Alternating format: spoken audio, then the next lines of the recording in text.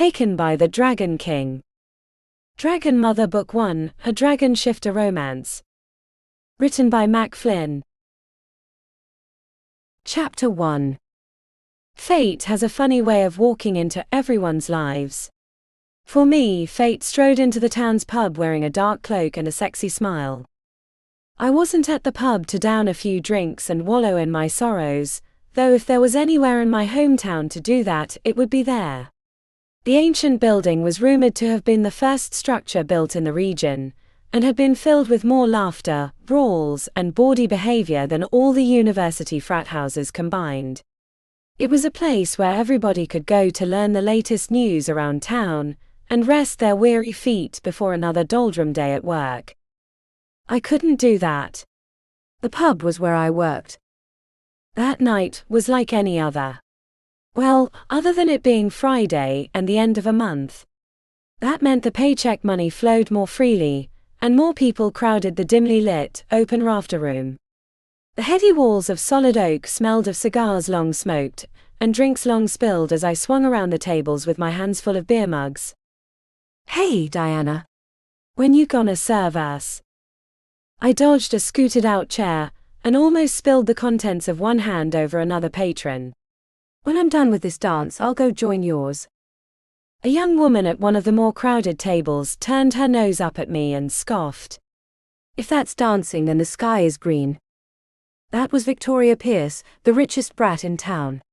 Her usual entourage of yes-men surrounded her like moths to an expensive flame. They were attracted not only to her money but her raven-haired beauty and beautiful body, courtesy of strong genetics and a penchant for hiking in designer boots, up the many hills and mountains that surrounded our tourist-focused town.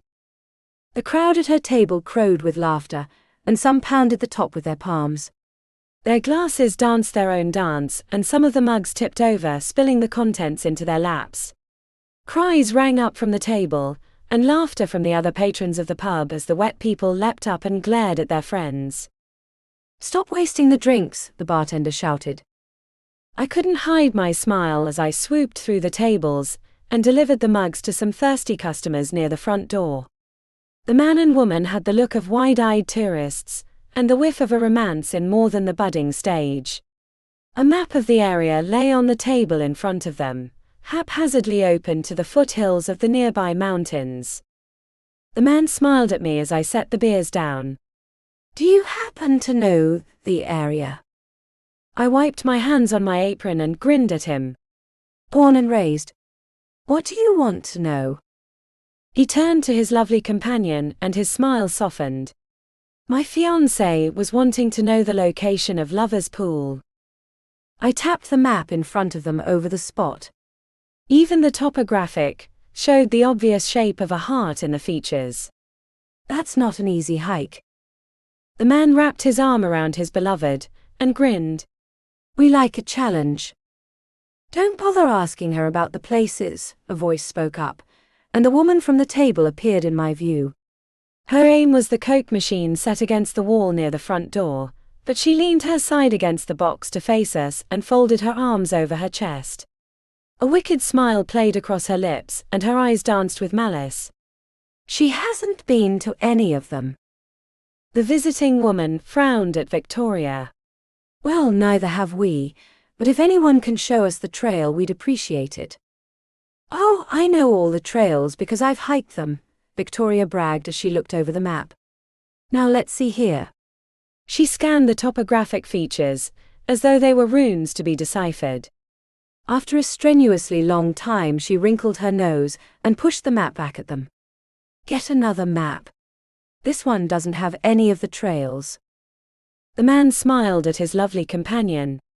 "We were hoping to go off trail and get there by the path less traveled." Victoria shrugged. "Then I can't help you." She left, having not retrieved a pop from the machine. I suspected her saunter over here was a ruse to show off. I turned back to the couple and nodded at their map. "I could show you an old glacier trail. Not many people use it though, so you won't find any beaten path, but the Forest Service has marked some parts of it for experienced hikers to use." The woman grinned. That sounds perfect for us. I was at the end of explaining the route, an ancient one which followed the scarred edge left by a retreating glacier, when the door unexpectedly and quickly opened right beside me. The portal bumped into my rear and knocked me a little off my balance. I stumbled forward, but a strong arm caught me. I'm so sorry. The voice was deep but melodious. I turned around and my jaw hit the floor. An incredibly handsome man stood behind me. He was about a head taller than me, with short sandy hair and bright blue eyes. His features were muscular, but there was a tenderness about the jawline that showed he wasn't as hard as a rock. He wore a cloak over a black turtleneck sweater and thick jeans, and hiking boots adorned his feet. Are you all right? I had to shake off my stupor, but managed to smile. I'm fine. He grinned and released me. I'm glad to hear that. If you'll excuse me. For once in my long bar-hopping career, I was disappointed when the customer strode up to the bar and took a seat on one of the stools. More than one pair of eyes watched his movements, and Victoria had an obvious case of curiosity. The bartender strode over and nodded at him. What'll ya have? A glass of red wine or white if you have that. Sure thing. A glass of white. Victoria slid out of her seat, but her boyfriend caught her hand. I couldn't overhear what he said, but his look was one of annoyance. She glared back at him and shrugged off his hold before she strolled over to the handsome man. A cat-like smile curled onto her lips as she took up the seat beside him. I don't remember seeing you before. The stranger smiled at her. Because you haven't. I think we can find our way. The woman's voice shook me from my rude staring. Her eyes glistened with mischief as she jerked her head toward the bar. I'm sure you have other things to do. I winced. That obvious. The man laughed. That every woman in here is looking at him. Yeah. His own companion nudged him in the elbows. I'm not now, hush. And you! She gave my hip a push in the direction of the bar.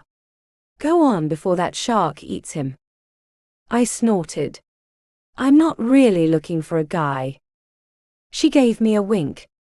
Then maybe a guy's looking for you, now shoo before I order something. I laughed and gave a lazy salute. Yes, ma'am. I strolled over to the table that had earlier asked for attention, picking up a few empty mugs along the way. The table was as close to the bar as any other, and I was able to keep one ear on the stranger while the other ear took the orders. Come for the hiking?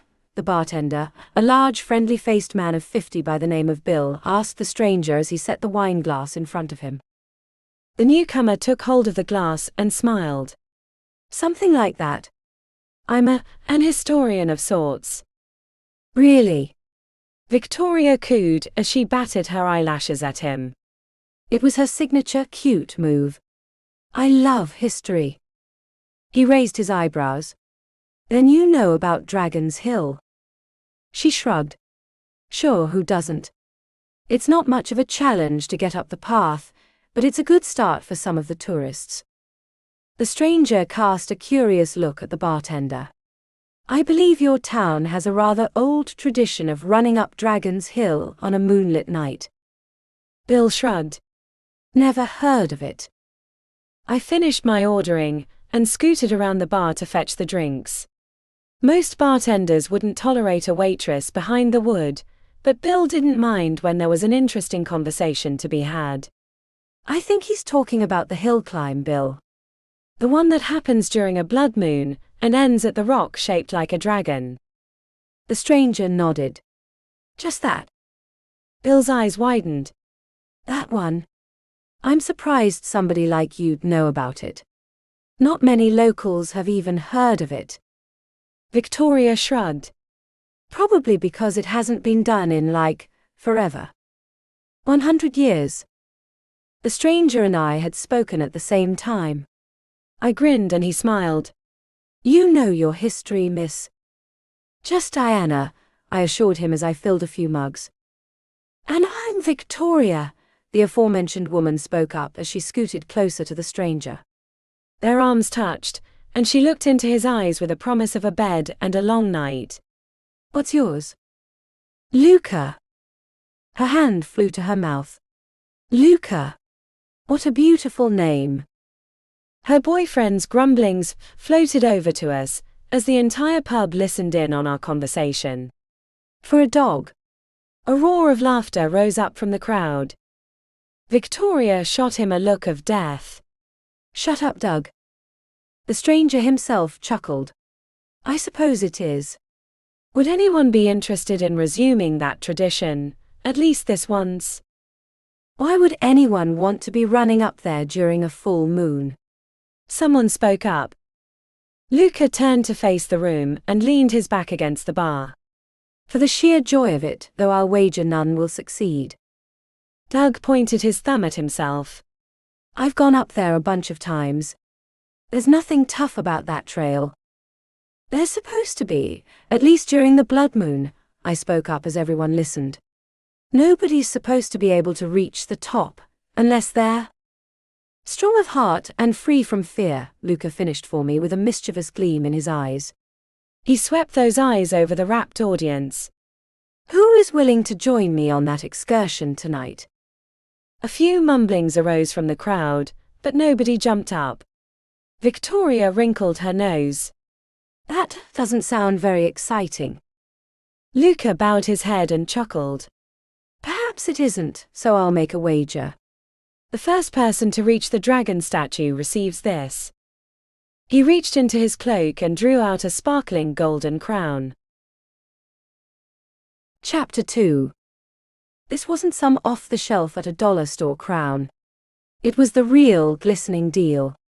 The crown was more of a circlet, with a thick band of gold holding the glittering jewels in their place at the front.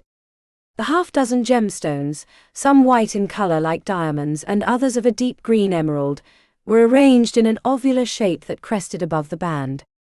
The jewels sparkled in the dim light, and the rich pure gold flashed like a lighthouse beacon over the gawking faces of everyone present. Shouts rang up and everyone crowded around him. Beautiful! Oh my God, I want that. Holy cow! A question inevitably arose. Is it real? The stranger smiled and inclined his head. It is. The second favorite question arose. How much is it worth? Priceless, Luca revealed as he held it out to Victoria, who had pushed her way to the head of the crowd. But don't take my word for it. Look for yourself. Victoria took the crown in both hands, and everyone gathered eagerly around her. Most gawked. Some eyes shone with a green glint. People pawed at the jewels, but they were all firmly wedged into their little cubby holes. Victoria turned the crown over in her hands, and a mischievous light appeared in her eyes. If I didn't know any better, I'd say this looks like a woman's crown. Luca nodded. That's because it is. One of the men wrinkled his nose. So, what are we supposed to do with it?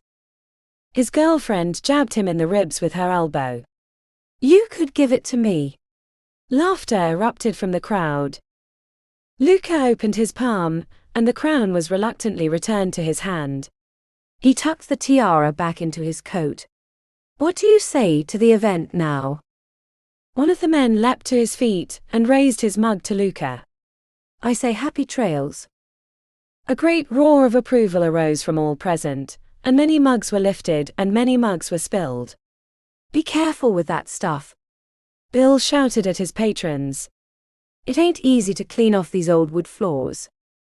Scarcely anyone paid attention to him as they all jabbered away, each boasting or bemoaning their chances at the priceless gift. Luca stood and raised his hands above his head. The room quieted so he could speak. I'm glad to hear so many wish to participate. I know this is a local tradition, but others may join if they wish. We will meet at the base of the hill by 11:30, and set off at that time. Victoria wrinkled her nose. Why that time?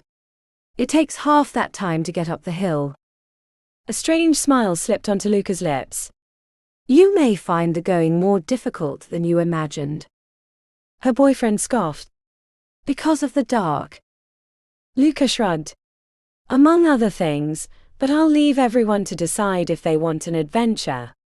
He inclined his head in a most gallant way and strode from the room. He was gone but not forgotten as the pub lit up with conversation.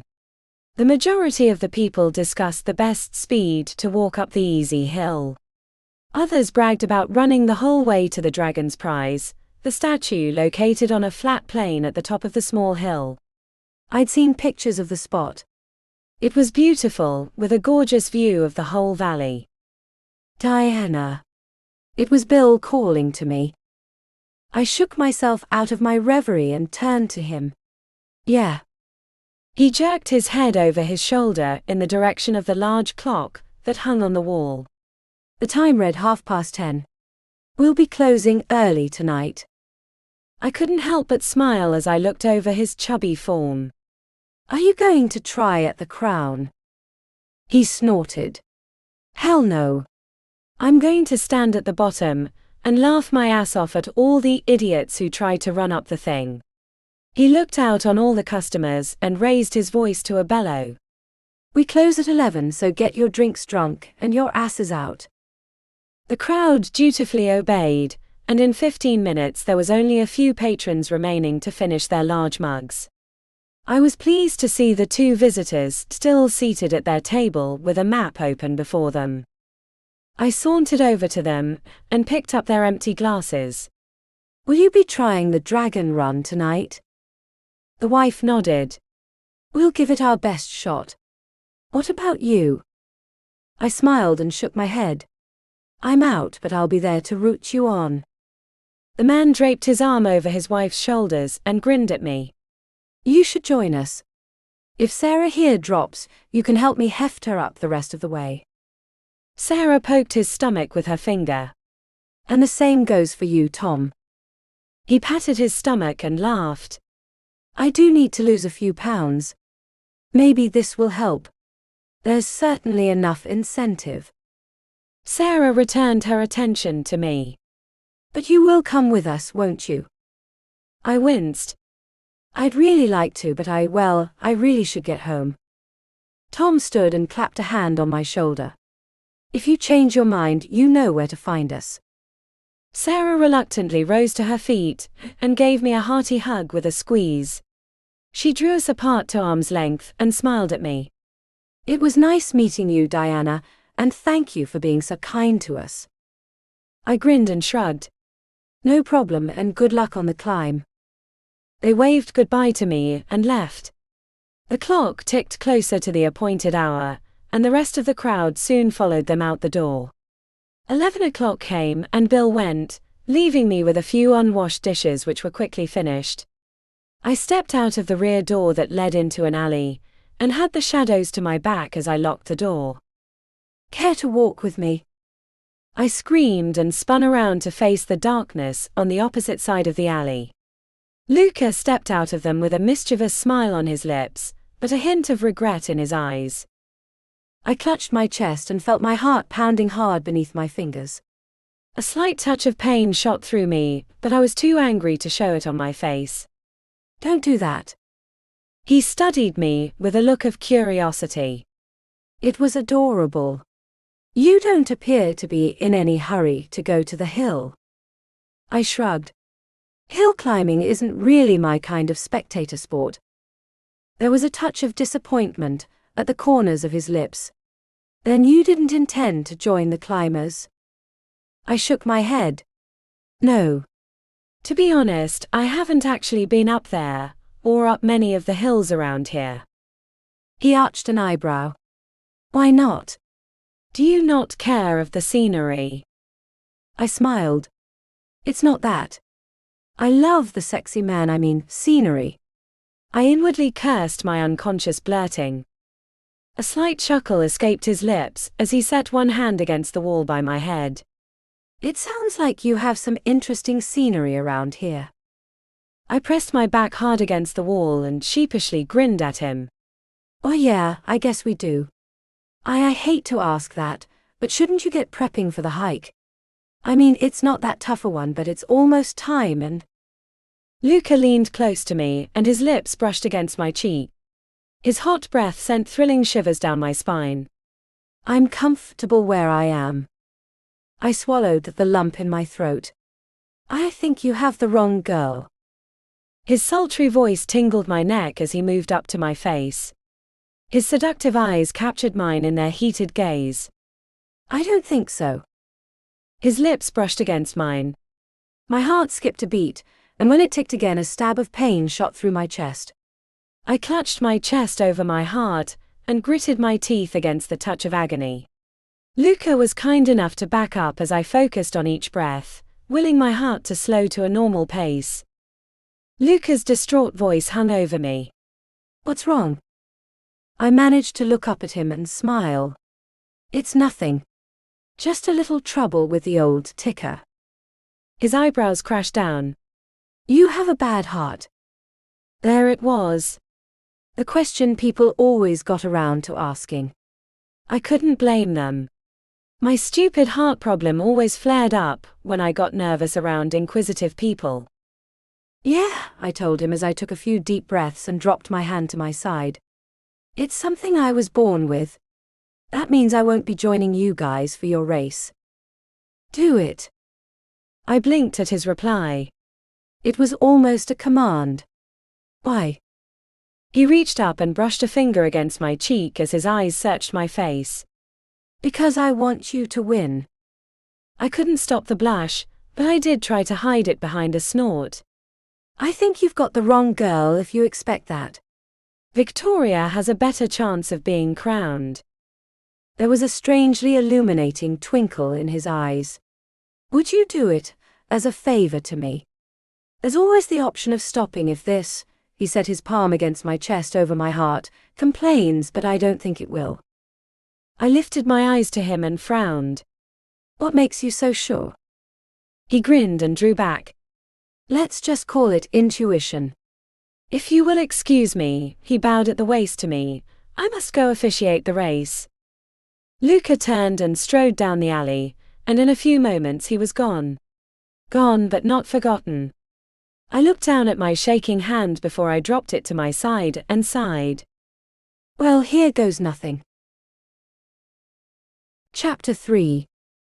You're here. The exclamation came from Sarah at my coming up to them. They stood at the back of the mass of people that crowded around the bottom of Dragon's Hill. Everyone from the bar and a few tag-alongs from the homes had gathered to try their luck at the chance of a fortune. Victoria and her boyfriend stood at the front of the pack with a smirk on both their faces. Dragon's Hill was a gently sloped ridge that climbed up some 500 feet above the valley floor, though small compared to the towering mountains that lorded over its backside. The dirt path leading up to the top was surrounded on both sides by a wide patch of grass, but beyond those strips stood a wilderness of stones big and small, and the creeping encroaches of the forest that covered the steeper parts of the slope. The trees and the winding path blocked a view of the end, but I knew that near the top was a small plateau where the statue of the dragon stood among the creeping vines, waiting for visitors to admire its forlorn beauty. The crowd quieted as Luca stepped out from behind a large boulder that sat to one side of the bottom of the path. He held up his hands and smiled at all present. I thank you all for coming to humor me. A voice shouted from the group. Humor nothing, we want the crown. The crowd erupted in good humor. Luca smiled and inclined his head. Still, I thank you all the same. Now I shall lay down the rules. Victoria wrinkled her nose. What rules? Merely a few customs of the dragon run, he assured her, as his eyes seemed to twinkle with a strange green light. Anyone may make the attempt, but you cannot help another up the mountain. Victoria's boyfriend crossed his arms over his broad chest and snorted.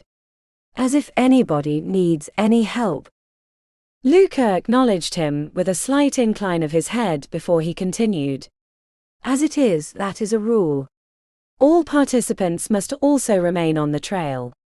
You cannot take a shortcut to reach the top, otherwise you will be disqualified.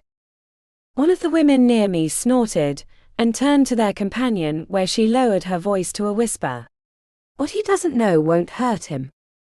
Luca's cool gaze settled on her among all others. I will know if you cheat. The woman's eyes widened in shock, before she averted them from his accusing scrutiny. Those are the rules. Does anyone have any questions? Victoria lifted her chin up. Where do I stop to pick up my prize? The finish line will be at Dragon's Ascending. A murmur of confusion arose from the crowd. Luca only chuckled. The statue of the dragon in the old fountain. Oh. Right. I knew that. Bill leaned close to Sarah and grinned up at her. If I drop by the wayside, you have my permission to leave me to die. She poorly hid a smile as she slapped his arm. Don't be silly, Bill. I've already been given permission by the nice man to do that. He started back and feigned a hurt expression. My dear. How could you? One step at a time. I couldn't help but smile at their banter. It made me regret that I didn't have someone by my side to do the same. Luca raised his arms and the conversations that had sparked up at his rules died down. There is one last rule. You have until the hour of midnight to reach the top. Victoria snorted. Like we told you earlier, it only takes 10 minutes to get up there. A sly smile slipped onto Luca's lips. Does it? Then you won't have any trouble reaching the Dragon Ascending. He stepped to one side and swept his arm up the path. Now begin. The crowd turned into a stampede as they rushed up the path. Luca had to scoot a little further off to avoid being trampled by the eager hikers, with golden greed in their eyes. Even the wonderful couple scampered ahead of me, though Sarah looked over her shoulder. I gave her a wave and a smile as I set off on my slow pace. Luca stood at the bottom with his curious eyes, watching the backsides of the stampede he'd created. The last of them were nearly out of sight around the last bend, though to be fair that was only 20 yards from the start line. I strolled past Luca, but something in his eyes made me pause. Aren't you coming? His eyes turned to me and twinkled with mischief. I know of a shortcut. Those same gleeful eyes looked me over and their expression softened. Might I add that I'm very glad to see you here? I snorted and nodded at the top of the hill. You'd better enjoy it, because I don't expect to be seen at very many places along this path. There was something in his expression that I couldn't quite read. A secret, maybe. Or maybe it was just foolish hope. Mine more than his. That remains to be seen, but he took my fingers in his hand and pressed a light kiss to the top. May you have wings to give you flight. I blinked at him as he turned and vanished behind the rock. Wings. I repeated to the quiet air. I took a few steps up the path so I passed the boulder, and curiosity made me pause and look back. Luca had vanished. There wasn't a sign of him behind the rock. I shrugged and continued on my way. I'd had all my life to pay attention to my heart. For me, every step up a hill was a strain, waiting to turn into something else. Sometimes I wondered if those speed bumps in the parking lots were meant as an obstacle course for me, and not the cars. This night, however, was different. Everything felt different. My heart pattered away, but there was no stretch of the old sack, no strain of every valve. I felt so good it was like being able to fly. Like having wings. I murmured as I recalled Luca's strange prayer to me. Heck, I even picked up the pace, and before I knew it, I'd rounded the first corner. Rounded it, and tripped over the first victim of the hill climb. I let out a yelp and tumbled to the dirt trail. A wheezing voice came from behind me. I'm so sorry, Diana. I turned around and found that it was Bill seated only halfway off the path. His face was as red as a beet, and his chest heaved up and down. Sweat had soaked through his clothes, and the telltale stains covered the front of his shirt and were tucked away under his arms. He gave me a sheepish grin.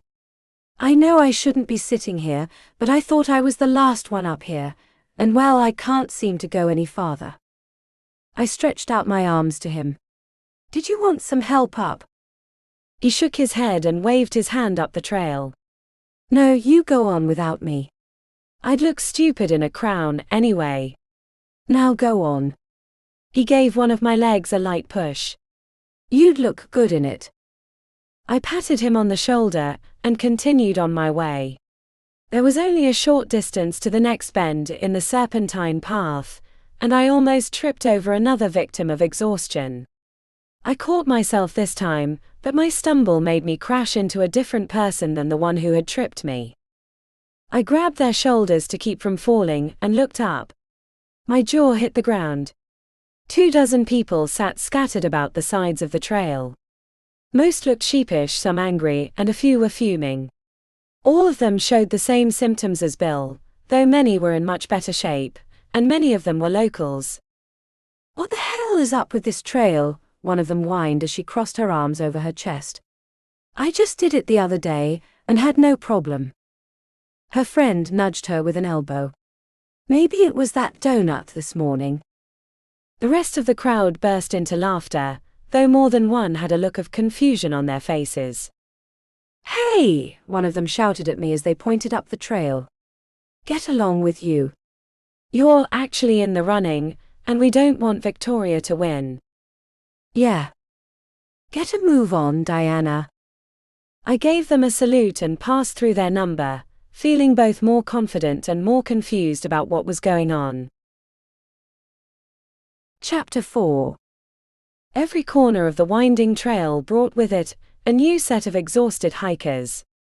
The greed and wind had been knocked out of them by the trail, but with every step I found myself walking faster until I was almost at a brisk jog. I reached another bend, with a tall standing rock that I knew from maps was the 3/4 marker of the trail. A pair of angry voices stabbed my ears, and I didn't need to see their faces to know who they were. Victoria and Doug sat in the middle of the path, with Victoria a little farther up the hill than her boyfriend.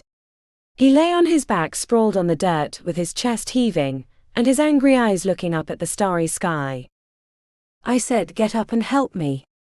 Victoria wheezed as she tried to stand, but her shaky legs dropped her back down to reality and earth. What's wrong with you? We're almost there. He turned his head and glared at her. Yeah, I'm almost dead. This hill has me beat. She picked up a clod of dirt and threw it at him. He ducked and the dirt flew harmlessly past him. Don't be such a quitter. He armed himself with the same ammo and tossed it up and down in the air. You want to see a quitter? He threw the clod. Victoria wasn't as good a dodger with his better throw, and the clod hit her squarely in the chest. Now we'll see you run down the hill to your washing machine because you can't take a little dirt. Victoria's mouth fell open and her face turned beet red. Why you monster? She slammed her fists against the ground and kicked up her legs. You filthy son of a bitch. How could you do this to your own girlfriend? He snorted. Why don't you ask that Luca guy you were flirting with to come help you up? Victoria was just building herself up for another tantrum when she noticed me standing on the sidelines. Her eyes narrowed at me, and she armed herself with a couple of clods. What are you doing here? Doug twisted around, and his eyes widened as they fell on me.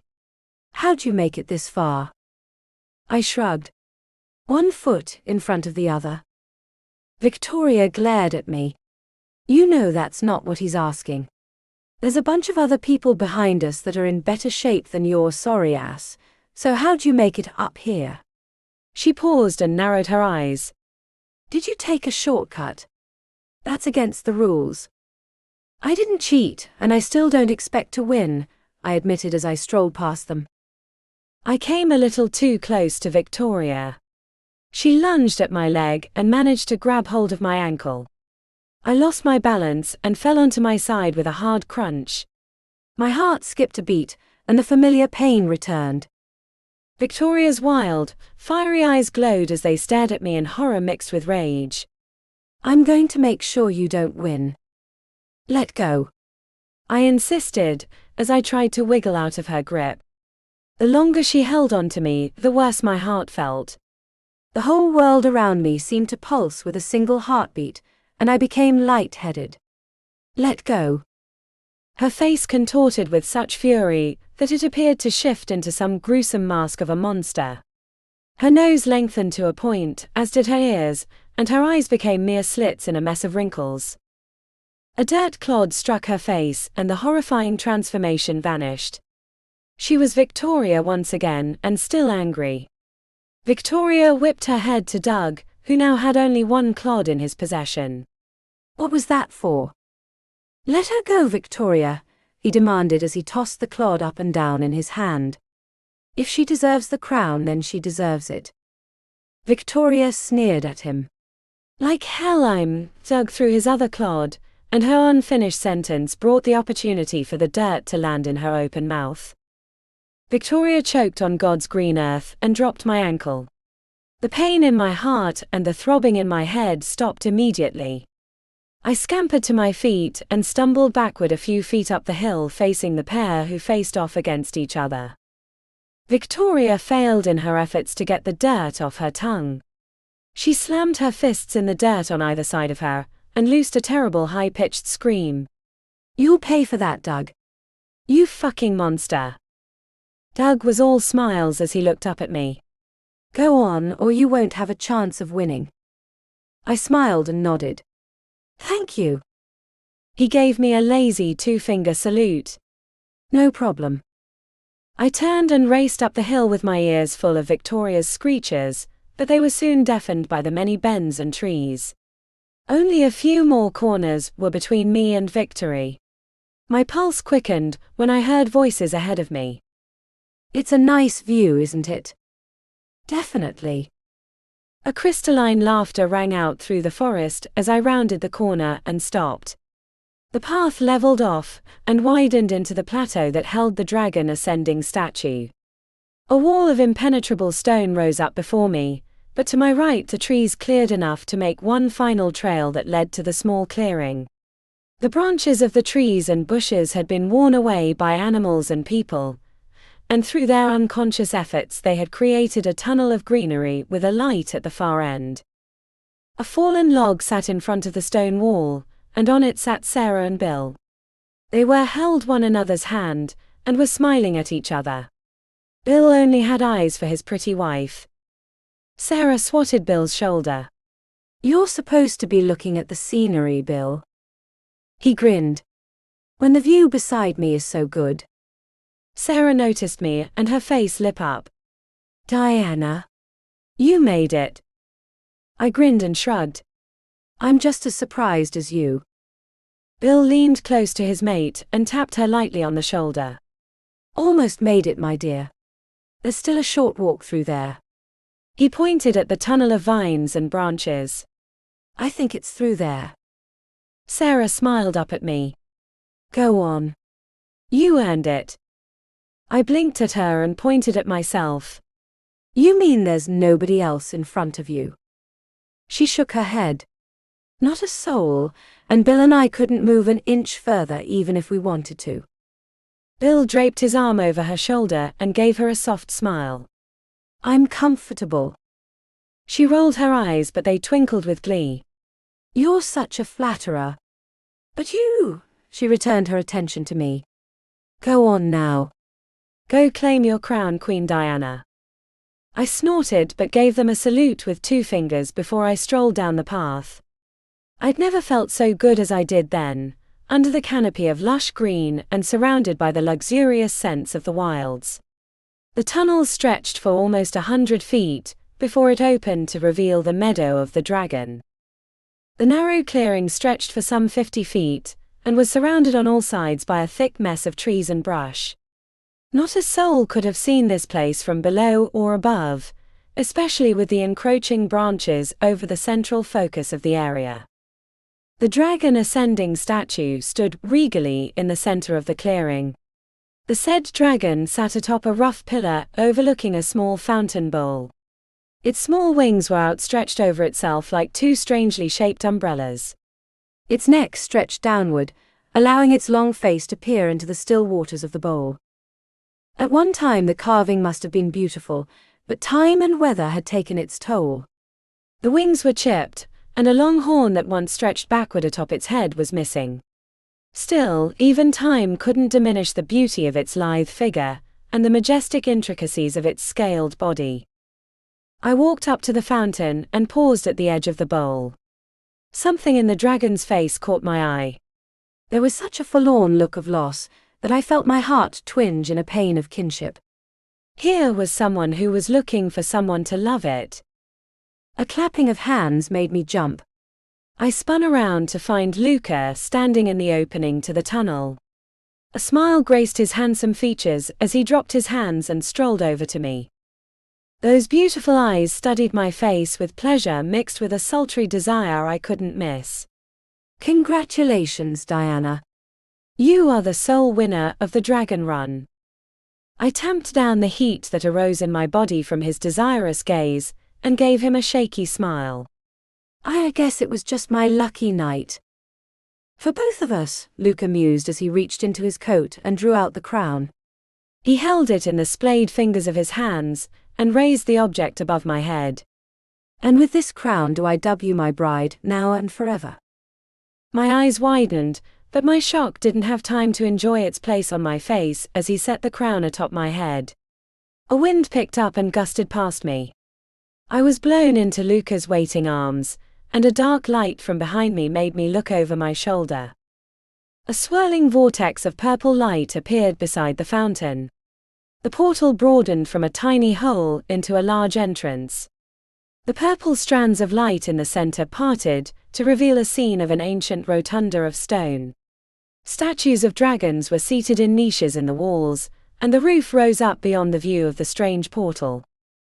My heart skipped a beat when I felt the winds pull inward. Luca wrapped his arms around me as our feet slid along the grassy ground, drawing us closer to the portal. I clung to him out of instinct and whipped my head up.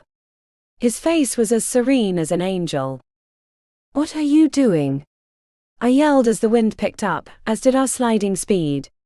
"We have to get out of here." He smiled. "We'll be out of here soon." I felt the chill of the stone room on the back of my neck, and turned in time to watch myself slide through the vortex. Grass became rock and trees were now columns. I tried to throw myself out of Luca's grasp and onto the ground to grab at anything, but the portal took hold of me and sucked me in. The hard floor greeted me as I was thrown backward onto the stones. Luca stepped through the portal, and the opening closed behind him with a soft sigh. He bent down and held his hand out to me. "Welcome to my world." That's when I fainted. Chapter 5. Sunlight penetrated my eyelids and stabbed my eyeballs. I groaned and threw the sheets over my head. Their silky texture rubbed luxuriously against my cheeks and made me smile. That is, until I remembered I didn't own any silk sheets. My eyes flew open, and I shot up in a bed that was definitely not mine. The room didn't belong to me, either. That, or someone had sneaked in during the night and changed all the furniture, wallpaper and flooring. And increased the size by about 4 times. They were a heck of a carpenter.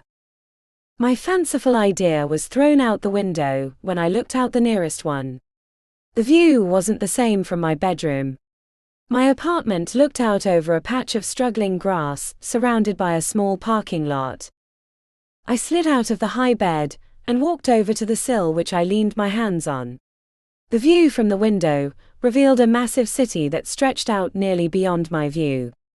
Houses big and small, churches tall and short, and businesses squat and wide mingled together in a bedlam of city planning. The countless styles of architecture hinted at centuries of building and rebuilding, as each district fell into disuse or rose to prominence. The structures poured over the gentle curve of a few rolling hills, the tallest of which rose up to the foot of the building in which I found myself. Trees dotted the streets, and a few of them were as tall as apartment buildings. One of them proved to be a spectacular specimen that rose up for 500 feet. Its limbs cast a deep shadow over the empty ground beneath it so that I could only make out small gray shapes but nothing else. No buildings, no sheds, not even a doghouse. I leaned out and looked down. A wall of windows like mine stretched for 200 feet to the hilly rock. Another sheer cliff of some 100 feet stood between the foundation and the bottom of the street that ringed the hill. The drop wasn't sheer all the way around though, as I glimpsed a small plateau to my right where a road wound down to the massive city below. I slid down onto the floor with my eyes wide and my mouth agape. I'm not in Kansas anymore. A hard rap on the door made me jump, and Luca's voice drifted through the heavy wood. May I come in? My first thought was no. My second thought was also no. My third thought was the one in which I took action. I scrambled to my feet and raced over to a long narrow table that stood near the pair of doors that appeared to be the only entrance to the lavish room. Tapestries hung from the walls and luxurious rugs covered the stone floor. I pushed the far end of the table, and the clawed metal feet scraped across the stones as I eased the table into place in front of the doors. The work was done in a few seconds, and I slumped exhausted but proud against the top. Then the doors were opened outward into the hall. Damn it. Luca leaned over the table and revealed his new attire. Gone was the cloak, and in its place was an elegant cape with a black underside and a scarlet exterior. He wore a buttoned white blouse with black jeans without a zipper, but a black belt held them up.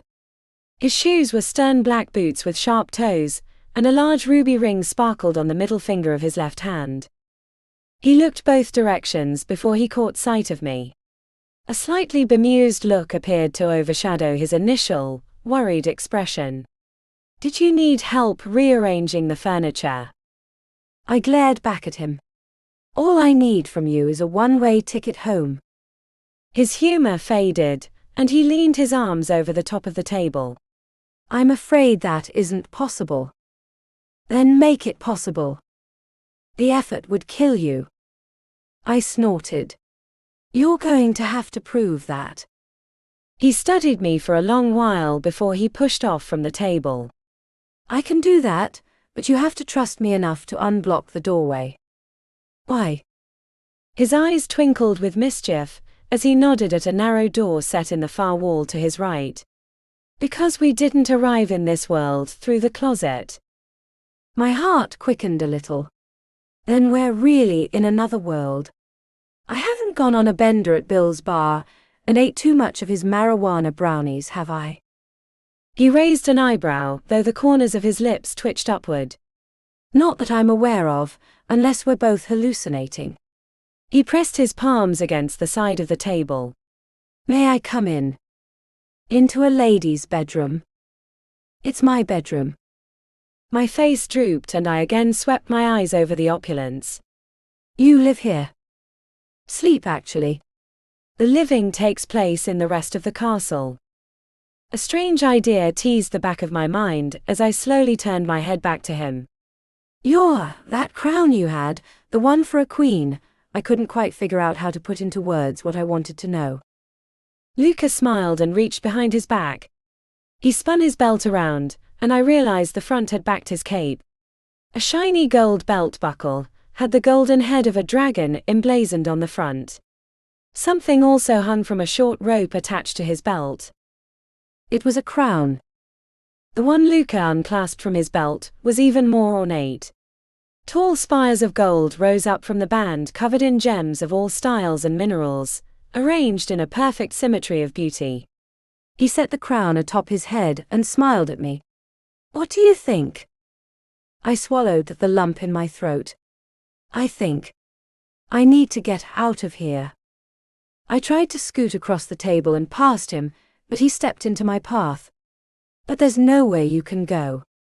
I looked past him and saw that the doors led out into a hall of stone covered with more tapestries, and a few busts on pedestals. Home is a good option. Luca pursed his lips. I'll take you to the entrance to your home, and there I can show you the proof of my words. Will that stop you from running away? I stopped my scaling of the table and folded my arms over my chest. I make no guarantees, but it's a good start. Luca smiled. Good. Now stand back. I blinked at him. But he pushed against the table like a child would a cardboard box. The wood furniture, which I could barely push easily, shifted beneath his strength. I jumped back and watched with gaping mouth as he put the table back in its place before turning to me, all without so much as a puff of exhaustion. "Shall we?" I shook off my shock and frowned at him. "You have a lot of explaining to do." His eyes twinkled with tease and a hint of disappointment. "I can explain, but you wish to leave here, don't you?" "I have time," I quipped before I furrowed my brow. "Don't I?" He smiled and used one hand to gesture at the foot of the bed. "All the time in the world." "You make this sound like a fairy tale," I mused as I took a seat on the bed. Luca sidled up to the foot and leaned an arm against the upright bedpost. "Maybe it is." I studied him from head to toe. "And you're my prince." He looked down at himself. "I don't look the part." My gaze stopped on his head adornment. "Not with that heavy crown. You look more like a king." He grinned. "And if I happened to be a king, then how am I supposed to have my handsome prince?" "We'll call it an improvement on the old tales." However, he folded his arms over his chest and his smile faltered a little. "You want to know where you are and why you were brought here?" I lifted an eyebrow at him. "Well, the question of who brought me has already been answered, so yeah, and start at the beginning." Chapter 6. Some of his good humor returned.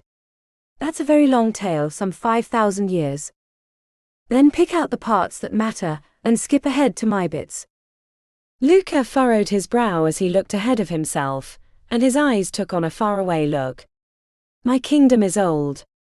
Very old, even for those of my world. The tales say we were brought out of the earth to guide all the other races." He grinned down at me. "Our first act was to save a tiny village from a flood." I lifted an eyebrow. "Races?" He nodded. "Yes. There are quite a few, but humans are the most prominent. Dragons like me are non-existent outside of my bloodline." My second eyebrow shot up. "You're a dragon." He grinned. "You don't believe me." I looked him over. "You're missing most of the hardware." Luca stretched out his hand to me.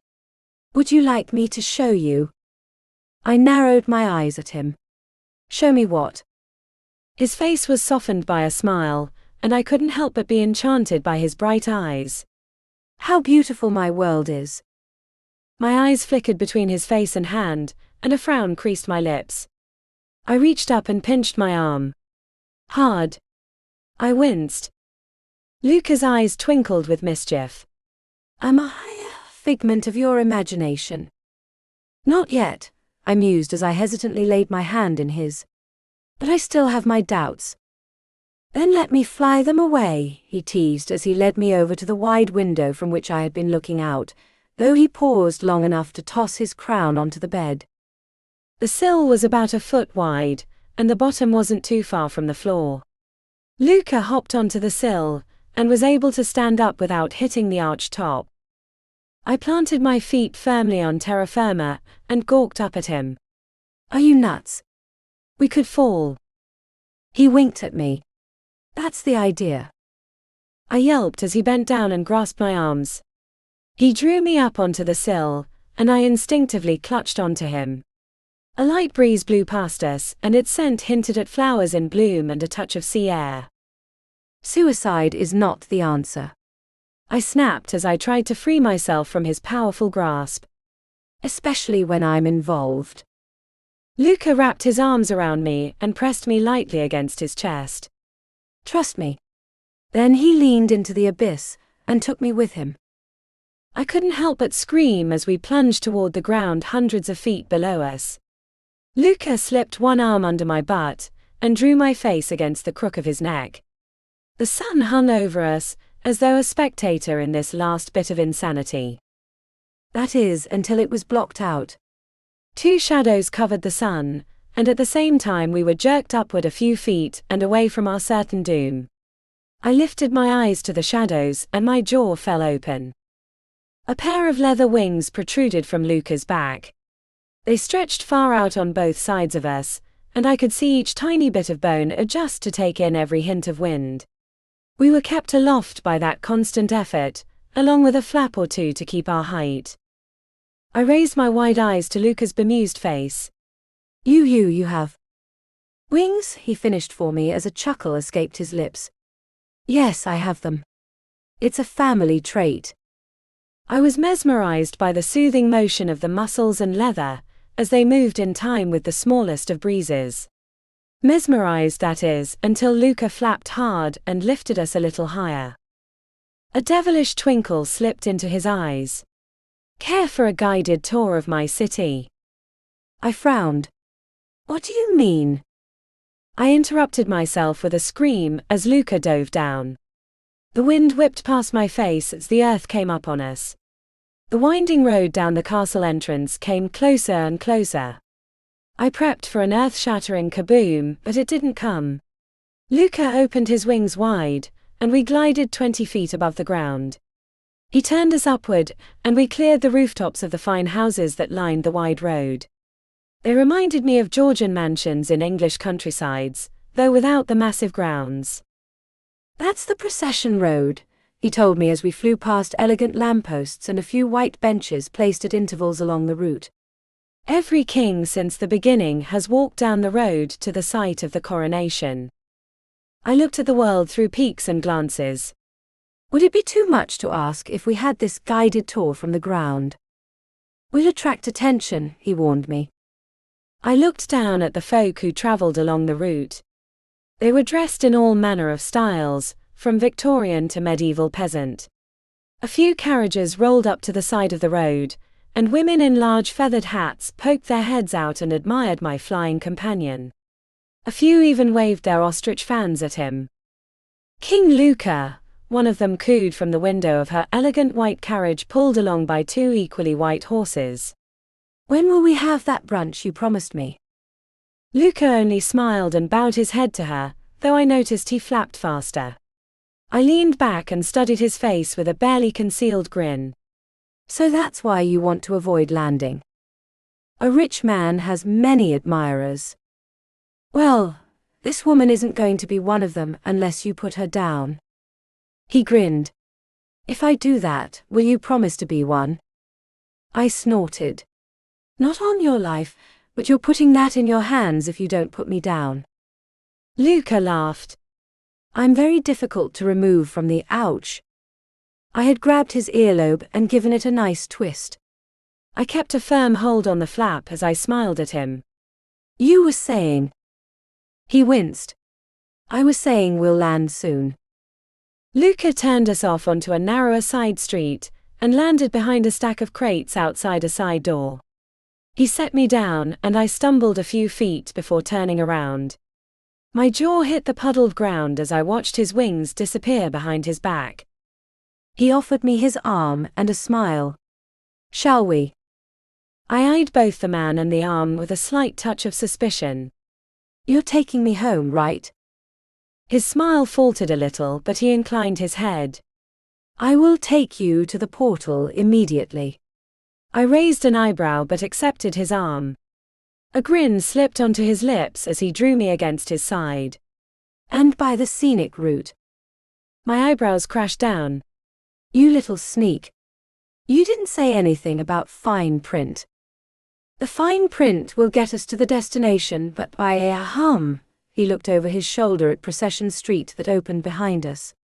I followed his gaze, and noticed that a crowd had gathered behind us. Many of them gawked at Luca, but others had curious eyes for me. "A quieter route." I faced ahead and frowned. "All right, but no funny business." He chuckled as he led me forward toward a smaller street. "Your euphemisms are quite amusing." I looked him up and down. "I'm surprised you know them at all, and that you speak my language." "Your world and mine aren't too different," he mused as we stepped out into the off-street. A horse trotted past with a strange man riding in the saddle. The man had mouse ears that stuck out of his tall hat, and a tail swished out from his pants.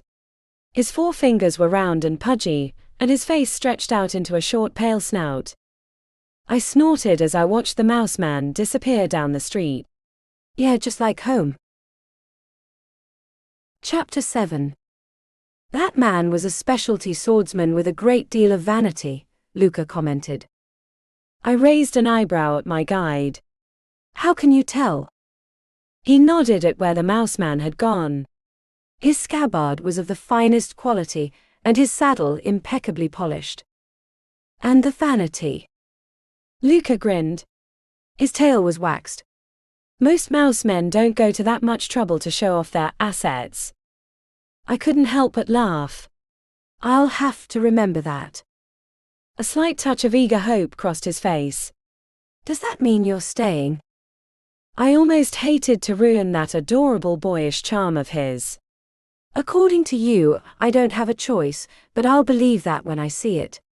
Speaking of seeing, I swept my eyes over the area. The street was lined on both sides by two-floor wood frame houses. They had a touch of Bavaria about them, what with their whitewashed fronts and paned square windows. You sure do have a lot of styles of houses around here. He studied the architecture with more than a hint of pride and admiration. Amnesis is an old city, and many people have called it home. I tilted my head to one side. What does amnesis mean? He smiled down at me. It means one river, for all the peoples of the world flow into her and become a single people. And your family has been in charge for 1,000 years. He chuckled. 5,000, but who's counting? I looked him up and down. You're not that old, are you? Luca stared at me in surprise for a moment, before he burst into laughter. I scowled at him as he recovered himself and shook his head. No, I'm not that old. I've barely passed my 30th year. So, dragon men don't live any longer than humans? I asked him. They live much longer, but I haven't had the chance to live those years. A slightly sad expression crossed his face as we came to an intersection.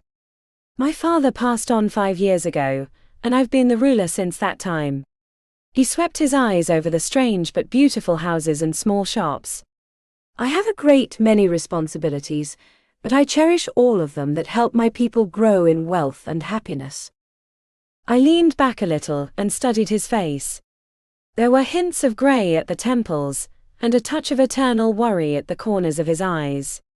My heart softened a little for this handsome man who was aging before his time. So, about this ancestor of yours. I'm guessing the people elected him to be their leader, in thanks for the save. He smiled. Exactly. My family has ruled over the city ever since. It's a nice place, I caught that hopeful glint in his eyes again, to visit. Some of his smile disappeared as he nodded at the way ahead of us. We'll be there soon. I arched an eyebrow. And where's there? The Cloister of Reflection. The name made my other eyebrow lift up. That sounds impressive. I'm guessing it's a place where you think about things before being crowned. I couldn't help but notice his eyes flickered in my direction. About many things, but you'll see for yourself soon enough. We ventured onward, and soon Little Bavaria curved around and rejoined Procession Street. The crowds didn't notice as we slipped into their number and mingled with all sorts of people and animals. Dogs and cats scooted out of the way, catching whatever fell off the many carts that rumbled up and down the road. Women with children scurried up and down the slightly raised stones that made up the sidewalks, and men in long tails strode confidently to their next point of business. All manner of peoples in between them walked to and fro in search of sights, sounds, and some fun. The wide-eyed tourists gaped up at the elegant scenery. I know, I was one of them as we passed by buildings with balconies surrounded by wrought iron elegantly twisted to form strands of vines and trees. The real things dotted the streets on either side, and flower pots hung from many windows. That got me wondering. There's a lot of fresh baskets hanging around. Are you celebrating something? A bittersweet smile appeared on Luca's lips. That remains to be seen, but here, he hurried us through the crowds and onto another side street. This one was narrower than the last, and the houses gave way to a long line of larger-than-life statues that lined both sides.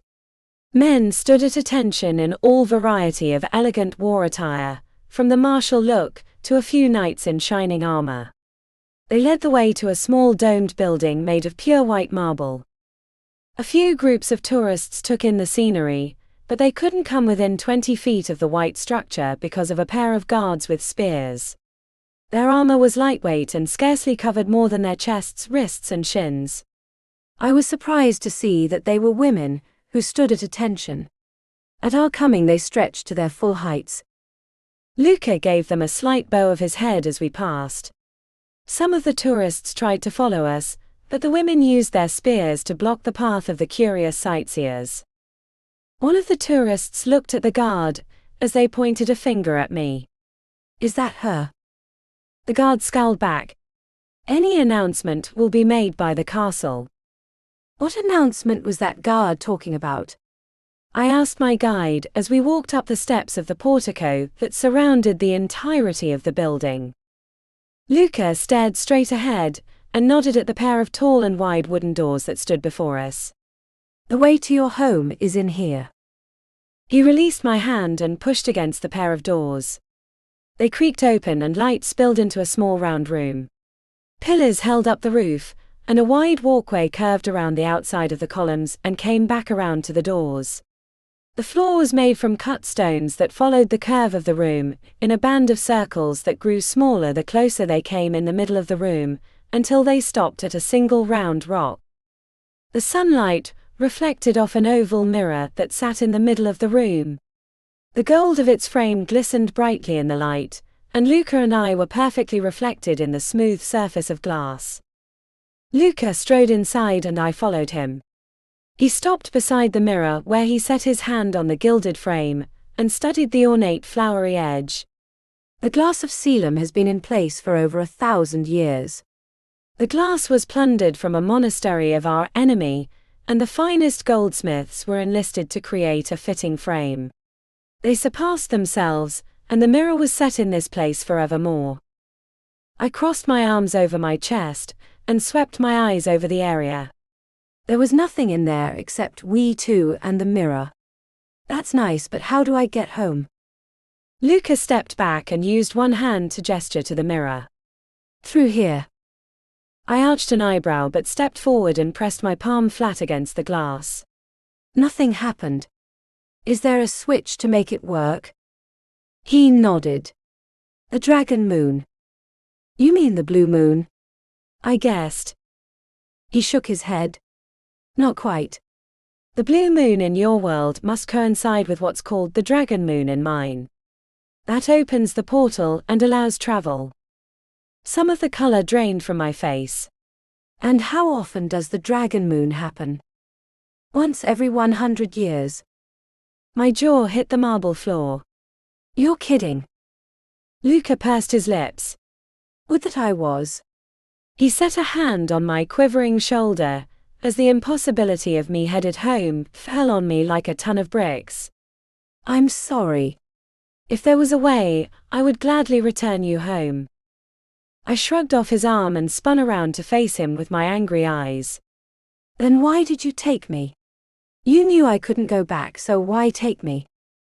Luca turned to face me, and those brilliant eyes met mine with sorrow, hope, and more than a little feral desire. "Because you are my queen." Chapter 8. I wavered between shrinking away from those eyes and standing proud. I opted for a slump against the gilded mirror, and turned my face away from those beautiful eyes. "What does that even mean?" His footsteps echoed across the floor as he moved to stand behind me. He lifted his hands up on either side of me, hesitated, and dropped them back down to his sides. "It means I love you." My eyes widened and I spun around to face him. He swooped down and captured my lips in a passionate kiss that sealed his sincerity. His arms wrapped around me, drawing me closer into our embrace. A deliciously warm heat ran up and down my body, and I couldn't help the tiny moan that escaped me. Luca drew back, and the desire I'd seen in his eyes earlier was now lust. My cheeks blushed bright red, and I trembled beneath such hunger. His cleared his throat, but it was still a little husky. The mirror has granted my family the ability to cross over into your realm for millennia, in order to find the one we're destined to wed. I knew you were the one the first I saw you, and my suspicions were confirmed when you and you alone reached the statue. I blinked at him, and some of his feral magic slipped off me. The Dragon Hill run? That was some sort of a test for your queen? He smiled. Yes, and you passed with flying colors. I pushed away from him and took a step back. Wait a sec. How exactly was a leisurely stroll up a hill going to help you decide that I was your queen? Luca set a hand on the mirror and studied his reflection. The hill was enchanted that one night when I was able to pass through the portal. Only those who are worthy could reach the summit. The others would be weighed down by their own faulty qualities. I raised an eyebrow. Like what? He shrugged. Greed, reluctance, fear. In the case of the last two you met, they had already found their one true mate, but their happiness brought them farther than anyone. I crossed my arms over my chest and frowned. So you're saying that I wanted this to happen? He turned his face to me and tilted his head to one side. Did your step falter at any point in the climb? I furrowed my brow as I went over the previous night's events. Finally, I shook my head. No, I guess I didn't. I set a hand over my heart and stared at the floor as I bit my lower lip. I actually felt pretty good. The best I'd felt in a long time. Luca set his hand over mine, and I looked up into his smiling face. You never had a weak heart. I blinked at him. What are you talking about? I've had a weak heart since I was born. His face was so gentle as he shook his head. With each step you took up that mountain, what happened to your heart? I furrowed my brow. It stopped hurting. Luca leaned down and brushed his lips across mine. Your heart was merely missing a piece of itself. Every step up the mountain filled in the hole, and at the top you found yourself, your whole self, waiting for you. I wrinkled my nose and drew away from him. That sounds insane, like some sort of fairy tale with knights and dragons. He still smiled as he folded his arms over his chest. Dragons, you say? His wings burst out of his back and curved around the room. They slipped behind me and drew me toward him. I raised my hands and caught myself against his chest. His leather wings wrapped closer about me, and their warmth reinvigorated the sensual heat inside of me. Luca grinned down at me. I can be both your knight and your dragon if you'll let me. I snorted. So you'll woo me and eat me, is that it? If you want that. I pushed myself away, or tried to. His wings kept me close against his warm, hard chest. What I want is to take a deep breath, pinch myself again, and figure out what I'm going to do if I'm really stuck here. Your Highness. The shout came from outside the building. One of the spear guards raced through the open doors and skidded to a stop a few feet away from us. Her helmet almost flew off, but she adjusted the hat and pointed at the doors. The King of the Ponds is coming. Luca's eyebrows crashed down. Have the gates been opened? She shook her head. No, Your Highness. The key is missing. His wings drew back into his body, and he dropped his arms from around me. A few whispered words floated under his breath. Damn it. He turned to me and forced a smile that was as genuine as a $10 Rolex. You'll have to excuse me. Duty calls. He strode from the building, though he paused long enough to cast a look at the guard. Take her back to the castle. The guard stood at attention and bowed her head. Wait a second. I yelled as he hurried down the steps of the portico. I was forced to stop in the doorway, as he spread his wings out far behind him. Luca leapt into the sky and flapped hard. Winds blasted downward and whipped a bit of dust up, forcing both the guard and me to cover our eyes with our hands and arms. He sailed up into the sky, and soon disappeared over the horizon of rooftops. The woman soldier bowed her head to me. Please follow me to the castle. I couldn't help but stare at where Luca had disappeared. What's this about a king of the pond? He is the lord of the dwarves who dwell in the lower halls. I raised an eyebrow. What lower halls? They are large passages under the city created by the columns that keep Amnesis from sinking under the weight of its many streets and buildings. In later times, the area was converted into a cistern to supply water to the city during droughts and sieges. My eyes widened. Sinking. Why would that happen?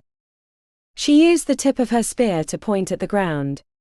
The city is built upon an ancient marshland that was drained long ago, and the drainage left hundreds of hollow caverns beneath the ground. The peoples of long ago erected huge columns to hold the city up, and the dwarves protect them in return for their semi-independence. Now, she stretched her weapon arm out in the direction of the castle that stood proud of the metropolis. If you will follow me. I reluctantly allowed her to lead me down the streets. The calm business atmosphere had changed to a slight touch of panic. The women and children had disappeared, and more than one man looked over their shoulder in the direction Luca had gone as they scurried along the street. Most of the carts too had vanished, and only a few sat alongside the street. We passed by a cart with a large tarp-covered bed. The driver, attired in filthy pants with a dirty blanket over his shoulders, sat hunched over atop the box with a sorry nag ahead of him. At our passing he turned slightly in our direction, enough that I could see a bright yellow eye. He held a small pipe, and as we passed he tapped the stick against the side of the box. The tarp was flung aside and 3 men jumped out. The driver too leapt to the ground and flung off his shawl. He revealed a buttoned black shirt and a dazzling smile full of gold teeth. His 3 accomplices were likewise attired, though lacking in the gold teeth department. They held short daggers but long swords hung at their hips. The leader himself drew out his long sword and grinned at us. We're here to relieve you of your cute little package, spear maiden. My protector pushed me behind her and backed us up toward the front of the nearest building. She gripped the spear tightly in both hands and glared at the 4 men. You will not have her. The leader held his sword out in front of him and clicked his tongue. Pity. I was hoping for an easy and bloodless handover, but if you insist. He lunged forward, as did the other 3. The spear maidens backing up, however, meant the men couldn't surround us, and were forced to go at her swinging 2 at a time. She used her long spear to block their blows and shove them back. They were replaced by the other 2 attackers, but a few quick thrusts in the gut dropped one of them to his knees. My protector slammed her stick into the face of another, before blocking a blow from the leader. She whipped her head around and caught my eye. Run. Chapter 9. I didn't wait for a second command, and darted down the street. The leader pointed his sword at me and glared at his men. Get her. The one who was unharmed by the spear maiden's attacks ran after me. I had no idea where I was going, but any place was better than in the grimy arms of the sleazy man. People and carts were my defenses, and I used them to dash around and through, slowing down my much larger pursuer. Agility was all I had against him, as his speed was much greater than mine and he slowly gained on me. 10 feet. 5. He reached out a hand to grab me. I took a hard left into a narrow alley. The man kept going a few more feet and crashed into a water barrel. Now he was soaking wet and angry, and I heard him cry out as he resumed our merry chase. I burst out of the alley and found myself on a small street with single-floor homes. They were made of mud but whitewashed to perfection, and the street was clean. My lungs, however, weren't in so great a condition. They screamed at me for a break, but the screaming man behind me pumped more adrenaline through my body. I stumbled down the slight decline and dashed into another side street close by before the man reached the end of the alley. I darted behind a pile of boxes and held my breath as I heard the growling man approach the mouth of my hiding spot. My whole body shook, and I clapped a hand over my mouth to stifle the little whimperings that wanted to come out. The man's shadow stretched into the alley and nearly touched me. He took a step inside and swept the area with his eyes. The man lifted his foot for another step, but a shout in a distance made him pause. He turned around and stilled for a moment, listening. The voices came closer. He turned tail and hurried away. I collapsed against the mud wall to my right, and breathed a sigh of relief. What a marvelous outfit! My head shot up as a large shadow descended on me. Soft down-covered hands pawed at me. I yelped and pushed them away. My attacker stumbled back, and I finally had my first view. It was a woman, or at least most of a woman. She was about my height, with snowy white hair hidden underneath a broad-brimmed hat. The woman wore a puffy dress that more resembled a patched hot air balloon than clothing. The material was like silk and glistened in the sun, and small jewels speckled the costume here and there, so as to create an otherworldly look to the ensemble. Most amazingly, she had tufts of white feathers growing out of her cheeks. They pointed backwards toward her ears, and created a beautiful tattoo-like accentuation of her face. Feathers also extended out of her puff sleeves, and covered the tops of her palms to the first knuckle of her fingers. Her face was narrow, pointed, and high-ridged, which accentuated her bird-like appearance. She rubbed her hand and frowned at me. That was quite rude. And here I was only admiring your wonderful attire. Could have fooled me, I grumbled as I used the wall to climb to my feet. The bird woman wrinkled her beaked nose. I meant to fool no one. I was merely curious about your clothes. She used one hand to gesture at my shirt. Now may I? I blinked at her. May you what? She lifted her eyes to the sky and sighed. My goodness. You act as though you've never met an avius. I shrugged. I haven't gotten around much.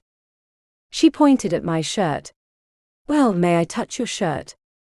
I looked down at myself and shrugged. Go for it. The strange woman grasped the front of my shirt and rubbed the cloth between her fingers. What interesting material. Do you have a copyright on this style?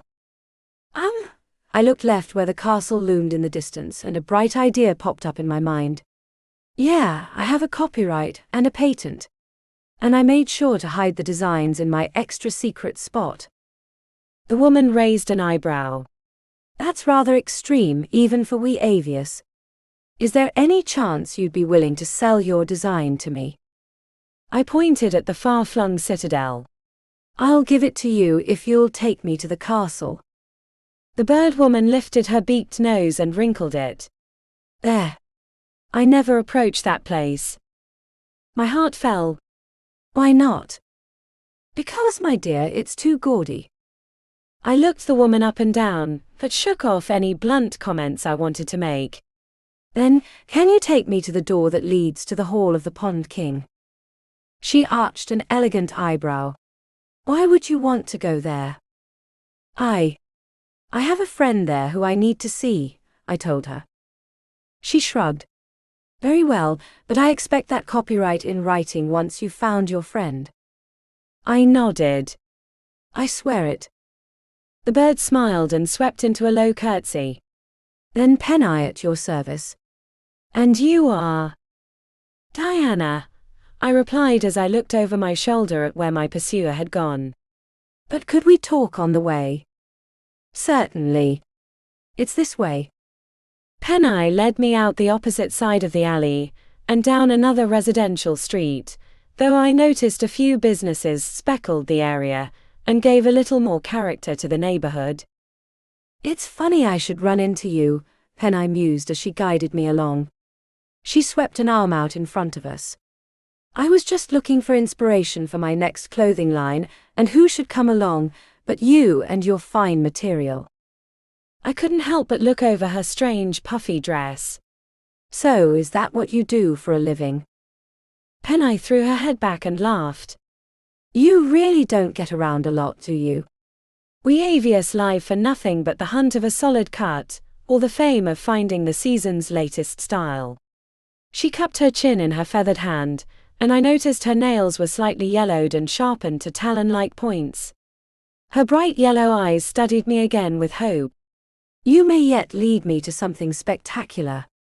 Attire suited to both men and women, but with a touch of elegance for both. I suppressed a snort as I looked down at my worn jeans and t-shirt. I'm glad it's useful, but how far is it to this gate? You're wanting me to take you to the main gate, right?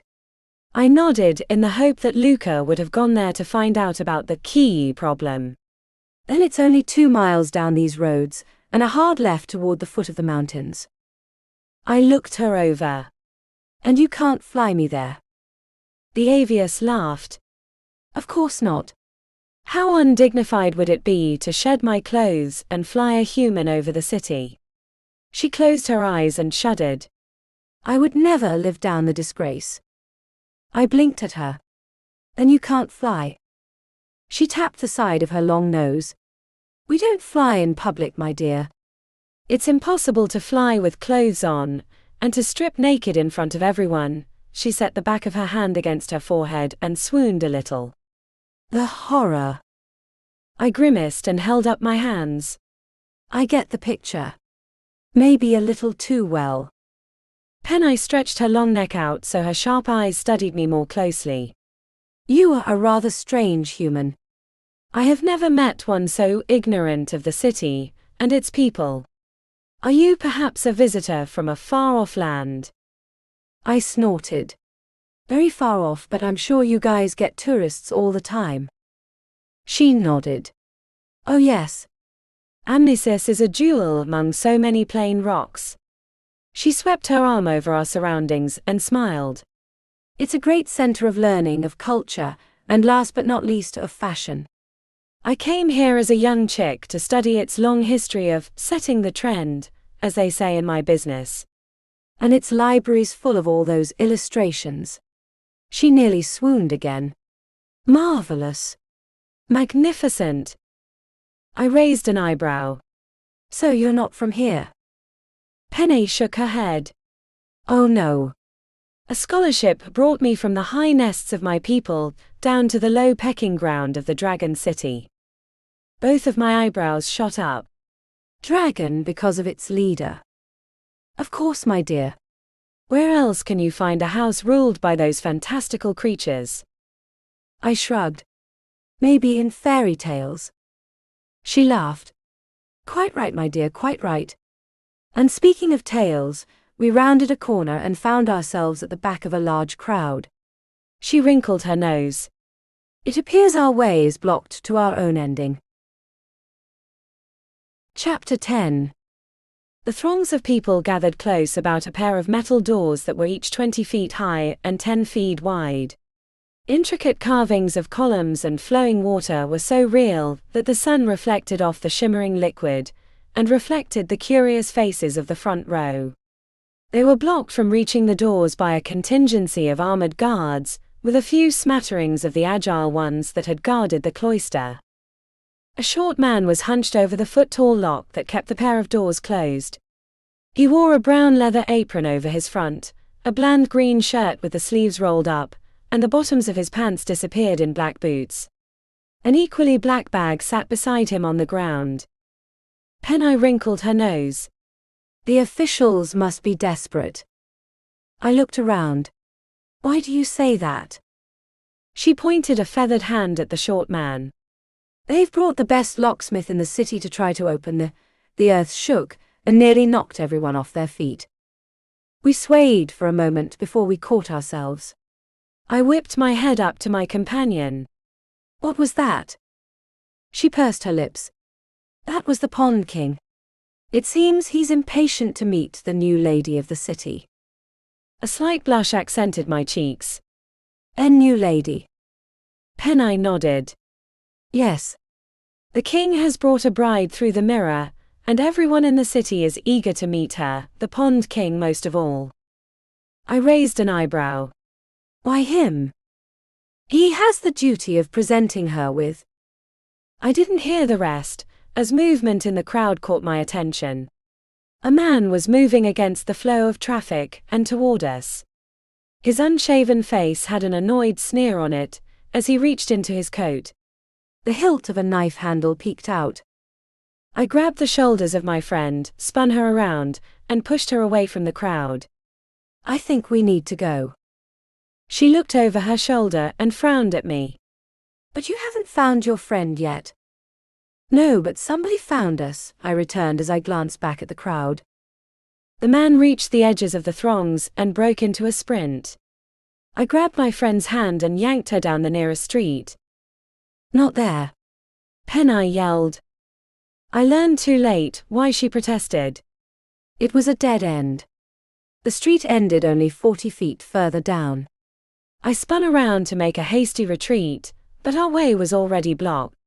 The man loomed in the entrance, and slowly he unsheathed a long dagger from inside his coat. The blade glistened in the shadowed light as he took a step toward us. He leered at me with bloodshot eyes. It's been a lot of trouble getting you, but get you we will. Penai shrank back from the weapon. I opened my arms and stepped forward. All right, take me. He nodded at Penai. She comes too. The bird woman made a tiny squawk and hid behind me. I frowned. She doesn't have anything to do with this. He grinned and sliced the blade across the air in front of his throat. Nobody tells any tales. Not until we want them told. I shook my head. Then just take me. She won't say a word. A barking laugh escaped his lips as he marched toward us. I'll make sure she doesn't. My mind frantically searched for a way out of this. I would never have expected the answer would come from the skies. A shadow dropped down behind the man. He felt the wind on his back and spun around, swinging his dagger in the spin. A clawed hand caught his wrist and jerked it. The horrible crack of broken bones echoed up and down the alley, followed by the man's warbling cry. He dropped to his knees, or tried to, but the figure's other hand shot out and wrapped around our attacker's throat. He was lifted a foot off the ground and tossed into the wall to my left. The man crumpled to the ground and twitched a few times before he lay still. With the knife wielder out of the way, I could see our rescuer. Relief washed over me as I recognized Luca, or most of him. His wings were spread out behind himself, but scales covered his cheeks back to his pointed ears. His hands ended in talons and more scales peeked out from the top of his shirt. Luca's bright green eyes glowed in the soft light, but they softened when they fell on me. I rushed forward and leapt into his chest, scales and all. He wrapped his arms around me, and a few whispered words passed to me. Are you all right? A blubbering snort escaped my lips as I buried my face into his shirt. What do you think? He drew me closer. I'm sorry. I should never have left you. I drew far enough away to look up at him and smile. Why? Does this damsel kidnapping happen a lot? Apparently more than I knew, he mused before his attention fell on my feathered friend. Who do we have here? Penny's eyes bulged out of her head, and she dropped to one knee before bowing her head. Your Highness. I smiled at my quivering companion. Penai helped me to the gate. Luca led me over to Penai and stretched out his hand to her. She lifted her head and gaped at the offer. Any friend of Diana's deserves to stand in my presence. Penai whipped her head from me to Luca and back. Then the new queen, lady, is. I shrugged. I guess that's me. Penai winced. Then you have my sincerest apologies for my demand, my queen. I never meant to cause offense.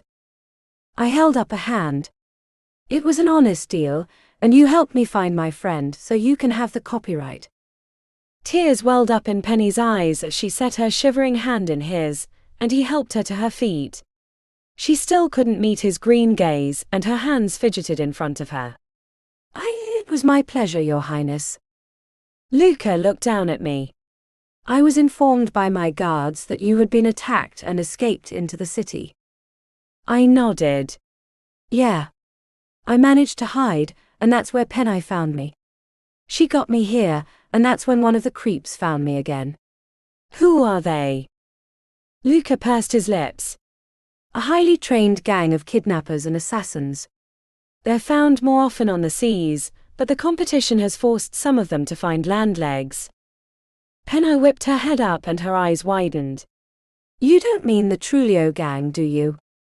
He nodded. No doubt, and somebody with a large purse seems to have employed them. Many of his men have been spotted around the city, though this fellow, he scowled at the unconscious man, is our first captive. I looped an arm around one of his. In that case, I hope you don't mind if I stick close to you. Luca grinned. It would be my pleasure. Penna returned to fidgeting with her feathered fingers. If you're done with me, Your Highness, I think I'll be going. She cast a quick look at our incapacitated foe. I don't really want to know more about them than I already do. Luca inclined his head. Of course. Do as you wish. Penna scooted around us, but I caught her arm and smiled at her. Visit me sometime at the castle. I gave her a wink. I'll make sure to change the decor up a little. Her face brightened and she nodded. Definitely. She gave my hand a squeeze before she turned away. I stretched out my hand. Wait a sec. She paused and half turned to me. You know where to get a hold of me, but where do I get a hold of you? How silly of me. Penna scolded herself as she drew one sleeve back to reveal the feathers that covered the top of her hand. The shaft disappeared into her skin just above her wrist. She grasped one of the feathers and with a bit of teeth clenching, wrenched one out, which she held out to me. You can find me with this. I took the feather but blinked at her. What do I do with this? Penna smiled. You tap the point of the shaft on your wrist here. She used a finger to tap where she'd removed the feather from her own arm. 2 taps will tell me you need me. And 1. Penna wrinkled her nose. That will tell me you need me urgently, but I'm sure that won't happen. I clutched the feather against my chest and grinned at her. Thanks. Penna nodded and disappeared into the crowds that still congregated outside the gates. As I studied the beautiful plume, Luca spoke up. That is no small honor to be given a feather. I looked up at him and blinked. Really? He nodded at my treasure. Those feathers don't grow back, so avius are very careful to whom they give them. I gently tucked it into my pocket and slyly smiled at him. I'll make sure not to ruffle her feathers. Now then, I looked askance at my hero and raised an eyebrow. A dwarf who's climbing out of his columned home, bird people and now land pirates? He chuckled. My city boasts quite an eclectic mix, does it not? I kicked the bottom of the pirate's shoe. Some I could do without. Luca removed the man's bandana and pursed his lips as he studied the man. Yes. We'll take him with us and return to the castle. Luca bent down to heft the man over his shoulder, when a strange spark erupted from underneath the pirate's clothes. Wait! I shouted as I grabbed one of Luca's arms and yanked him back. I was too eager, and the force of my yanking made us fall backward onto the ground. We watched in horror as the spark turned into an immense blaze that lit up the man's body. Luca threw himself over my body and pinned me beneath him as the heat blasted outward. Even with his protection, I could feel the stinging fever of the extreme temperature. The explosion lasted only a few moments, and soon Luca lifted himself off me. I got a full view of the pirate, or what was left of him. All that remained was a scorch mark. Chapter 11. Luca scowled at the black mark on the ground as he tucked the bandana into his pocket. The heat had been so intense that the grains of dirt had turned to glass. Magic protection. A snort escaped my lips, and I stabbed a finger at the blackened earth. You call that protection? Luca stood and helped me to my feet. It wasn't meant to protect the bearer, but the one who placed the spell. My legs proved to be a little shaky, and I found myself leaning against him. He wasn't complaining, and neither was I. And they placed the spell to keep his mouth shut. His face was grim as he nodded. Undoubtedly. I took one last look at the blackened earth before I turned my face away. I think I've had enough fun in your world for one day. A slight tremor ran through the earth beneath us. I whipped my head up to him and stared with wide eyes. What was that? His attention lay on the mouth of the alley. The king of the ponds wants to be released. He's threatened to tear down the doors if he's not let out within the day, and that was a reminder that he could do it. I wrinkled my nose. What's so bad about that? Can't you just get a new pair of doors? Luca shook his head. No. Those were imbued with magic that keeps all mold and trespassers from entering the ponds and wreaking havoc on the entire water supply of the city. I winced. Then you can't just walk into the nearest home store and buy a pair, but have you figured out where the key is? Luca dropped his attention back to the black spot on the ground. No, but I wouldn't doubt it was a distraction to lure me away from you.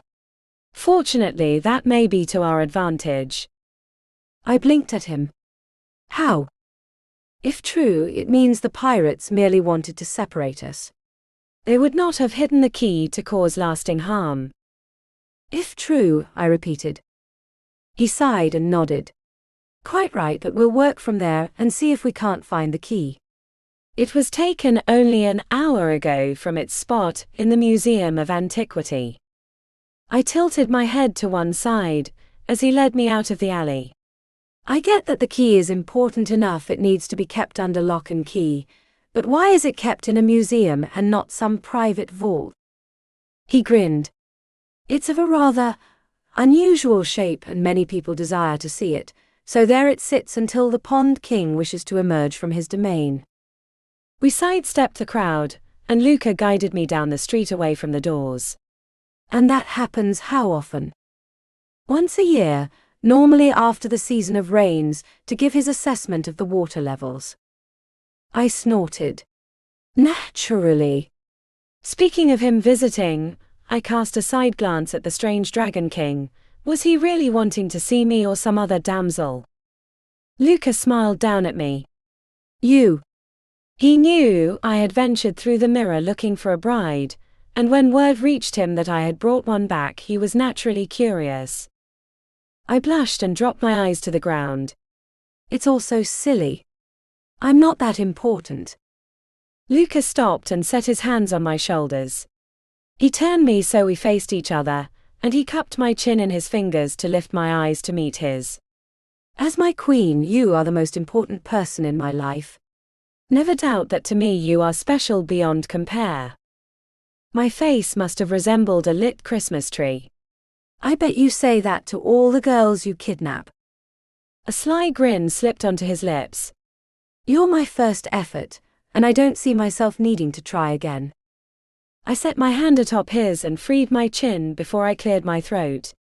Yes, well, being your special someone doesn't mean I'm not going to stop interrogating you about this place you've dropped me into. He offered me his arm and a chuckle. I wouldn't have it any other way, but we should talk and walk to the museum. I accepted his arm, and we continued on our way through the myriad of alleys.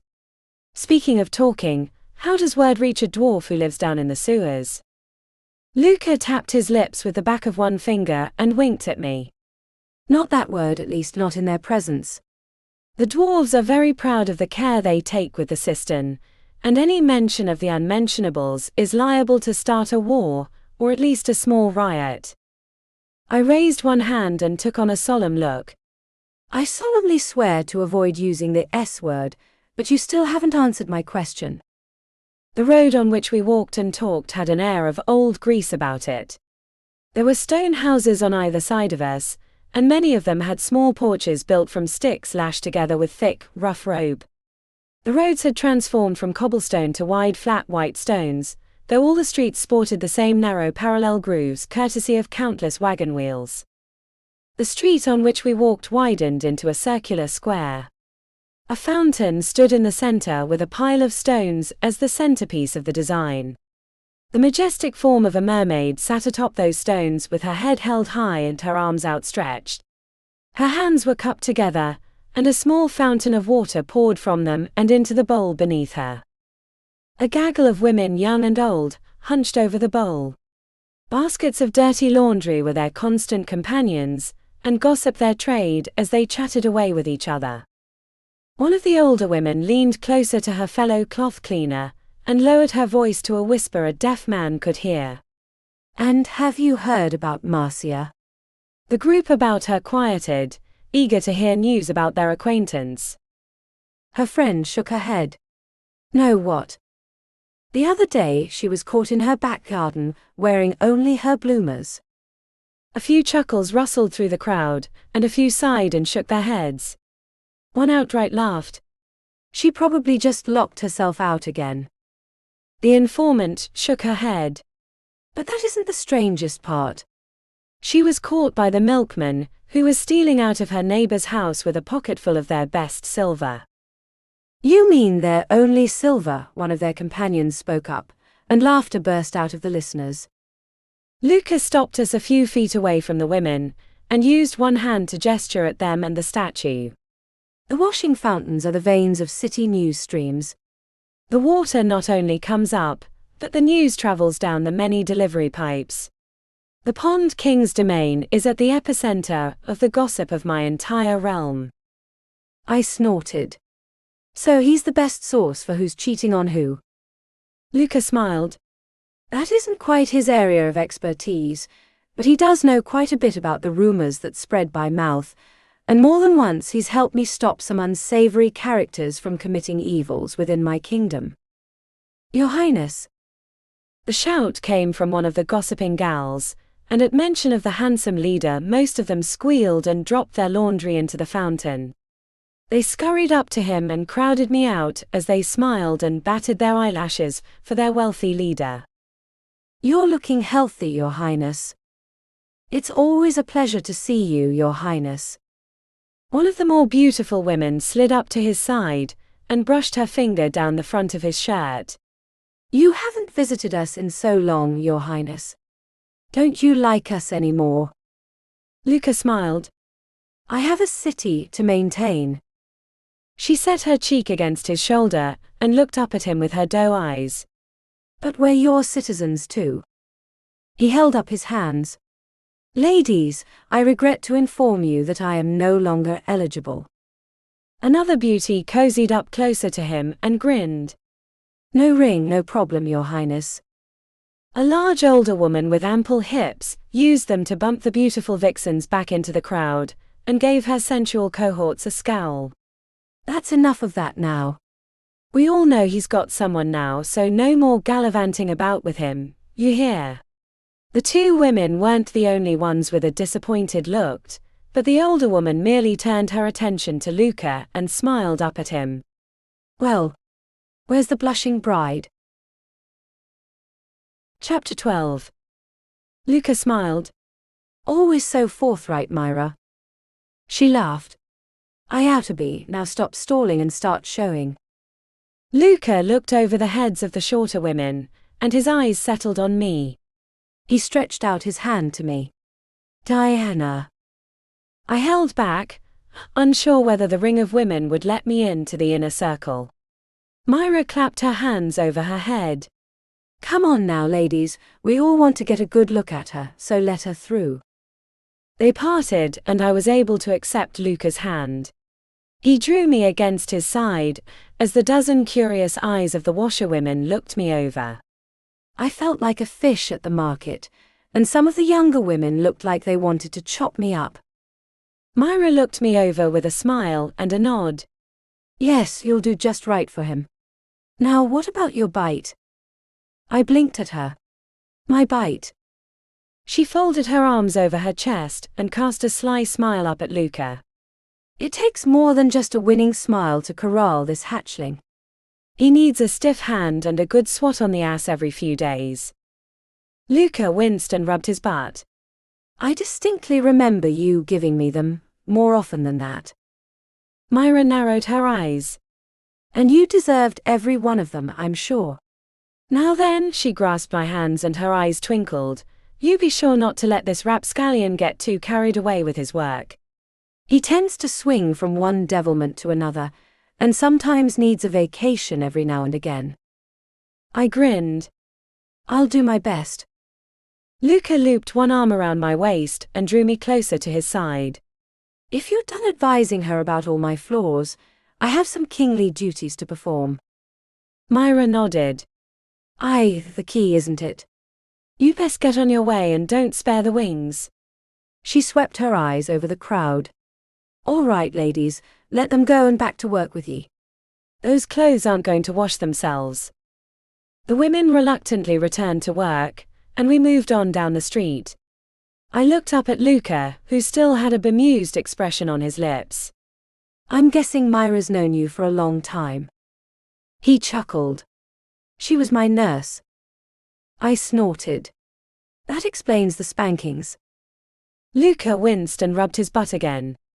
She was certainly most familiar with my extremities than any other part of me. I grinned up at him. Because you were such an angel. He sheepishly smiled at me. I had my moments of relapses into a rather devilish spirit. I'm not being led astray by a demon with wings, am I? I teased as I swept my eyes over the stone houses. Some of his humor slipped from his face as he looked ahead of us. That depends on what we find at the museum. We're nearly there. We rounded a sharp corner and found ourselves facing a long, wide thoroughfare with shops on either side. Awnings stuck out in the street so far that only a single wagon could travel between them, and the crowds sauntered here and there inspecting the wares stacked on the tables and shelves of the open front shops. I glimpsed everything from little figurines of animals to life-size statues of people, with trinkets of pitchers, cups and steels with tiny inscriptions and carved pictures. The end of the route was a dead end at a large square, and on the far side of the plaza stood the museum. It was fashioned like the ancient temples of yore. The bulk of the building was as massive as a warehouse, and tall columns at the front towered over the square and held up a stone portico.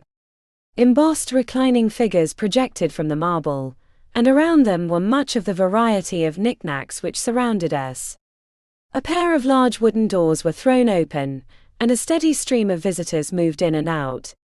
The long, short steps that led up to the museum were covered with artists and loungers, all of whom enjoyed the sights set before them. The museum had several long, deep wings on either side that stretched out past the boundaries of the square. Their fresher stones and slightly different column styles showed they'd been added at later dates, but the white marble matched the original in all but age. Long, narrow flower beds decorated the covered path that followed the length of the buildings, and people strolled down the way admiring the countless colors and varieties of flowers. This is quite the setup, I mused as we dove into the crowd. Luca stayed close to me and slipped his hand into mine. The shopkeepers copy the items in the museum and sell their miniature versions to eager tourists. We passed a table with an arrangement of keys.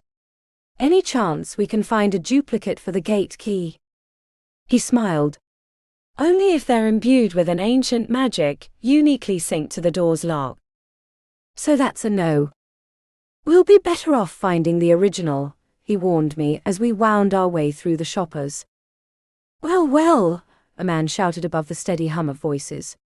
One of the shopkeepers to our left strolled out of his small square space and tucked his thumbs into the band about his ample waist. His eyes were hidden by dark round glasses, and he had a wide grin on his face. Look what the cat dragged down our alley. Luca smiled and inclined his head but didn't slow down. It would be a pleasure to stop and chat, but we have somewhere to be. The man chuckled as we passed by. Nothing focuses the mind like losing something as important as the gate key, eh? Luca pursed his lips as we moved along, and the strange shopkeeper was lost in the crowds. I must commend the ladies on spreading the word so quickly. I pursed my lips as we approached the towering museum. Nothing travels as fast as bad news. He lifted his eyes to the steps of the portico. Let's see if we can't find some good news. We meandered our way through the artists, but one of them shot out his hand and grabbed my ankle. The man was about 20 with a day's stubble on his chin, and his short dark hair was speckled with paint. He wore a splattered shirt and plain pants with worn shoes. A moment, my muse. Maybe another time, my artist, I replied as I tried to wiggle out of his grasp, but he held tight. He looked up at me with a pleading look on his face. But you are the one I've been looking for all this time. In fact, all day. I shook my head. I'm flattered, but I only do musings on odd days. He still held tight to me. Please. Only a few minutes of your time. Luca leaned down and grabbed the man's wrist. The artist's face twisted in pain as Luca's fingers bit down into his flesh. Release the lady. The artist was forced to open his hand, and I was freed. Luca did the same to the man who sat sullen in his spot, with his empty canvas in his lap. A sketchbook sat by his side, and the askew front cover allowed me to see several dozen fresh sketches. Many had been crossed out in a frenzy. I felt a tinge of pity for the frustrated man, but there was little time to comfort him as Luca led me up the stairs and through the doors.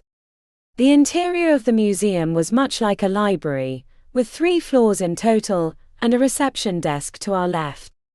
Glass display cases dotted the floors, and pristine metal banisters wrapped around the winding stairs that took visitors to the highest reaches of the peaked building. There were several rooms off to either side, and I glimpsed a myriad of oddities, from strange costumes to every weapon imaginable. One of the women behind the reception desk looked up at our coming and her eyes widened. She was about 40 with spectacles atop her pert nose and a tension at the corners of her lips. Her brown hair was tied back in a bun so tight I winced at the sight of it, and she wore a dress that matched the air-breathing rigidity of her hair. She stood and bowed her head to Luca. You're. He held up his hand and shook his head. No time for formalities, Miss Smith. She pursed her lips but nodded. Of course, sir. This way. Chapter 13. Miss Smith walked around the far side of the desk, and we followed. She guided us beneath a large arch, and into the western wing of the museum. The wing had a long corridor down the left side, with display halls on the right. She led us into the one nearest the main hall where display cases were filled with locks, keys, and lockboxes of all sizes, with the treasures discovered inside of them. There was also a room within the room, and a large wall with a pair of arched wood doors led inside. On either side of the portal were a pair of wood columns carved with symbols I didn't recognize. The doors were opened, and revealed a single large pedestal atop which sat an empty glass case. Luca paused in front of the doors and set his hand on the wood column. He looked them up and down and frowned. Where are the guards? Miss Smith stopped and turned to face us. I doubt you need to guess, but they were ambushed between tours. Fortunately, the pair only came away with some nasty headaches and a great deal of lost pride. Luca strode over to the empty case, and I followed. The glass had been partially lifted, and the key removed from its soft pillow. The shape the key had made in the pillow reminded me of a potato chip gone horrible wrong.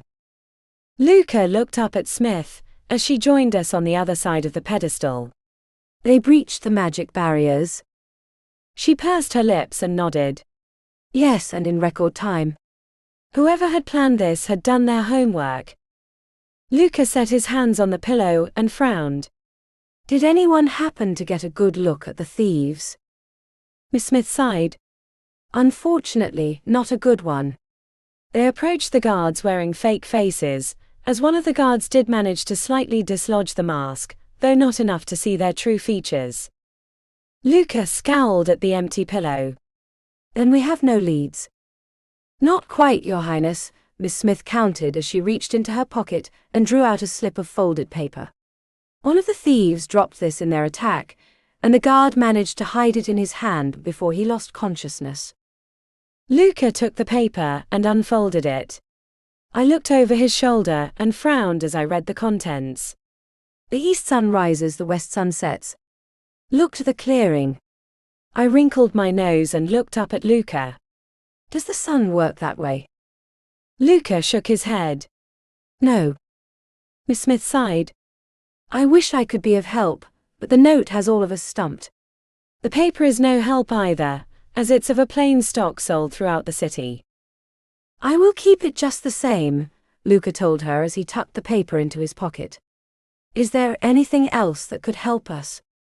She shook her head. Nothing at all, except we know the time of the attack to have been an hour ago, and that the men left the museum immediately after the theft. I raised an eyebrow. How do you know that? A tour came through and discovered the guards soon after the attack, and the guide saw 2 men leave the room though they didn't get a good look at them. The guide rang the alarm and the museum was searched, but they were not to be found. Luca sighed. We'll search the area anyway, but thank you for your help. Miss Smith smiled at him. Has Your Highness forgotten that you have advisors and guards for such a job? He grinned. You know me better than that, you know Mia. She laughed. Yes, I do, but I do wish you would be more careful. You are the light of the city, after all. He took my hand and inclined his head to our guide. The light never forgets, but now I'll see if I can't use that to illuminate this problem. If you'll excuse us. Luca turned and led me out of the room. I lifted an eyebrow at him. Light of the city. He chuckled. An archaic title for the head of my family.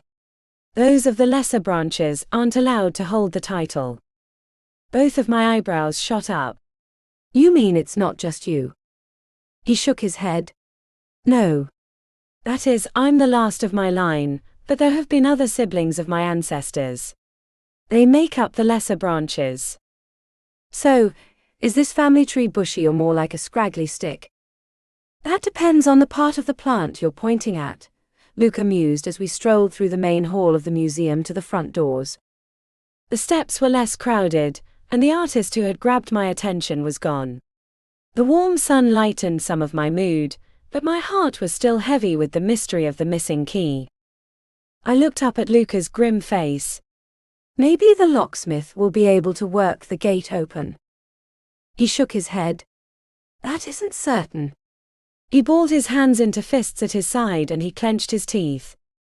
Damn it. How could I be this careless? A tall group passed us, and we moved to one side of the portico to allow them room. I set my hand gently on his arm. What will happen if he isn't let out? Then his bejeweled radiance gets to kick your butt. The voice came from my right and down the steps that led to the cobbled ground. I looked around, but there was no one to be seen. Look a little lower. I did as the voice bade and noticed a small round sewer drain. The cover was lifted and a small man with a long bulbous nose stared back at me with a grin of yellowed teeth.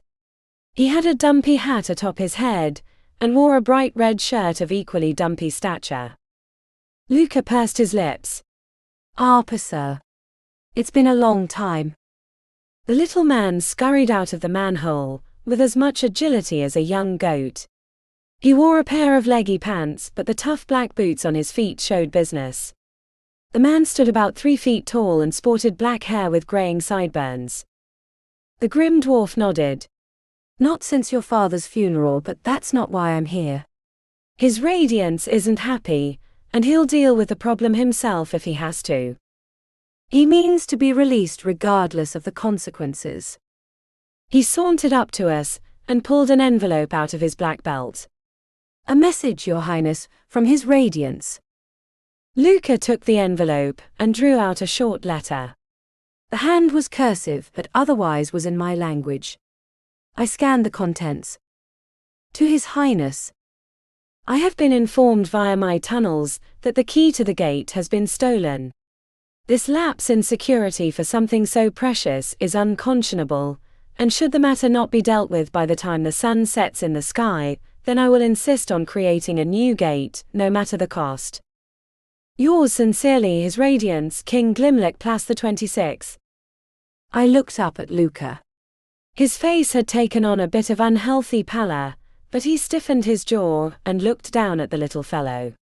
Rest assured the key will be found in that time. Arpasa lifted an eyebrow.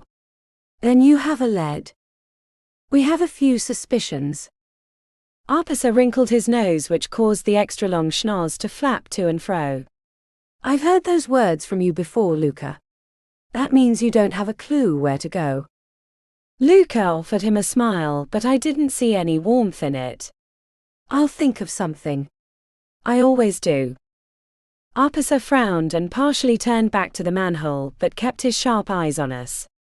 You do, but this has a time limit, and his radiance won't forget you losing the key either. Luca bowed his head. Thank you for the warning. Arpasa nodded and scuttled back into his hole. In a moment he was gone, as was Luca's smile. That had dropped off his face, and in its place was a look of concern. I grasped his sleeve.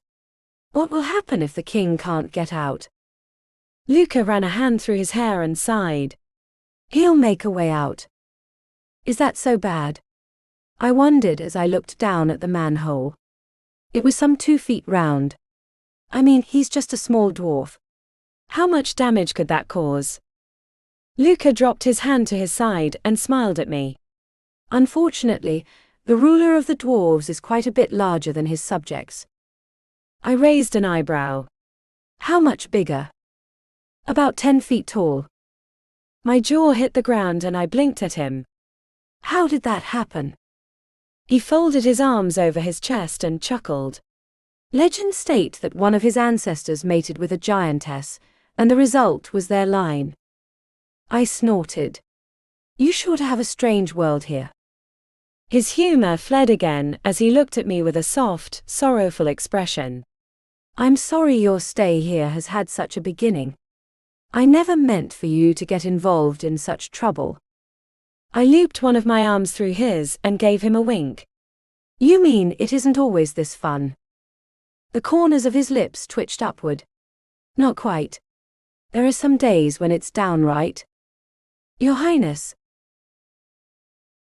Chapter 14. The squeal came from a gaggle of older women, who followed the lead of a young scrawny man. At the sight of the royalty, however, they abandoned their guide and rushed over. We found ourselves surrounded and gawked at by the admiring eyes. One of the women offered me a gentle smile. You must be the pretty mother we've heard so much about. We're looking forward to the consummation in a few days. It's why we traveled 50 miles to get here, another chimed in. I cast a side look at Luca and lifted an eyebrow. Consummation. Luca cleared his throat and lifted his arms above his head. Ladies, I welcome you to my city and hope you enjoy your stay. For now, I will leave you in the care of this young gentleman, he used a hand to gesture at the guide, and hope to see you again. I frowned at the dragon man. What's this about, hey? Luca swept me into his arms and wiggled his way through the crowd. He rushed us down the steps, as the women crowded about the columns. Luca opened his wings and flapped hard. Everyone in the square stopped to gawk at us as we took off, creating a soft cloud of dust beneath us. We were airborne in a minute, and flying over the patchwork city. I glared up at Luca, who faced ahead. What's this about a consummation? He didn't meet my accusing look. Merely a formality. Aha. One that involves sheets. Only the kind worn about the shoulders. And after that. The corners of his lips twitched upward. Then no sheets are required. My eyebrows crashed down so low they almost fell off my face. Listen, bub, there wasn't anything in that hill climbing contract about hanky-panky. His eyes dropped to me, and I froze. There was a distinct sensual heat in them that excited me more than I cared to admit. My own body reacted in kind, as a thrill of warmth ran up my back. I set my hand against his firm chest to push myself a little further away, but a soft growl escaped his lips. I couldn't explain it, but some secret voice deep inside me told me that this feral man, this dragon creature, had been lurking beneath the surface since the very moment we first met. I was both flattered and flustered. His intentions were clear, and my own body wasn't helping matters. I swallowed the lump in my throat and tamped down the heat in my body. And now listen here, Dragon Man. I'm not just a piece of sexy meat you can carry around out of cold storage. Whatever your customs are about wooing females, I'm not ready to jump into your nest egg. The feral look in his eyes faltered, and then vanished to nothing. He stared ahead again and pursed his lips. I'm sorry. I should have warned you from the beginning. I frowned. About what exactly? Luca turned his face away.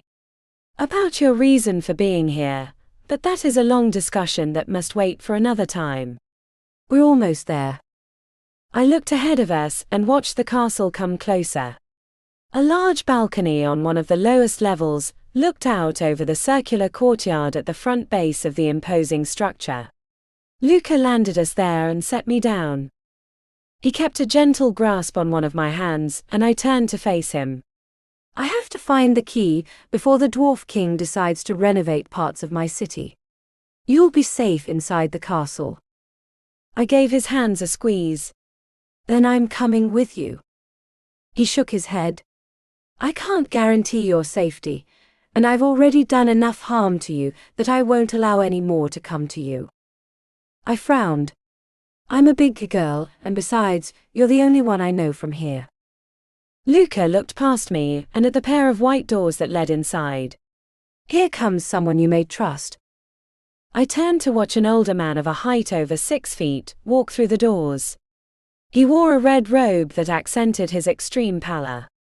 His age appeared to be within a decade of Methuselah. On his left hand was a signet ring that featured a red rose. He appeared to not so much walk as float over the stones, and he stopped a few feet away from the door and bowed his head to us. A man of darker complexion followed the robed gentleman, and I noticed a slight similarity between Luca and him. The eyes were the same, what with that strange tinge of green, and the nose was similar. Luca set his hand on the small of my back, and led me over to them. The tall man lifted his head, and revealed a pair of eyes so devoid of color that they appeared almost white. He offered me a hand and a smile, and when he spoke I noticed he had a slight accent in his words. It is a pleasure to meet you, miss. I gave him my hand. Bray. Diana Bray. He wrapped his fingers around my hand, but made no attempt to put my hand to his lips, like I expected. You have a warmth about you that is most becoming, Miss Bray. The young man at his side grinned. Don't I get a chance to kiss the hand of my cousin's lovely bride? Luca stepped up to the man's side and clapped a hand on his shoulder. Diana, this is Cassius Luminaire. As he mentioned, he's a cousin of one of the more gifted branches. Cassius laughed. You flatter me, cousin, but compared to my father I am a mere parlor trickster. You have far enough skill to perform the task I entrust with you now, Luca insisted as he rested his gaze on me. His smile softened, and he used his free hand to gesture to me. Miss Bray is in dire need of protection. The old man nodded.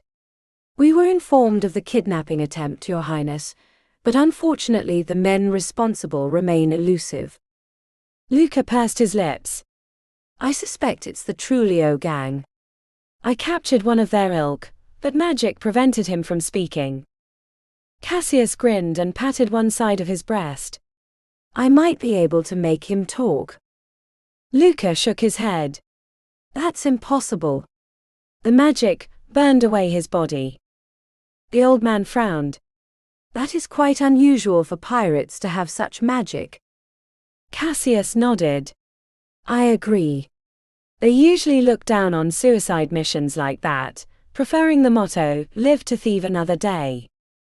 The reward must be worth disregarding their motto, Luca mused as he sidled up to my side. He slipped his hand around one of mine and smiled at me. But regardless, you'll be safe here with them until I return. I frowned, but the pig-headed look in his eyes told me arguing would have been pointless. You just take care of yourself. I've got too many questions to ask you for you to up and die on me. He lifted my hand to his lips and pressed a light kiss on the back. Your wish is my command. I'll return as soon as I can. Luca released me and turned away. He sprinted across the balcony and flung himself over the edge. My heart leapt like he did, and I raced to the tall wall that surrounded the balcony. Much was my relief as I watched him glide over the rooftops and disappear into the jungle of buildings and trees. I grasped the railing tightly in my hands and bit my lower lip. A few whispered words left my lips. Don't you dare not come back. Chapter 15. He'll be fine, Cassius assured me as he stepped up to my side with a smile on his lips. He's been trying all his life to get himself killed, and it hasn't worked out yet. I blinked at him as the old man joined us. What the young master wishes to tell you is that His Highness has been less than careful in his personal safety, and yet he still lives. Cassius laughed. I'm as bad at my words as I am at my magic, aren't I? Anyway, as Svetnik says, Luca will be just fine. What you need to do is focus on your own safety. I tilted my head to one side. Sefnet. He grinned as he jerked his thumb over his shoulder at the taller man. He's Svetnik. It's not easy to pronounce, but I think he likes it that way. A ghost of a smile appeared on Svetnik's pale lips as he slightly inclined his head. If I may be of service in any way. Cassius' eyes danced with mischief. Always the flatterer. Now about protecting you. He returned his attention to me. The guards were a little vague on what happened to you after you ran. Mind giving us the details? I told them my story, and by the time I was finished, Cassius had a frown on his face. He folded his arms and cupped his chin in one hand. Luca wasn't joking. These pirates mean business, and not the good kind. I lifted an eyebrow. I'll be safe in the castle, won't I? He dropped his arms and laughed. Of course. I'll show you to your room right now. It's a bit of a maze in there. He jerked his thumb over his shoulder and in the direction of the doors, so you'll need a guide at all times until you learn the ropes, or corridors in this case. Svetnik stepped forward and bowed his head to me. I would like to offer my services to our beautiful guest. Cassius' smile faltered a little, and he raised an eyebrow. Why hoard all the beauty to yourself? We can share. Svetnik cast a side look at the other man, and the look in the older guy's eyes gave me the impression that they weren't exactly friends. I have duties to fulfill regarding the joining. Cassius shrugged. All right, but I expect a tete-a-tete later, after you've finished boring her to death. He returned his attention to me, and grasped my hand, where he planted a gentle kiss on the top. Until that wonderful time comes, I'll see that the magic in the castle is at full strength. If you'll excuse me. He inclined his head to both of us, and hurried away. Svetnik watched him with that strange way of looking out of the corners of his eyes before he looked back to me. He stepped to one side and swept a long thin arm toward the doors. If you will follow me. We walked together through the doors, and I had my first view of the corridors. The stonework on the outside was the same inside, but with more posh and polish. Tapestries and marble heads on pedestals decorated the walls of the hall, and wood doors interrupted the adornments at odd intervals. The corridor ran straight and to either side of us, and a set of large stone steps cut the central hall in half. I looked left and right. There weren't even stairs, just more doors. This doesn't look too complicated. Svetnik showed off that peculiar pale smile of his. The castle of the Dragon Kings is very old, and much magic has been imbued into its walls. Not all of it has been beneficial. I raised an eyebrow. Meaning what?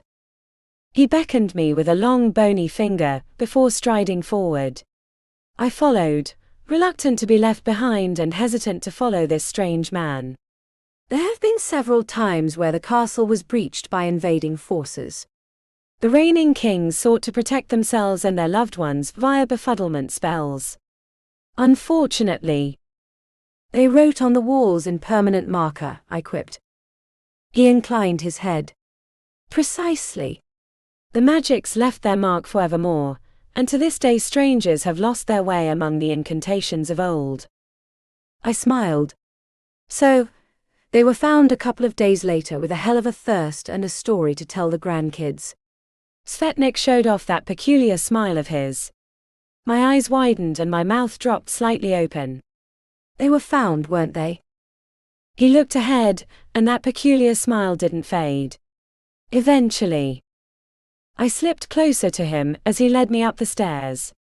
The next floor had the exact same layout, and a creeping sensation ate at the edges of my mind as we continued up the next flight.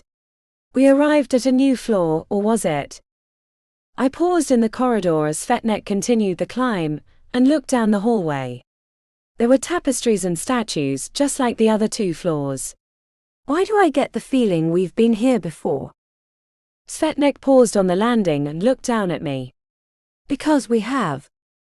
I scurried up to him and tried to tamp down the panic in my voice.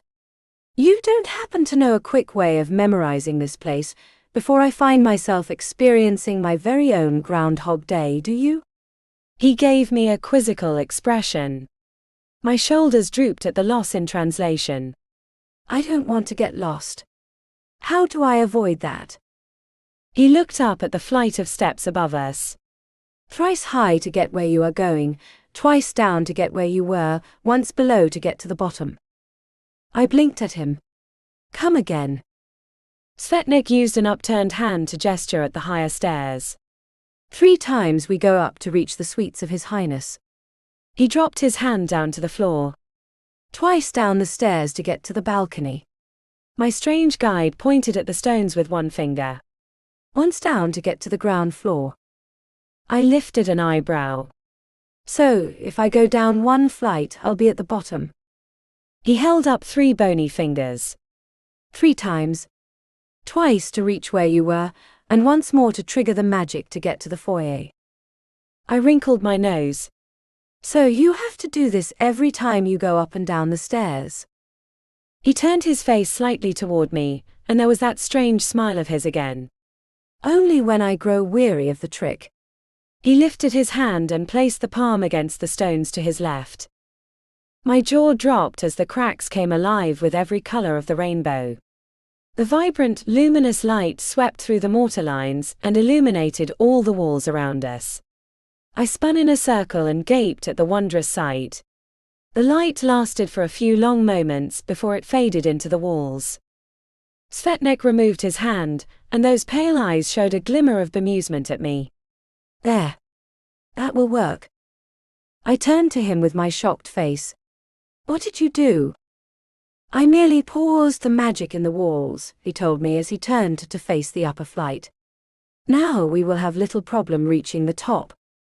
He strode up the stairs, and I scurried to catch up to his side.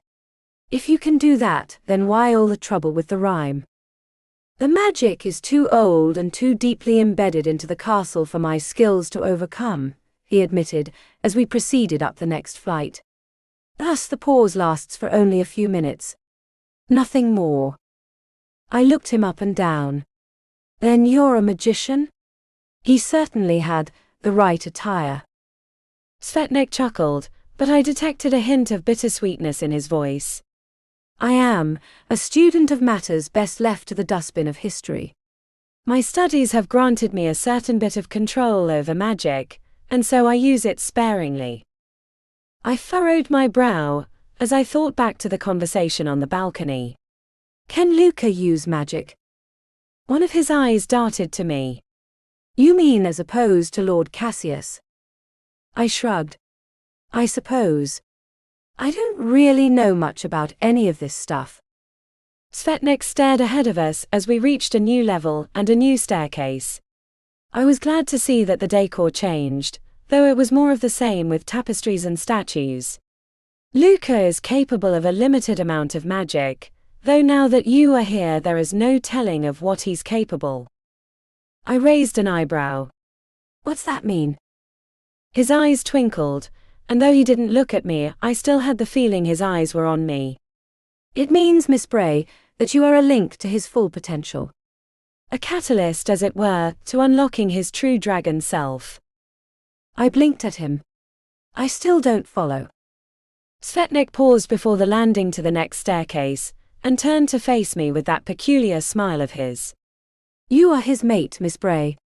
Through you he will create not only his future, but your mere presence will manifest within him his dragon magic, allowing him to control the throne on which he precariously sits. Chapter 16. My eyes widened, and I shook my head. I don't like the sound of that. I fear you shouldn't, Svetnik mused as he turned back to the stairs and ascended the next flight. I hurried to catch up again, and frowned. But I thought the Dragon Kings were popular. Svetnik nodded. As they are, but popularity breeds envy, and power is always tempting to those too weak to reject its allure. I raised an eyebrow as I studied the man's pale face. You have anybody in mind who wants this power trip? He cast me a slightly perplexed look. Who wants the throne? Svetnik shook his head. Only suspicions, and they are not enough to act upon. Then who do you suspect? I persisted. He grinned at me. Everyone. Svetnik quickened his speed and left me behind. You can't be a little more specific. I scolded him as I hurried to catch up. I'd like to know who I'm not supposed to turn my back to. We reached the last landing, and I was grateful to find there were no more stairs. The hall in which we found ourselves was different than all the others. Gone were the tapestries and statues, and in their places were long murals that decorated both sides of walls. The pictures stretched the full length of the corridor, and depicted scenes of dragons hunting their wild prey, and of dragon men with leathery wings upon their back, partaking in the daily lives of humans and other humanoid creatures who reminded me of penai, but some more closely resembled pigs, others sheep, and still others animals I couldn't quite recognize. Svetnik shook his head. They will not be so foolish as to commit such an obvious act of treason. Their ways would be more subtle, and designed to hide their guilt in the matter. Comforting, I muttered as I swept my eyes over the walls that populated the corridor. Why is this hall different from the others? These are the private quarters of the king, he explained as he stopped us in front of a pair of ornate wooden doors. I lifted an eyebrow. All this for one guy? He turned to me with a twinkle in his eyes. One guy and his queen. Svetnik kept his eyes on me as he pushed open the doors with one hand. They swung inward, and revealed the lavish apartment in which I'd found myself earlier. My heart faltered a little when I wasn't greeted by the handsome face of Luca, but I shook off the unfamiliar disappointment, and pointed at the interior. So I stay in here until when? Until we deem it safe for you. I sighed. All right, but I hope I won't be an old hag when I come out. Svetnik chuckled as I walked past him and into the room. I doubt such a fate will ever befall someone so beautiful. In the meantime, he grasped the handles in both his pale hands and bowed his head to me. I wish you a good morning, my queen. A wide range of emotions swirled about inside me at the title, even as he closed the doors behind himself. I strolled over to the bed and leaned against one of the large footposts. The room offered no more scenery than it had before, and so my mind wandered back to the eventful day. All the trouble centered around that theft, and the lack of a witness to describe the two men. My eyes widened as I was struck with a brilliant idea. I hurried to the door and grasped the handles but paused. They weren't locked, but my determination had faltered somewhat as I realized there was no way Svetnik would let me join the hunt. He would take the information and give it to the guards, and I'd be left out in the cold. That is, if I could even find him among the mess of corridors and rooms. A sigh escaped my lips as I grasped the bedpost and eased myself onto the bed. A yelp then blurted from my lips, and I immediately jumped back onto my feet. Something had jabbed me in my thigh. I rummaged in my pocket, and came out with the feather penai had gifted me. A devious plan popped into my mind. I hurried to the window and leaned out. The long, steep drop presented itself to me as before. That was a problem for a mere mortal, but a bird woman on the other hand. I turned away from the window and held up one arm while my other hand grasped the feather. The point of the shaft hovered over the top of my wrist. I hesitated as doubt began to creep into my mind. What the heck was I even doing? Here I was trapped in a strange new world with strange new people, and I was tempting fate by going outside on my own. I'd been chased, crowded upon, and seen conjury beyond my imagination, and more of the same waited for me out there. There was also that whole kidnapping thing Luca had done with me. What about that peaceful, boring world I once lived in, with its securities and sameness? A grin spread across my lips and my heart, only a short while ago so still and suppressed, leapt inside my chest.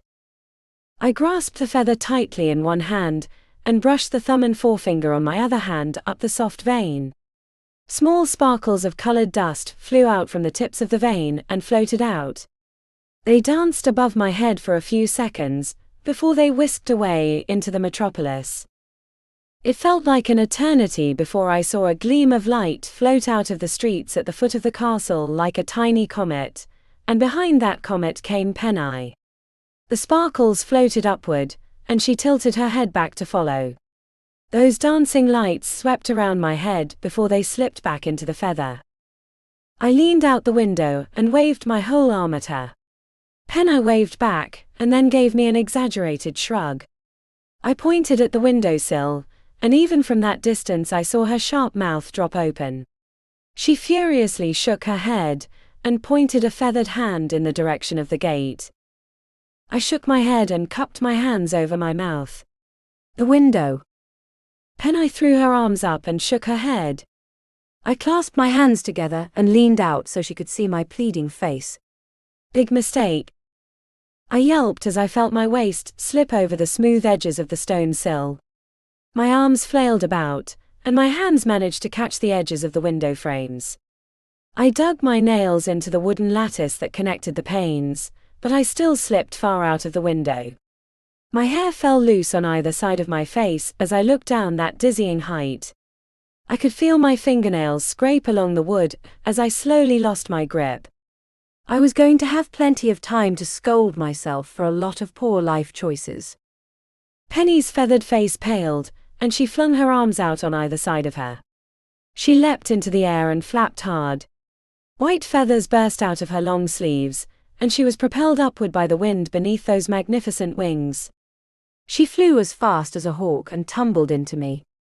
I went flying backward, and together we rolled across the room. We crashed into the door with Penny on top of me. Penny rolled off of me and sat back on her haunches. She breathed hard, and what little of her cheeks I could see under tufts of feathers was red. What are you thinking? I clutched my chest over my furiously beating heart and sheepishly smiled at her. I'm not sure that played into the equation. She frowned at me. You almost got yourself killed, and for what? My humor dropped off. For a chance for both of us to help your king. Chapter 17. I quickly told her my plan, and when I had finished, Penny was still frowning. You could ask one of His Highness' advisors for help. I eased myself onto my feet and winced when half a dozen bruises complained. I could, but I'm not. I know what the guy looks like, and they don't. That'll make finding him a lot faster, especially if he isn't there anymore. Penny shook her head. This doesn't sound safe at all. I set a hand on her shoulder and looked into her eyes. I know, but I just need you to get me out of here and to the museum. That's all I'm asking. She pursed her lips, and my heart fell a little. Please. Penny stared at me for a moment longer before she sighed. Very well. I let out a squeal and grasped her hands in mine. Thank you so much. She shook her head. But no farther than the museum. My wings are out of shape, and carrying someone for great distances tires me very quickly. I nodded. Of course. I paused and looked her over. How You going to carry me anyway? She lifted an eyebrow. Don't you know? Isn't that why you summoned me? I gave her another sheepish smile.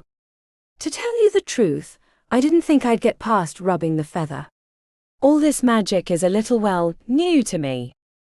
She nodded. Of course. As the mother, it's expected that you're unfamiliar with our traditions. I arched an eyebrow. Where do you guys think I'm from? Penny shrugged. The mothers have been from many places. A noise came from the hall. Footsteps. A gruff voice was the first one to speak. The magics sensed an intruder through the window. The reply came from Svetnik. I am sure there is nothing to worry about. The mother is no doubt unharmed. There was a gruff harumph. As captain, I am duty-bound to investigate, though I suspect you know something of the matter, Svetnik. A slight chuckle echoed down the passage. I know nothing, other than our queen is high-spirited. She's no queen yet. I grabbed Penny's shoulders and spun her around to face the window. Whatever needs to happen to get me out of here, do it quickly. Penny turned the tables and pulled me in front of her. Climb onto the windowsill. I gingerly did as instructed, as the footsteps came closer to the door. Penny crawled up behind me and looped her arms under mine. My heart thumped in my chest as I looked down at the death that eagerly awaited me. If Luca hadn't healed my heart, then I bet it would have exploded. Penny pushed her body against mine, and sent us reeling over the edge. Instinct told me to scream, and boy did I scream. The shrill, high-pitched noise echoed up and down the castle walls as we plummeted toward the ground. Penny wrapped her legs around my waist and opened her winged arms. A great updraft caught us and jerked us upward so that we were very nearly even with the window from which we'd dropped. I took a long enough break from my heart attack to look over my shoulder. Svetnik stood at the window with a man in armor at his side. The familiar pale figure had a slim smile on his lips, while the other man sported sharp, angry eyes. He wore heavier armor than I'd seen before, and atop his head was a helmet with a crest like a mohawk. I waved at them, and the next moment Penny swooped down, taking us over the roofs of the homes and shops. The wind kissed my cheeks and a laugh burst from my lips as we glided over the rooftops. People looked up and children waved to us. I heard a groan from my flight commander. I'll never live this down. I grinned up at her. And I'll be forever grateful to you. Some of her worry slipped away, but she still wrinkled her beaked nose as she gazed ahead of us. I wouldn't mind a gold coin or a shop space of my own. I laughed. I'll see what I can do. We swooped across the city and soon arrived at our majestic destination. Penny set us down in a corner of the far western wing of the building. My legs shook a little as she set me on them, but she landed gracefully at my side. She stretched out her arms and her feathers slipped back into her skin. I couldn't help but gawk at the beauty of it. That is so amazing. Penny turned her face to the side and shrugged, but I could see a glimmer of glee in her eyes. It's nothing. Just a little practice with the ancient art of flying. I grabbed her hand and tugged her toward the monumental steps. And art is exactly what we need to see about. But I was just supposed to fly you here, she protested. I stopped and turned to face her as some of my humor faded. A sigh escaped my lips as I released her. Yeah, I guess you're right. I stepped backward away from her and smiled. Thanks for the ride, and I'll look into what I can do about that shop. Penny pursed her lips. I may be of some help to you still. I closed my eyes and shook my head. No, it's fine really. Besides, I can't guarantee this won't be dangerous. Penny stretched to her full height, which coincidentally was a few inches taller than me, and stiffened her jaw. Then all the more reason to go with you. I did hand you my feather, after all, and it would be a humiliation if I were to let something happen to you so soon after giving you that. I jumped forward and enveloped her a big hug. She let out a small yelp of surprise before I pulled back and grinned her hand. Then let's go, partner. We raced along the front of the western wing, and soon arrived at the front of the museum. I scanned the wide steps, but just as I feared, the telltale spot was empty. The artist was gone. Still, there was hope. Penai looked around at all the lounging people. Do you see what you're looking for? I shook my head. No, but I have a plan B. She furrowed her brow. A plan B.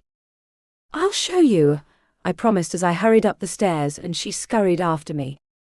We slipped inside and I noticed Miss Smith behind the front desk. Her stoic face showed a hint of surprise at our coming, and she met us at the counter. Miss Bray, this is an unexpected surprise. For both of us, I assured her as I nodded at an empty table across the room. Mind if we talk alone? She smiled and gestured to a door behind the desk. My office would be more private. Penai and I scooted around the desk, and Miss Smith led us into her office. It was a cramped room, but not because of the size so much as the quantity of stuff contained in its four walls. Bookshelves stretched from floor to ceiling along two of the walls, while the other two sported maps and pinned paperwork. The floor was covered in books and scattered bits of paper and folders bursting with documents young and old. I sidestepped past a stack of books as tall as me, as Miss Smith meandered her way along a narrow path to her impressive oak desk. She took a seat on the corner while Penai and I stopped in front of her. Where is His Highness? I shrugged. He's out on his own trail, but I thought I'd give him a hand with my own leads for finding the key, and I think there's a guy who can help me do that. She lifted an eyebrow. Oh. And who might that be? This morning there was a guy on the steps. He's a few years younger than me, and is an artist. He might be able to help. A strange expression crossed her face. I leaned back and blinked at her. What? Is he a regular around here? She slowly nodded her head. He is often on the stairs, but why do you want to see that artist in particular? I pointed in the direction of the stairs. Because he had a whole pile of sketches of the people who were passing by. If he remembers who went in and out around that time, he might have a picture that could help us identify the two men. Heck, he might even be able to give us a direction of where they went. That same unusual look on her face had diminished, but just a little as she slid off the corner of her desk. I see. Then I will take you to him personally. I lifted an eyebrow. You know where he is. A touch of a smile curled the corners of her lips. I know where he might be, but come. Let's see if he can help us. Chapter 18. Miss Smith strode past Penai and me. We looked at each other, and I shrugged before we followed. Smith led us past the front desk where she slightly inclined her head to one of the ladies, who returned the gesture. We strode out the doors and into the bright midday sun. My heart couldn't help but leap a little. The hours were ticking away to the deadline of the Dwarf King's ultimate. Miss Smith hurried across the courtyard, and we dove into the depths of the meandering streets. In a short while, and after a half-dozen turns, I found myself quite lost. Even Penai peered around us, with a quizzical expression on her face. I leaned in close. Do you have any idea where we're going? She shook her head. No, though the area looks quite tired. She could say that again. The houses had gotten small, and had a look of tiredness on their peeled paint walls and dirty windows. Ditches ran on either side of the cobblestone road, and those were littered with trash. Tiny gardens in the back, and a few trees here and there were the only bright spots of an otherwise blighted neighborhood. I looked to our guide. Does Luca know this place is here? Miss Smith turned her face to one side to look at me with one eye as she nodded. Yes, but change is not always quick nor easy. The home's in the Goodall. The what? I interrupted. The Goodall. A corruption of goodwill, which is what the refugees called it when they first came. She nodded at the houses to our right. These homes are among the oldest in the city, and were built in a hasty manner during one of the early wars with invaders to house victims from other city-states. They have always been structurally unsound, but their owners are attached to them and are reluctant to make changes. An old woman shuffled out the front door of her tiny cottage with a straw broom in hand. She looked over at us, and her eyes lit up as they fell on our guide. Little MIA. What in all the 5 continents are you doing here? A smile spread across Miss Smith's lips as she stopped us. I'm just looking for Ethan, Mrs. Crowley. Is he around? The old woman nodded up the street. Yep. Just got back from one of his trips, if you know what I mean. Smith pursed her lips. Only too clearly, Mrs. Crowley. Thank you for telling me. Now don't you go getting away without introducing me to your pretty young friends, Mrs. Crowley insisted as she pointed the top of the broom handle at Penny and me.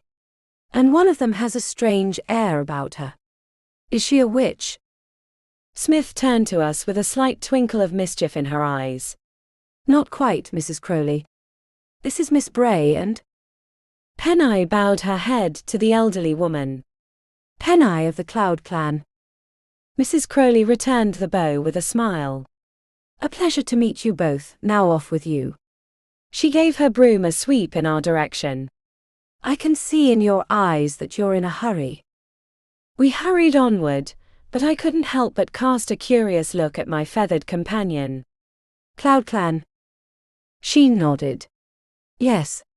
We Avius belong to clans, and each clan has their own unique relationship with a part of nature. Your clan must be special to have a relationship with the clouds, I mused. She shook her head. No. There are rival clans who claim the clouds as their own. She looked ahead of us and pursed her lips. Unfortunately, many battles have been fought over those titles, though not for many years. We soon found ourselves in front of a little hovel, with a single window looking out on the street. A long planter box hung below the window, and a few scraggly flowers offered a picture of beautiful blooms to anyone who passed by. I noticed Miss Smith took a deep breath before she stepped up to the door and knocked. A male voice greeted us. Go away. Smith pursed her lips. It's me, Ethan. There was a long pause before something made of glass crashed against the door. Keep going away. She rolled her eyes. I'm coming in anyway. She grasped the simple rough wooden knob and opened the door. Penny and I followed her inside, where we found a worn wood floor and roughly hewn clapboard walls. The hovel was split into 2 rooms, with a large room in the front, and a dividing wall cutting off the last third. Ancient furniture dotted the room, including a coffee table and a lounging couch. A man was in current use of the lounge, and I recognized him as the artist I'd seen earlier, albeit with a swell of red color on his cheeks. One of his arms draped over the edge of the cushions, and the other one hugged a half-finished brown bottle against his chest. I didn't need to belong to this world to recognize that it was alcohol. The place, too, reeked of his inebriation, and a dozen other bottles lay around spicing up the air with the aroma of their former contents. The house, too, had a large variety of papers scattered about that resembled Smith's office. There were white and brown sheets, both thick and thin. Some were pinned to the walls, and others lay in heaps on the floor. A few folders were bursting with papers, and hardly a one was without some sketch or full drawing. A look of fury crossed Miss Smith's face before she marched over to the couch and crossed her arms over her chest. Her shadow fell across the man, who opened his bleary eyes and blinked up at her. Who are ya? Your sister, that's who. Penny and my mouths both dropped open. The man merely offered her a lopsided grin. Are you now? I thought you were a pixie. He took a drink of the bottle and wrinkled his nose. An ugly pixie. Smith snatched the bottle from his weak grip and slammed its bottom down hard on the wooden coffee table. I didn't come here to trade insults, you fool. The kingdom needs your help. A smile spread across his lips as he closed his eyes and laughed. The kingdom. What do I care for the kingdom? He raised his arms above his head and stared up at the ceiling with slightly wide bloodshot eyes. Give me a kingdom and I would trade it for a box of pencils. Smith glared down at him. When are you going to grow up and realize not everything is about your art? Some of the drunken stupor fell from his face as Ethan scowled up at her. The day you turn in that precious library badge of yours and realize not everything is about the past. Smith snorted as she stepped to one side and swept her arm over the room. Who's living in the past? Ethan sat up and draped his arms over his bent legs as he studied the house. Mother and father would have wanted one of us to keep it. Smith shook her head. Not this way. Mother would have had a fit if she saw what you've done to the place.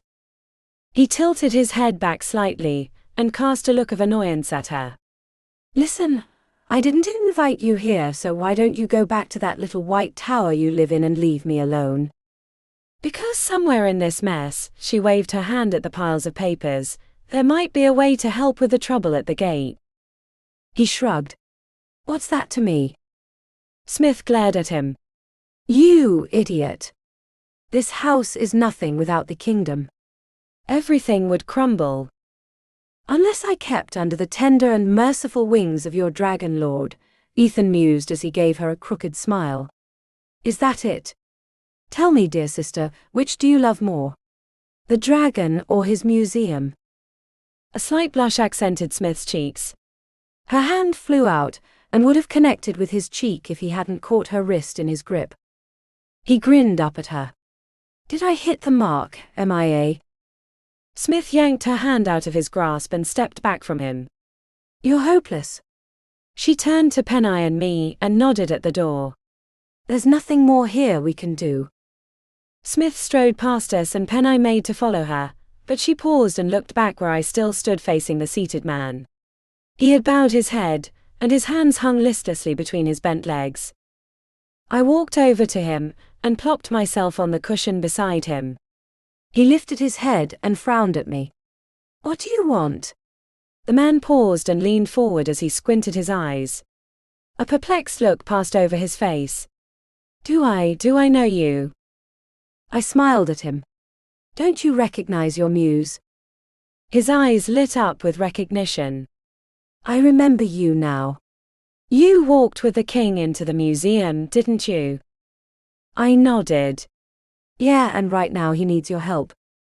I picked up a sketch from the coffee table and showed it to him. I want the guy who can make such beautiful images care about those people he drew. They need your help too. Ethan's expression faltered as he cast a dark look at Smith. You came with my sister, and I can't forget that. He turned his face away from me. I'm not your man. I sighed but stood and looked down at him. Tell us if you ever change your mind. We could really use your help. I moved toward my companions, and that's when a horrific pain struck me in the chest. Chapter 19. I froze and my eyes widened as a sudden agony spread through my body. A gasp escaped my lips as my legs buckled beneath me, and I fell onto my knees, catching myself with my hands. I'd had attacks of the heart before, but nothing like this. This felt like my heart was pumping pain into every crevice of my being down to my soul. Diana. Penai shouted as she knelt beside me and grasped my arms. What's wrong? I clutched a hand over my chest and shook my head. Tears streamed down my cheeks. I don't know. Miss Smith bent down in front of me and studied me for a moment before she pursed her lips. The union of hearts. Penai whipped her eyes up to our companion. What does that mean? All mates to the Dragon King have weak hearts in their world, but by finding the king and being brought over to our world, their heart is made whole. Whole, that is, because the piece of their heart that is missing comes from the Dragon King himself, she explained as she set a hand on my shoulder. Because of that union, whenever one is in pain, the other feels their torment. Penny's eyes revealed her anguish as she looked back at me. Can't we do anything to stop this? We need to find where His Highness is and stop what's happening to him. Even as she spoke, I felt the tremors of pain fade. I took in a deep, gasping breath as relief washed over me. Relief and fear. I whipped my face up to Smith as a chilling thought entered my mind. It had stopped. What does that mean? She pursed her lips. It means His Highness is no longer in pain. My pained heart skipped a beat. But he's not dead, is he? She shook her head. No. You're sure of that? Smith looked over her shoulder and glared at Ethan. You may not care about the kingdom, but what about 2 lives? If something happens to His Highness, then she dies too. A mix of emotions crossed Ethan's face before he sighed and stood. All right, what was it you needed? I lifted my head and smiled at him. Thank you. He shrugged and shook his head. Don't thank me yet. I'm not even sure I have what you're looking for. Your sketches from earlier today when the museum was robbed, MIA told him as she swept her eyes over the cluttered room. We're trying to identify the 2 thieves. They may have come in together or separately, and we're not even sure when they came in, but it had to have been before the 8 o'clock tour. Ethan furrowed his brow as he strode over to his folder, which I'd seen at his side earlier that day. He rummaged through the stacks of papers before he came back with 2 sheets, which he held out to his sister. These might be the ones. MIA took the paper and studied them a moment before she looked up at him. Why these ones? He nodded at them. Because they came in separately but they left together. I thought that was strange. MIA lifted an eyebrow. And you're sure of this? He nodded. Yeah. I have a couple of sketches of other people between them, who passed me before the woman walked past. Penny blinked at him. Woman. He shrugged. One of them was a woman, the other a heavy-set man with the smell of the sea on him. He tapped one of the papers MIA held. He also had that tattoo on his wrist, though he tried to hide it. I noticed he pulled on his sleeve a few times, walking along the courtyard toward the museum. Penny and I crowded around behind Miss Smith, and sure enough there was a hint of a tattoo on the man's hand. MIA squinted at the drawing. Is that a seagull? Ethan cracked a smile. I think it is, which means he's probably a fan of the gull. I lifted an eyebrow. Who's the gull? He shook his head. Not a person, a place. The seediest bar on the wharf. Penny frowned. But Amnesisport is some 10 miles away. A wry smile spread across Ethan's lips. A short distance for a seaman accustomed to thousands of miles, and the gull caters to those water walkers bold enough to venture this far inland. MIA crossed her arms over her chest and frowned at him. Is your information reliable? He spread his arms wide and grinned. You're looking at one of their finest patrons. They have some of the best rum in the city. MIA pursed her lips but said nothing as she turned to Penny and me. Her attention focused mostly on me. Are you feeling well enough to travel? I nodded. I'm fine, and I'll feel even better when we find Luca. Then let's go. She strode toward the door. Ethan's loud clearing of his throat made us all pause and turn to him. Do any of you Gentile ladies happen to know where the gull is? Penny and I shrugged, and MIA sighed. No. He strutted to the door, and opened it for us with a sweep of an arm. Then allow me to be your guide. MIA crossed her arms and lifted an eyebrow. Aren't you too drunk to even know at what you're throwing a bottle? Ethan gestured to the wall beside the door. We followed his direction, and my eyes widened as I beheld a trough. The long, short metal bin was filled with every color of bottle imaginable. There were purples, pinks, browns, blues, and even a magenta. They were broken, but together they shone like a trapped rainbow. He slipped over to the trough and picked up one of the pieces of colored glass. I use these pieces in my art. Nothing is quite as cheap rum. He flicked the glass back into the bin and grinned at us. Now shall we? And quickly, I added. Ethan led us out of the house and down the street. MIA followed behind him, and Penny and I trailed behind them. I couldn't help but notice that she gawked at the scenery almost as much as I did, so I leaned close to her and lowered my voice. Have you been in Amnesis very long? She winced and shook her head. No. I arrived from my village only 2 weeks ago. With plans to open a shop. Her eyes lit up as she nodded. Oh yes. I have so many designs in my head, and being here inspires even more. And there are so many people to sell to. So where's your village? She pointed to our left. To the north near the top of the Altum Peaks. My flock has been there for more generations than we have feathers. I lifted an eyebrow. Do you guys often leave? She shook her head. No, but I want to make a name for myself, and Amnesis is the closest kingdom. I've heard all my life about the grand city, but I never imagined it would be this big. I swept my eyes over the endless array of streets and nodded. I know how you feel. I come from a small town too. Penny leaned back and studied me. What is your home like? Are there many of my people? I laughed and shook my head. There aren't any of you, but there's not that many people to begin with. She wrinkled her sharp nose. What a pity. We Avius are among the best designers in the world. I looked her up and down. Why's that? She puffed up a little. Our fashion sense is keen because our sharp eyes recognize more colors than any other species, and our feathers, she stretched out one feathered hand, allow us to feel the texture of cloth and know what material was used in its making. I lifted my eyebrows. Wow. All that with just your feathers? She smiled and nodded. Yep. If you two would quicken your pace, MIA reminded us from where she stood waiting with Ethan at the next intersection. His Highness no doubt needs our assistance in getting himself out of this latest predicament. Penny and I scurried up to them, and something in her words caught my attention. So does he often get into this kind of trouble?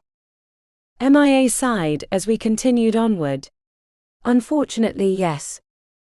Everyone knows about the Dragon King and his adventures, Penny spoke up as she bobbed her head.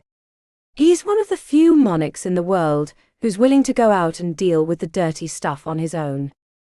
MIA stared ahead of us and pursed her lips. I only hope he hasn't found himself in trouble too deep to come out of. Chapter 20. Ethan led us through the dizzying maze of squalid buildings and into a messy business district. The rustic houses were replaced by just as rustic two-floor structures with false fronts, but not false pretenses, as their weathered signs advertised booze from all kingdoms and all kinds of plants. I didn't even recognize some of the source names. The clientele strode and loitered in the streets, and one look at them told me I wouldn't want to be out alone, day or night. There were men with peg legs, a few with some unsightly scars across their faces, and all manner of body adornment that shone through the patches in their worn clothes. I tried looking for the telltale sign of the gull, but everybody and their dog had a tattoo. I almost felt sorry for the little pug that passed by us, but he strutted his tattoo of a poodle on his side, with his head held high. Ethan stopped our group in front of one of the taller taverns, and a sign that hung over the door advertised its name as the Gull. He turned to us with less humor than before. This is a rough place. Are you sure you want to come in here? MIA scowled at him. We're coming in. He shrugged. Just thought I'd warn you. Ethan led us inside with Penny clinging to my arm. The interior was much like a plain bar, with round tables and their chairs scattered about. A bar stretched the full length of the back wall, and the decor reminds me of a liquor store after a tornado flew through. The remains of bottles stuck out of the cracks in the walls, and the floor was stained with more than just food. Our large group caught the attention of more than one patron, and I received an appreciative leer from several of the men. A few looks of jealousy came from the women who hung off their arms. Ethan strode through the maze of furniture and bodies, and we stayed close behind him. Not close enough, however, as one of the men snatched my hand and yanked me into his lap. He grinned and showed off 2 rows of teeth that would have made a dentist giddy.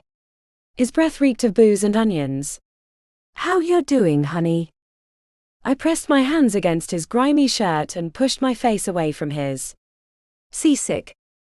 He blinked at me before he let out a great, bellowing laugh. "Seasick? That's a good one." He turned to his compatriots at the table. "Isn't that a good one, fellas?" The fellas agreed, but their hanger-ons didn't look at all amused. A shadow loomed over my captor, and he looked up to find himself staring into the disapproving eyes of MIA. "Let her go." His grin broadened. Well, if it ain't another pretty catch. Let me see how you feel." He reached out for her wrist. MIA backhanded him so hard his head wrenched to one side, and there was a discernible crack. His grip on me weakened, and I scurried out of his grasp to stand shoulder to shoulder with MIA. The room grew quiet, and the looks on the faces of the fellas was one of horror. The man straightened his head and slowly rose to his feet. He turned to us, and I watched in horror as his hands lengthened into claws. Bare claws. Black fur sprouted from his cheeks, and his eyes took on a hideous yellow tinge. His voice was deeper, and like a growl it came from deep inside his throat. "You bitch. You'll pay for that." He lifted his massive paw to strike her down, but Ethan slipped between them and held up his hands. "Wait a second." The bear man paused and snarled at him. "What do you want?" Ethan jerked his thumb over his shoulder at the 2 of us. "These 2 fine ladies happen to be my friends." The man scoffed. "What's that to me?" Ethan slipped his long sleeve up his arm and showed him the underside. "And I happen to have other friends." The bear studied the arm for a moment before his face paled. Even the tips of his fur looked like they turned white. He dropped his arm to his side and took a step back into the table. I didn't mean anything by it. Honest. Ethan drew down his arm and shook his head. "No problem. We'll just be on our way, and don't try to start any other messes, will you?" The man nodded before he plunked himself back down in his chair. The others around the room did the same, but more than one curious look was cast at Ethan. He turned to us with a smile. "Follow a little bit closer." He hurried onward, and I picked up Peneye as MIA and I scampered after him. Ethan led us to the far back right corner of the room, and through a narrow door set into the wall. The door opened into an equally narrow hallway that stretched deep into the long building. The moment the door shut behind us, MIA grabbed Ethan's shoulder and spun him around. "What have you gotten yourself into?" He shrugged. "Nothing." She stabbed a finger at his arm. "Nothing doesn't get a bear man to sit back down in fear." He rolled his eyes and drew his sleeve up, reveal a tattoo of a crow. "It's just this." Mia's jaw hit the floor. "A crow. Do you know how dangerous that group is?" I raised my hand. "I don't." Peneye shook her head. "Nor do I." Ethan smiled and held up his hands. "Listen, it's not what it looks like." "See?" He pressed his thumb against the tattoo, and a tiny bit of the color smudged. "It's a fake tattoo." "I use it to get out of trouble like that. Scares the heck out of everyone." MIA frowned at him. "Even masquerading as one of them could get you killed." "Nobody asks any questions about them," he assured her, as he dropped his sleeve and jerked his thumb over his shoulder. "But shouldn't we get moving?" "If His Highness is really being held by someone, they do it back here." "How do you know that?" I asked him as we continued on our way. He glanced over his shoulder at me. "I sketched some of the ladies here a few times. They're a lonely bunch who like to talk." Our footsteps clumped hollow on the ancient wooden floorboards as we followed him down the corridor. A few doors were scattered along the walls here and there, many of different ages and pedigrees. People had carved their initials on the doors, and some graffiti crowed about past conquests. I didn't need 3 guesses to know what took place behind those doors. We reached the end of the hall, and found ourselves faced with the back door and a staircase. Ethan chose neither. He tapped the toes of one foot against the floor. 3 of us leapt back when the lower flight of stairs lifted up, and revealed a hidden staircase that led downward. The sharp smell of saltwater stung my nostrils. Ethan swept his arm toward the opening and grinned. "Welcome, ladies, to the wharf." He guided us down the stairs, and as we reached the bottom, the hidden passage closed behind us. Light was provided by torches spaced evenly apart, and with just enough glow to cast evil shadows on the rock walls. Far-off laughter and the sounds of chairs scooting along the stone floor echoed down the hall in which we found ourselves. Ethan hurried us along, and the deeper we traveled the more dank the air became, until I was practically breathing water and mold. Penny cupped her hand over her nose and frowned. "This place is awful." Ethan laughed. "Wait until you see the clientele." The passage widened into a room about double the size of the saloon over our heads. The same tables and chairs made up the furniture, but the seated men sported seafaring attire like tight pants and open-fronted shirts. Handkerchiefs adorned the heads of many, and flat-heeled boots covered their feet. Their hands were worn by the rope, and their faces weathered by the winds of the open seas. It looked like talk like a pirate day. The men scarcely paid us any heed, as we meandered through their company. A few lifted their heads, but most kept their attention on their card games and wenches. The women in this quarter were even prettier and finer dressed than those upstairs.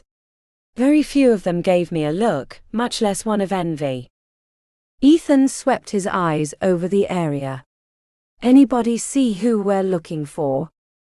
MIA frowned at him. "And if we do, what's your plan to arrest them?" He sheepishly grinned and shrugged. "I was kind of hoping you'd have one." I scanned the room and my eyes settled on the far left corner. Shadows nearly swallowed a booth, and seated in the darkness was a familiar heavy-set man with long sleeves. He cradled a half-finished mug between his hands. Here was our prey. Chapter 21. I nudged Mia's arm with my elbow, and nodded at the solitary man. She followed my gaze and pursed her lips. Her eyes flickered to her brother, and she slightly jerked her head toward the stranger. "Is that him?" He noted where she indicated, and studied the man for a moment before he nodded. "That's him." Penny grasped my arm with both hands and bit her lower lip. "So, what do we do now?" Ethan straightened the collar of his filthy, paint-splattered shirt, and offered his arm to me. "Shall we?" I blinked at him. "Shall we what?" He nodded at the man. "Go see if he's willing to talk." MIA stepped between us and glared at her brother. "You will not put her in danger."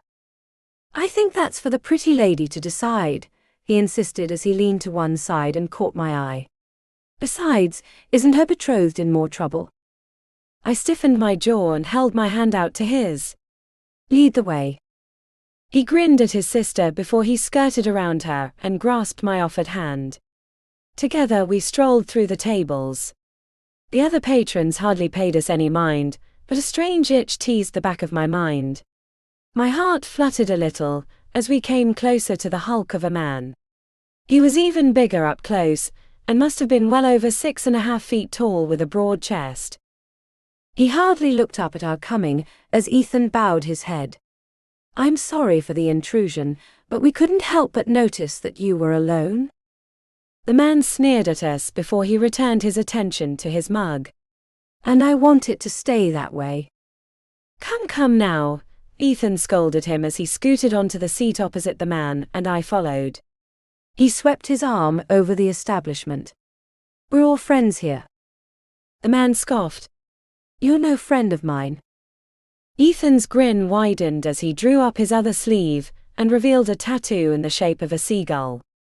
"Aren't we?" The man lifted one massive eyebrow and looked up at Ethan's face.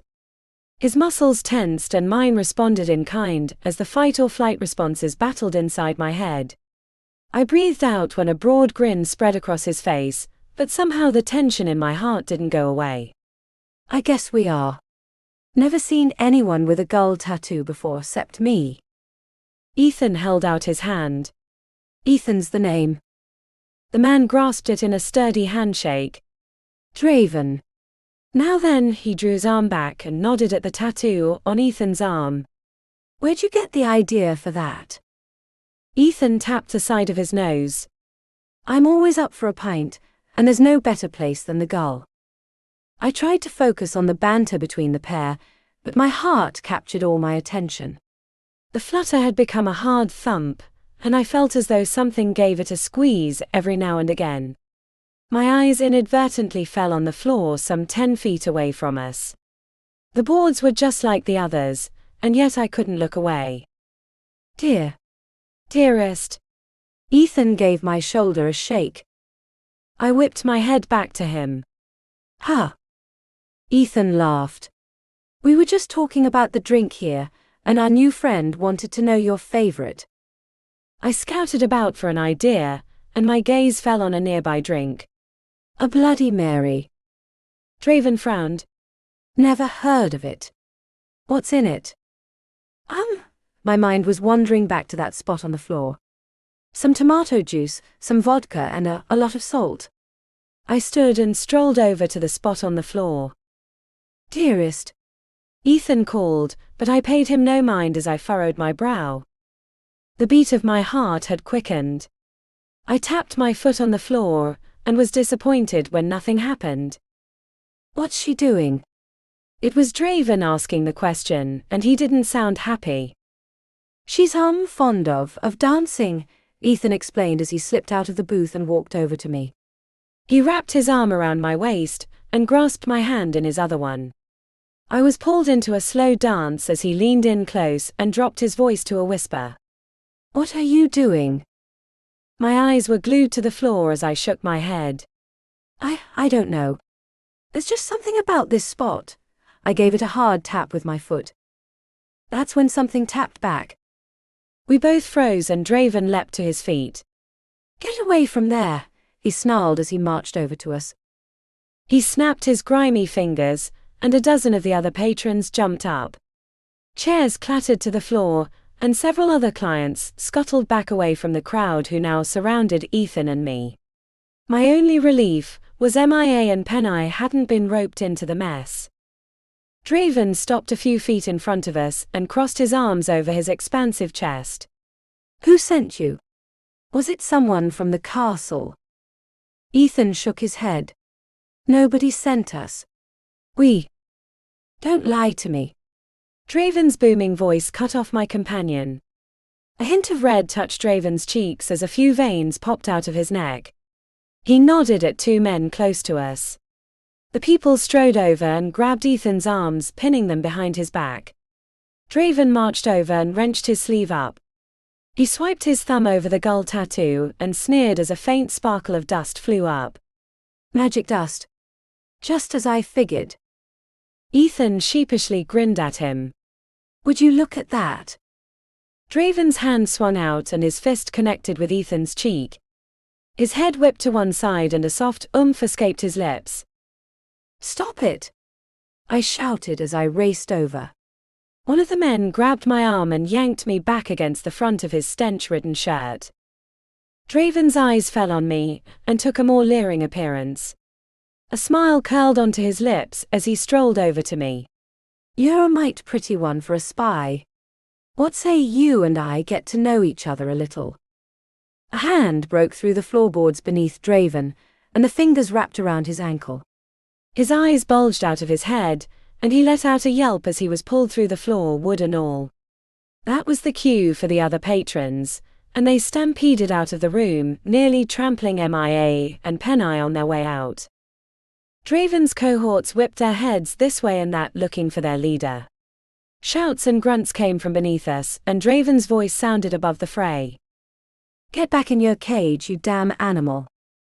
The reply was a hard crack of bone. The cohorts winced and some even shrank back away from the telltale hole. Then there was silence. The soundless air reverberated with fear and uncertainty. My own captor's hand quivered. The next moment it wasn't there, but the man hadn't run. A cry of fright came from him, and as I felt myself freed, I spun around in time to watch him disappear into the floor. The broken boards revealed a subterranean tunnel system lit by oil lamps, and smelling of dank dirt and salt water. The lamps illuminated two shadows, one my bandana-wearing former captor, and the other a person taller than his short stature. Their shadows danced about the walls, accompanied by the sounds of fists hitting flesh. The stranger captured the upper hand with an uppercut, and the sailor dropped to the floor. Draven's other men drew out their cutlasses from their waistbands, and threw Ethan to the side. They crept toward the hole as I scuttled back. Their faces showed a mixture of fear and fury. One of the men inched up to the edge, and stretched his neck to look into the hole. A figure shot out and gave him another uppercut that sent him flying into his friends.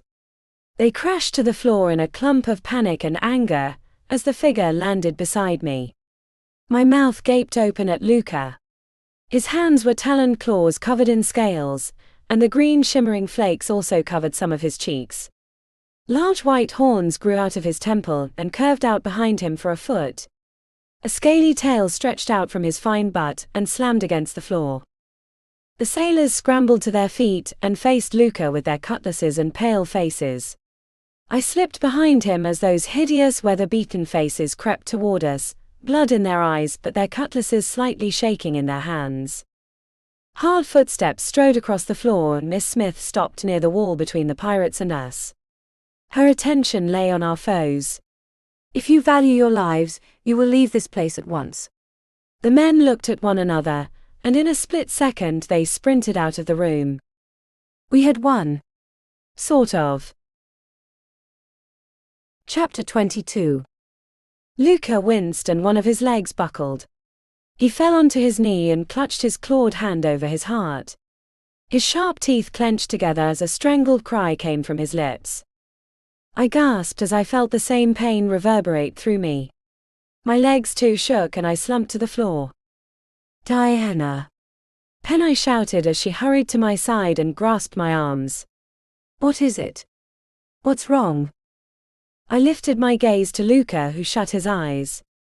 His face was a picture of focused pain as his dragon nature began to fade into his body. In a few seconds, he was a man again. The pain I felt inside me faded as Luca's attention fell on me. Luca studied me for a long moment, and his pained expression deepened. He stretched out his hand and grasped one of mine. "I'm sorry. This is all my fault." Miss Smith strode up to us and frowned down at him. "I too would like to hear how this came about." Ethan sauntered up to his sister's side, while brushing the dust off himself. "We might have heard a better story from those guys you let go." "Do you honestly think they would know anything?" she challenged him as she folded her arms over her chest. "Besides, they're no doubt equipped with magical devices that prevent them from ever speaking." Luca eased himself onto his feet, and with our joined hands he helped me onto mine. Penny stayed close at my side. I looked Luca over. His face was slightly pale, and there was a strange, slightly unfocused look in his eyes. "What did they do to you?" Miss Smith strode up to him and grabbed his jaw in her hands. She turned his head left and right as she studied his face. "Dragonbane." She dropped her hold on him, and he cupped one side of his face in one hand. "They were eager to capture you. There is hardly anything rarer in the world than that herb." He flexed his loose arm and winced. "So I noticed." Luca dropped his arm and his face softened as he smiled at me. He cupped my cheek in his hand and smiled at me. "But you freed me." I blinked at him. "I did what?" "You're dancing," Luca explained as he tapped the floor with one foot. "I felt your presence, and when I heard you being captured by the pirates, it gave me the strength to awaken from my slumber and come to your aid." Ethan sighed and shook his head. As cute a moment as this is, don't we have bigger problems to worry about? Like a missing key. Luca's good humor faded as he pursed his lips. The key isn't here, but I think I might know where it is. The main jailer was a little too loose with his tongue around me, thinking I was unconscious. I couldn't help but look at the largest hole behind me. I'm guessing that was Draven. Luca nodded. Yes. I followed the trail of the explosive magic used on the man we captured in the alley, and found myself at the gull. Draven and his men managed to corner me in the side hall, and doused me in the dragon's bane. I looked him up and down. So, what does it do to you? He pursed his lips. It limits my ability to change into my dragon form, and even hinders my human strength.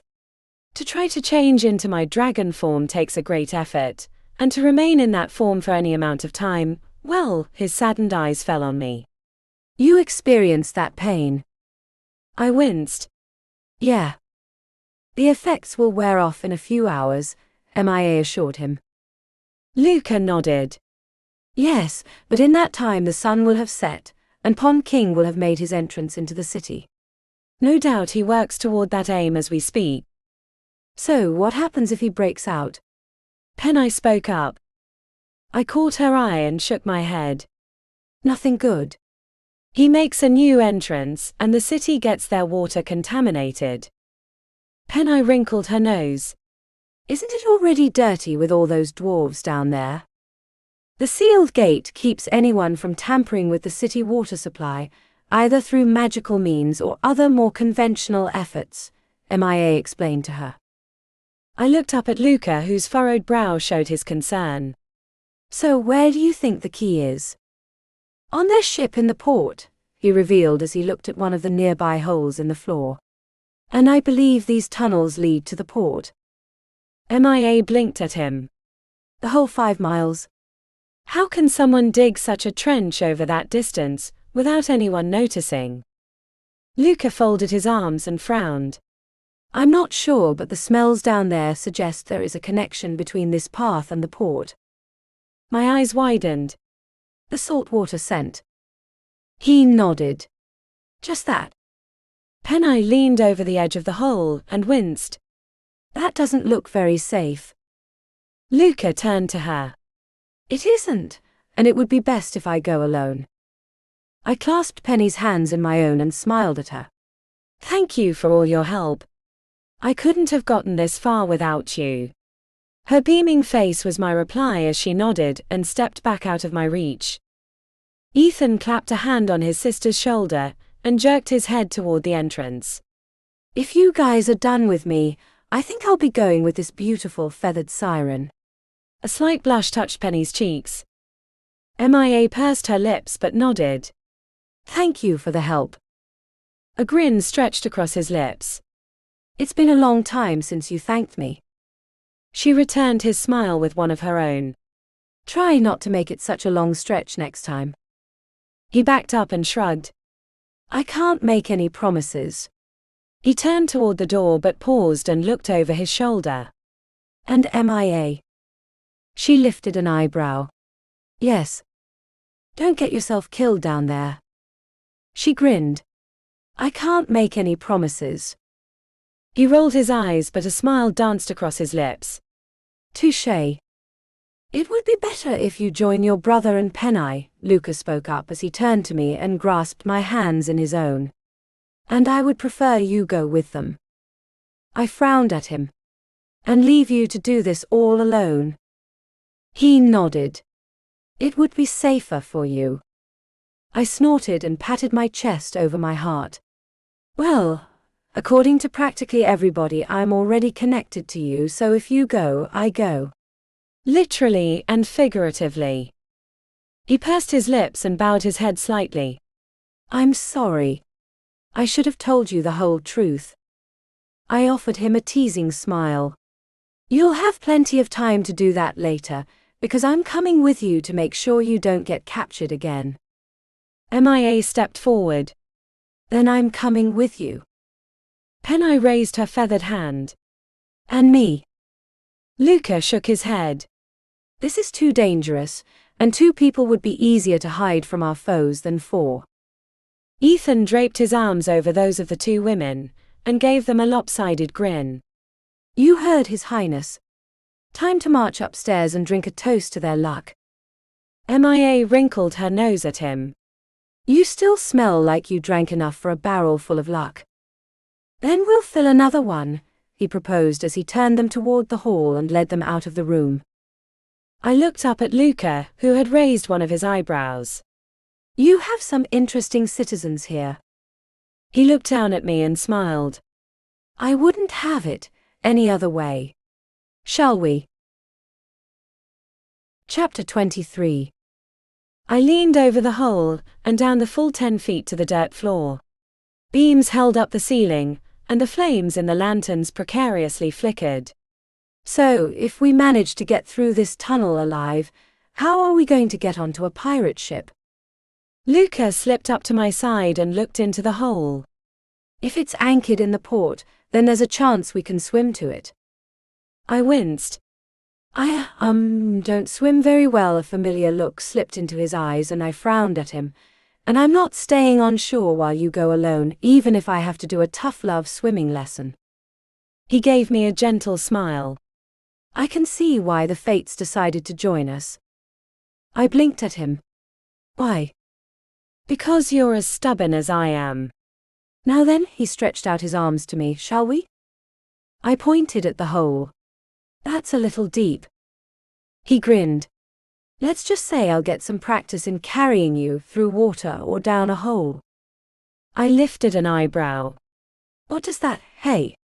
Luca had swept me into his arms and pressed me against his firm chest. I glared up at him.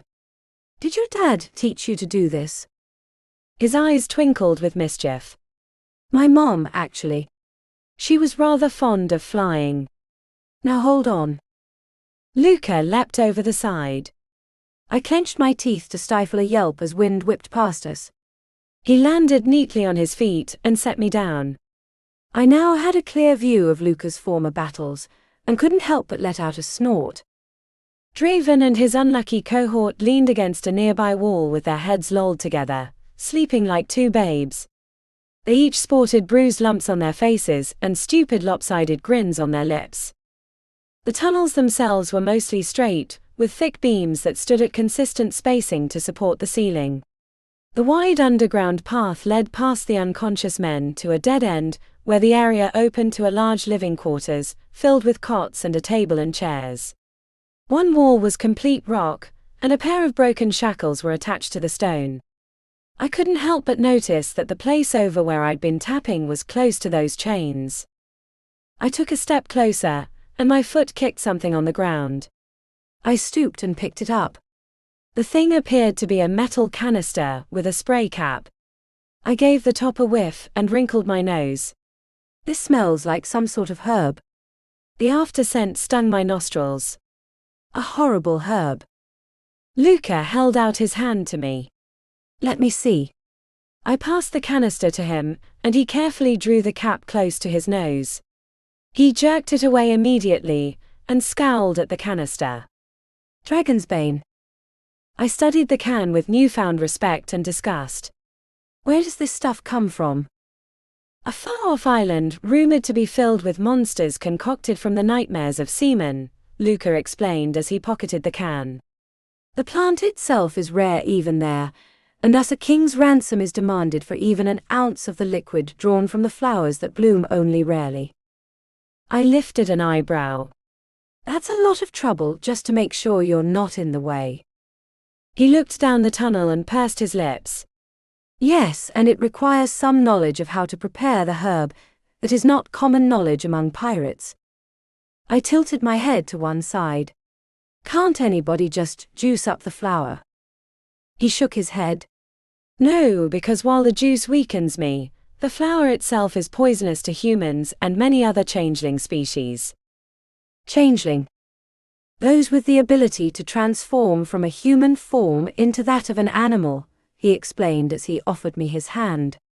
But I can explain just as well on the way there. Our foes will soon know I've escaped and will be expecting us. I accepted his hand but frowned as he led me down the tunnel. Then how are we going to sneak aboard the ship? He shook his head. I haven't figured that out yet, but one bridge at a time. I squinted down the long corridor. You said the port was 5 miles away. Yes. Won't we be too late to get there and back? A pensive expression slipped onto his face. Getting back won't be a problem with my wings, but I suspect they haven't dug the whole 5 miles. I tilted my head to one side. What does that mean? It means magic. The mention of the word brought to mind the recent discovery of our close connection. Speaking of that, what about this connection you and I share? Are we going to feel one another's side aches and cramps too? A smile touched the corners of his lips as he shook his head. Nothing so mundane. The agony I felt because of the dragon's bane is a creation of magic, and thus it affects our magical bond. Anything outside of magic won't run through our connection. I snorted. Well, that's a relief. I was worried we were going to spread the measles to one another. We hurried along for another 100 yards, passing through one intersection after another that veered off toward other parts of Luca's land. The soft murmur of voices quieted my own as I realized we weren't alone in the tunnels. At the end of the 100 yards, we found ourselves at a dead end. Literally. The corridor stopped at a wall, and chained to the wall was a skeleton. The poor fellow sat in the dust with his arms above his head, and his bony wrists still stuck in his shackles. He wore the dried-out remains of his clothes, including a bandana atop his bald white head. Luca let go of my hand, and strode forward to kneel beside the fallen fellow. He tilted his head to one side and examined the grinning face. Interesting. I wrapped my arms around myself and wrinkled my nose. And a little bit creepy. Is he a warning for everyone else not to run in the halls? He shook his head. It's something a little more than that. I looked over my shoulder. How far do you think we've come? The whole length of the tunnel is less than a half mile, he explained as reached out and grasped the lower jaw. I whipped my head back and my own jaw hit the floor. What are you doing? He wiggled the jaw for a moment before dropping it in favor of the closest wrist, which he gave a bit of a twist. Looking for the key to open the portal. I blinked at him. You're looking for a skeleton key. Luca paused in his bone teasing to cast a look up at me. I seem to recall stories from my mother mentioning your world had them. I snorted. Yeah, but they aren't literal skeletons. I paused and furrowed my brow. Your mother was from my world? He didn't look at me as he answered my question. Yes. He nodded at the other side of the bone man. Would you mind pulling on the wrist on the other side? I winced, but reluctantly slipped up to the other side of the dead man. What exactly am I looking for? A button or small mark which may indicate how to open the portal, he explained as he turned over the fingers one at a time and inspected the joints. Hidden portals are often opened by speaking an incantation, or located on someone's person at a spot not likely to be touched. My eyes invariably dropped to the pirate's pants, or what remained of them. I caught Luca's attention and pointed at the trousers. Have you tried between the legs? Luca's eyebrows shot up, as did the corners of his lips. That is a possibility. He drew back the crumbling waistband of the trousers and reached inside. I watched in horrified fascination as he rummaged around what lay in there, before his eyes lit up. The next moment there was a soft click of bone against bone, and the wall behind the skeleton shifted like someone flushed a toilet. The dirt and stones were drowned into a swirling pool of darkness. I felt a slight tug on my clothes as I jumped to my feet. The skeleton man swayed to and fro with that stupid grin on his face, as though preening himself for holding such a wonderful secret. Who's opened the portal? The shout came from behind us. We whipped our heads around in time to see a half-dozen men step out of one of the side passages.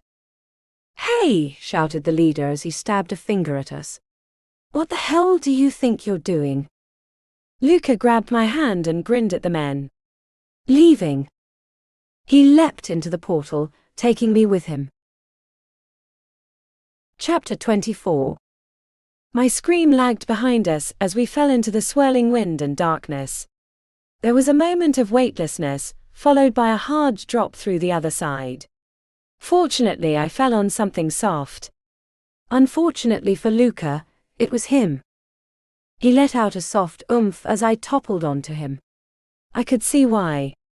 The floor was jagged stone smoothed only by some half-hearted chiseling and countless feet. The smell of salty air invaded my nostrils with all the tenderness of a rampaging grizzly bear. I clambered off Luca and he climbed to his feet, where he gave me a teasing smile. "You're lighter than you look." I snorted. "And you're a terrible liar. Now where are we?" He looked ahead of us. The tunnel stretched for 100 feet and stopped at a curtain of seaweed. A light breeze blew against the strands, making them wave at us. "I'd say we're at Castelia, the port of my kingdom, but let's find out." Luca led the way, and we soon arrived at the seaweed. He drew aside half the curtain and revealed a small rocky cove with cliffs some 200 feet tall.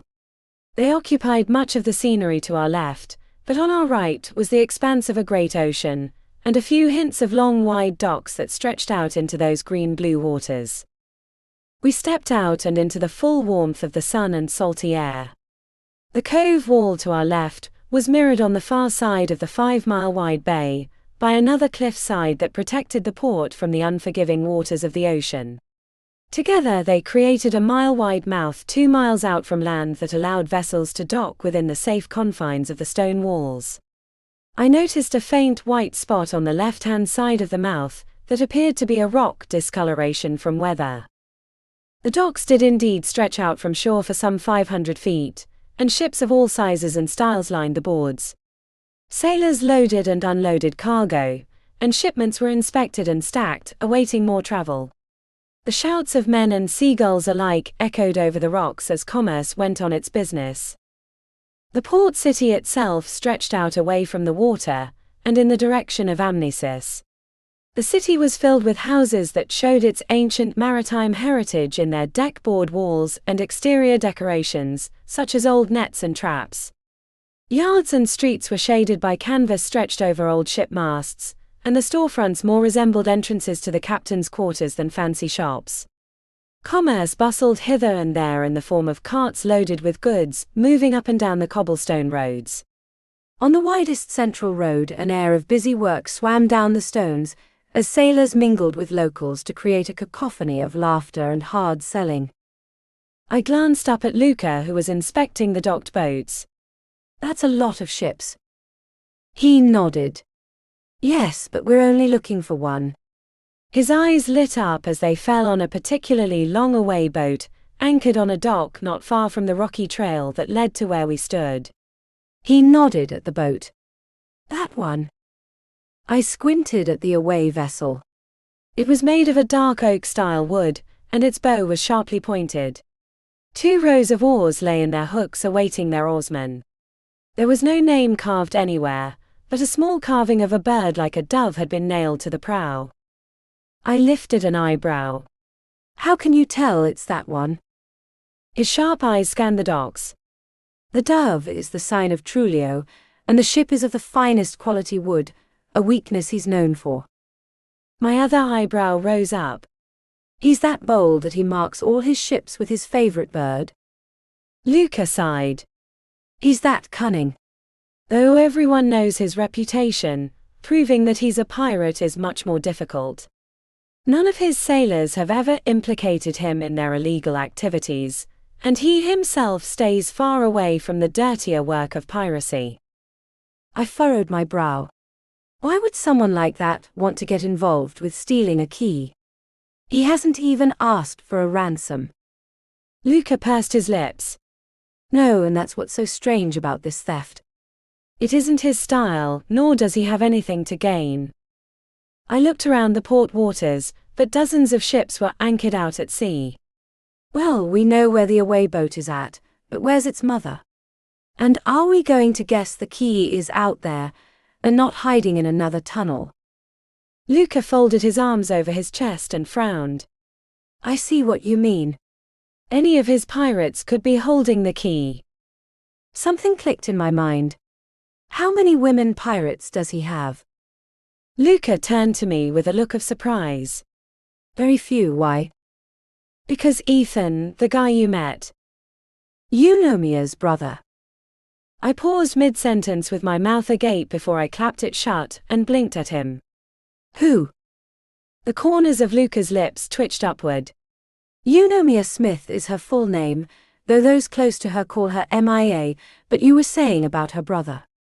We saw him on the steps this morning, and I figured he'd maybe drawn the suspects going in or coming out, so I had Penice bring me from the castle. Luca chuckled. I imagine that must have greatly amused Svetnek, and greatly annoyed Tybalt. I blinked at him. You mean the guy with the tall helmet? He nodded. He's my captain of the guards, and his duty is to watch over you while I'm away. I frowned. How many times are you going to leave me pining for you in your castle? Luca's humor failed him as he turned his face away from me and pursed his lips.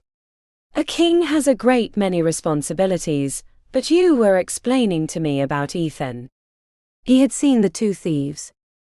I nodded. Yeah. He'd drawn two people who had gone in separately, but came out together. We figured they were it, and he knew that Draven had a tattoo of a gull on his arm, so we followed him to the gull and that's where we found you. He turned back to me and smiled. I couldn't have followed the trail better myself, and unfortunately, he rubbed the lower half of his face with his palm, I didn't. I studied his pale features with a heavy heart. You sure you're going to be all right?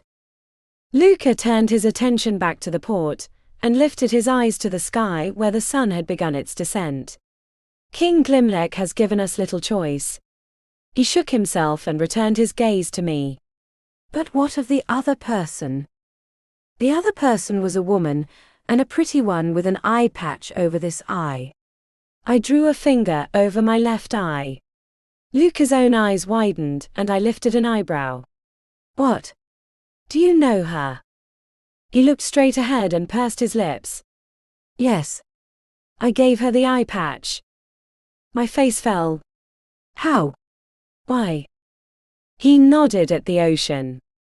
It was during my training on one of my father's merchant vessels, a long while ago.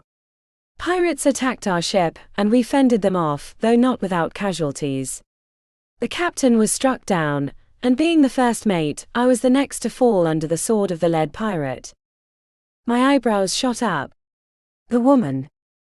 Yes, the woman. She and I fought for a long while, until I captured the upper hand by throwing a ball of yarn, a gift of luck from my mother, under one of her feet. She stumbled and I found my chance. I blinked at him. Your mother gave you a lucky ball of yarn? A smile touched his lips. She was an incredibly complex lady, but the ball had come from her own home, and she considered it lucky. The humor fled as he sighed. That day it was lucky, and with their captain grievously wounded, the pirates retreated. The woman cursed me not to step foot on the ocean again. I winced. Wow. She's not going to like to see you again. He shook his head. No, but see her we must if we're to retrieve the key. Now then, held out his hand to me, shall we? I shrugged and set my hand in his. Why not? I've come this far. Luca led me along the narrow rocky path that jutted out only 2 feet from the rough cliff face. The trail opened onto a sandy beach below the docks, and we ducked low to avoid any unwanted attention from the shore. Some of the docks stood taller than me, while others were hardly 2 feet above the water. The away vessel was anchored at one of the shorter docks, and we were forced to scurry onto the wood planks. A few people lounged about on their own boats or leaned against a few scattered boxes, their bandanas over their eyes as they slept below the bright sun. We tiptoed past them and up to the docked vessel. Luca stepped into the boat and offered me his hand. I bit my lower lip, as my eyes invariably fell on the deep water around the vessel. I did tell you I can't swim, right? He met my eyes and smiled. This vessel is well made, and I can swim for both of us. I took a deep breath and set my hand in his. Luca eased me into the boat. The away ship rocked to and fro, and I clung to him as images of my wet and imminent demise flashed through my mind. Luca brushed a hand over the top of my head, and his whispered words floated down to me. I will never let any harm come to you. This I swear on the graves of my forefathers. I snorted. When we get back to the city, I expect proof of these graves. He chuckled as he seated me on the middle bench between a set of oars. That can be arranged. I grasped one of the heavy-looking oars, and found that I needed 2 hands to lift it out of its resting place. How are we going to get this thing going? We aren't. You will. My jaw dropped onto the bottom of the boat. Me. I can't move this. He smiled at me as he knelt in front of me. You're stronger than you know, especially with this. He reached into his jacket and drew out a vial of some dark red liquid. Luca popped a cork and held it out to me. Drink all of it. I took the vial and gave the contents a whiff before I wrinkled my nose. It smells like blood. That's because it's mine. Chapter 25. For the second time in 1 minute, my jaw hit the bottom of the boat hull. You want me to do what? He pressed a finger to his lips, and his eyes darted over to the sleeping men. The docks have ears. I clapped my jaw shut and shoved the vial back in his hand as I lowered my voice to a whisper. Listen, I know we have some sort of connection, but this is taking it too far. Besides, how's your blood going to help me get this boat moving? His eyes fell on the liquid in the vial as he twisted the glass in his hand. My blood has certain unique properties that when drank instills within anyone greater strength and speed. I lifted an eyebrow. How come more people haven't hired a vampire and gone after your blood? The effects last for only a short time, and for some people they can be deadly. A little bit of color left my face. Is there a drug test I can take to make sure I'm not one of those people? Luca met my eyes with his steady gaze. Our connection ensures that I can never harm you. I pursed my lips but held out my hand. Fork it over. He blinked at me and I snorted. Give it to me. A smile spread across his lips as he handed me the vial. I took the glass and, pinching my nose shut and taking a deep breath, downed the whole contents in one big rust-flavored gulp. Luca took the vial back, and I tried to keep down the vial contents. After a moment I wrinkled my nose. So what? I felt like something socked me in the gut, but in a gentle way, like they'd used a brick full of pillows. I wrapped my arms around myself and doubled over, as the unusual feeling spread all over my body. My muscles tightened, and a few in my hand visibly danced. Luca dropped to one knee in front of me and grasped my shoulders. This will pass. After a moment, I let out a stifled gasp. That was the release mechanism, and the pain faded. A strange feeling of weightlessness replaced it. I lifted my hand and studied it, as though for the first time. There was hardly any weight to it at all, almost like I was a ghost. Now take up the oars, Luca instructed as he slipped back into the stern and grabbed the rudder handle in one hand. I grabbed one of the oars and lifted it with both hands. The wood nearly flew out of my grasp and into the drink. I gawked at the wood a moment before I whipped my head to my grinning companion. That is so cool. He chuckled. I don't need a translator to understand that word, but we should get going. Luca untied the boat and I grabbed the oars. He gave a push against the dock and shoved us away from the wood. I dipped the tips of the oars into the water and rowed. The boat cut through the water like a hot knife through butter. We were soon far from the dock, and in the midst of the large anchored vessels that dotted the deeper port waters. I looked about myself. Which one are we aiming for? He nodded at a point in front of us. That ship. I twisted around while still rowing, and noted the white color I'd noticed before. The color, however, was a thick mist that clung to the cliff walls to the left of the port mouth. The mist covered some 400 feet of the stone wall from the water to the top of the jagged grey rocks, and appeared to stretch out 300 feet from those same walls. The white fog drifted lazily to and fro, but never moved more than a few feet. I furrowed my brow. What is it? A hide called the Shroud. The vessel we seek is within that fog bank. I snorted. That's kind of an obvious hide. Luca shook his head. Not with that hide. The fog there is permanent, a remnant of the wars my kingdom has fought. I turned to him and lifted an eyebrow as I kept up my rowing. So why don't the port officials make sure nobody hides in there? He pursed his lips as he swept his eyes over the mist. Because sea monsters are attracted to the magic that created and keeps the mist. Was the mist made to protect the port? Luca sighed. On the contrary, it was meant to destroy any ships that attempted to navigate through the mouth.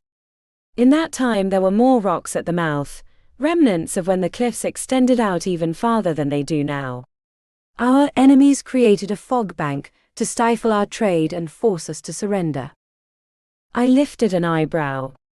So what happened? One of my ancestors, those of the Luminaire branch of my line. The ones who can do magic really well, like Cassius. I recalled. He nodded. Yes. They dispelled much of the fog, and what you see before us is all that remains of that long-ago contest of wills. Your country has a really strange history. A wry smile slipped onto his lips. A country as old as mine tends to have its share of oddities. I leaned to my left and looked into the deep, dark water. So, what's going to keep us from being swallowed by a sea monster? Dumb luck. I whipped my head up and blinked at him. You're joking. No. Nothing like the threat of imminent death by sea monster to get the blood going and the oars rowing. The vessel practically flew through the water, and after a few tense minutes I risked a look over my shoulder to see how much of the 2-mile breadth we'd covered. It turned out my prodigious strength had nearly taken us to the edge of the fog. The next moment I heard a splash and whipped my head back around. Luca had vanished, but his flailing arms soon appeared above the hull of the boat. I dropped my oars and leapt across the short ship to the stern where I grabbed one of his flailing limbs. His head was above water, but it was what was below it that made my blood run cold. A hulking shadow swam just below the surface. Something shot out of the water and splattered me with salt water. I leaned my head back and gaped at the long shell-covered arm that stretched above me. The limb ended in fingers that resembled crab claws, but with sharp dagger-like points on the end. The rest of the monster came with it, and I nearly let go of Luca as I beheld a beast with the shape of a man but twice as large. Its hairless body was covered in turtle shell-like plates, and its head was smooth with a stretched face and flat nose only a mother could love, if the mother didn't eat her offspring. Its mouth was shriveled like an old man without teeth, and its deep-set eyes were completely black. The creature lifted its other arm out of the water, and revealed its hold on the lower part of Luca's leg. It leaned its empty arm atop the side of the boat and hung Luca upside down on its side, but I kept my hold on his arm with both hands. I gave a yank, but Luca remained trapped in its hold. Let him go. The creature chuckled. It was like listening to someone beat a large drum. I do not seek to harm him. I gave a tug on Luca's arm. Then let him go. It's all right, Luca told me as he offered me an upside-down smile. Mizu is an old friend. I looked Luca up and down. Do your friends often leave you hanging? Mizu gave another chuckle as he set Luca back in his seat, and I scuttled back to make room for the dripping dragon lord. I must apologize, but I thought only to help my friend. I watched as Luca removed his shirt and wrung it out over the side of the boat. By dragging him into the water. Luca set his shirt aside, and I couldn't help but admire the rippling muscles. He glanced at me and I whipped my face away, but not before I caught him giving me a sly smile. Luca pulled off a few bits of tangled seaweed from his clothes. Mizu is a kaiso, a friendly creature of the oceans. Mizu bowed his head to me. It is a great honor to meet the Lady of White Fire. Luca paused in his cleaning and lifted an eyebrow at him. The news in the ocean travels quickly. Mizu swept an arm over the mouth of the bay. The gulls crying on the rocks told me. I raised my arm. If you don't mind my asking, but why did you decide to give Luca a bath? Mizu's taut face took on an expression of concern as he turned his head to Luca. A mere reminder that he has been forbidden from entering the ocean. Luca slipped back on his wrinkled shirt. I was going to keep to the bay. The sea creature shook his head. You take a great risk. Luca pursed his lips. Because there's a great risk of failure if we don't get something back from some pirates. Can you tell us if there's a ship at harbor in the shroud? Mizu nodded. There is, and I will help you reach it. Chapter 26. Mizu swam past us, and I took up the oars and followed behind him. The air grew colder the closer we came to the shroud, and I heard an odd creaking noise, like wooden rope swaying in the wind. I caught Luca's eyes, but he pressed a finger to his lips and shook his head. That confirmed my suspicions. We were nearing a vessel, and it was likely to be the pirate one we sought. I slowed my rowing efforts, and we drifted on the tide. We glided into the mist, and I felt a slight rocking. I leaned to one side and glimpsed Mizu's wet clawed hand clasping the side of the vessel and dragging the boat forward. All was quiet for the longest time until the mist began to part. My body tensed, expecting an impact with the cliffs, but the only impact came upon my ears. The sounds of soft voices floated to my ears and Mizu stopped the boat. I squinted into the white shadows and glimpsed the outline of a massive vessel.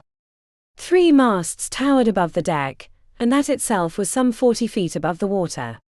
The sails were tied to their booms, but they slightly flapped in the light breeze that glided past us. Shadows walked the deck, and more than one of them stood watch at the 3-foot-tall wooden wall that surrounded the deck. Mizu swam close between Luca and me, and lowered his voice to a whisper. They appear to be expecting you. Luca nodded. I wouldn't be surprised if they left this ship at the dock for our use. I whipped my head to him and frowned. Then what are we doing taking the bait? We needed a way to the ship, he reminded me as he studied the giant hull of the vessel. He nodded at something brown that leaned against the boards. That doesn't mean we have to accept their invitation aboard, at least not via the rope ladder they've conveniently set down for us. I examined where he indicated, and noticed the aforementioned ladder. So how do we get aboard without them noticing us? Luca furrowed his brow as he continued his perusal of the deck, and the many shadow shapes of men. I have no idea. Might I suggest a way? Mizu spoke up as he pointed to the stern. There appears to be a, what do you call them? Window. Open at the rear. I wrinkled my nose. That sounds like a trap. Luca lifted his eyes to me and smiled. A woman's intuition. I wrapped my arms around myself and shivered. No, the temperature. It's freezing out here. The damp air did indeed leave a cold chill on my bones. Luca nodded. Yes, but it appears we have no choice. I sighed as I took up the oars. Well, at least a trap in the captain's quarters will be warmer than one on deck. I will take you there, Mizu offered as he drew the boat onward. We followed the tall hull, and soon Mizu drew us close to the stern. The captain's quarters, some 30 feet above our heads, sported a long row of ornate paned windows, one of which stood open. Luca grabbed a rope that lay in the bottom of our boat, and tied one end to a square rock which acted as an anchor. He held out the setup to me, while keeping the untied end of the rope to himself. Right now you have greater strength than I do. You need to throw the rock through the window, and pin it against the interior portion of the wall so we can climb the rope. I eyed the setup and winced. I might have your strength, but probably not your aim. He smiled. I have faith that you can do it. I pursed my lips but took the anchor and rope in hand. The rock was as light as a baseball, and the heavy twined rope a mere feather. I rose to my unsteady feet, and focused my attention on the open window. The open pane gave me about 2 feet through which to throw the rock. I took a deep breath and tossed the rock. It flew straight up into the air, missing the window completely, and careened back toward us. Luca caught the rock in his arms before the stone plunged through the bottom of the boat, and plunged us to the bottom of the port. He looked at me with a raised brow and a teasing smile. I sheepishly grinned at him and shrugged. No aim. Try again, he insisted as he handed me back the rock. I sighed but steadied myself, and focused all my attention on the open window. The weight of the stone was more familiar to me now, so I stiffened my jaw and gave another toss. The rope and rock flew up and arched into the window. Luca grabbed the rope and pulled it to prevent a hard knock of the stone against the floor. I heard a soft thump as the stone struck the wall. Luca tugged on the rope and the strands failed to come down. He looked to me and his good humor fell away. Would it be any use to tell you to stay here? I grabbed part of the rope and shook my head. Nope. Then at least allow me to go first. Mizu floated close beside our boat. This is quite reckless even for you. Luca flashed him a sly grin. No reward without risk, but if we don't come out by an hour before sunset, then try to alert the castle of our disappearance. Mizu nodded. Very well. Good fortune, my friends, and stay safe. He bowed his head to us before he disappeared beneath the water. Luca gave another tug on the ropes before he leapt up. He planted his feet firmly against the boards that made up the stern, and stared at me at a 90-degree angle. Follow my lead and don't look down. Why does someone always have to say that? I muttered to myself as I joined him on the rope. The going wasn't easy, but in a few minutes, Luca slipped through the window and popped his head back out. He took my hand and pulled me inside. The cabin was covered in shadows, but I could make out heavy furniture and the doors on the opposite side from where we'd entered. A booming voice broke the silence. What have we here? Lamps were lit, and the room illuminated to reveal a half-dozen pirates positioned throughout the room. One of them was seated at a high-backed chair behind a large oak desk. The man was about 40 with a short black beard and dark hair. He wore a baggy shirt and pants, and a sash was draped over one shoulder and looped back around at his waist. He leaned back and twined his fingers together as he studied us with dark eyes and a bemused smile. You must be commended.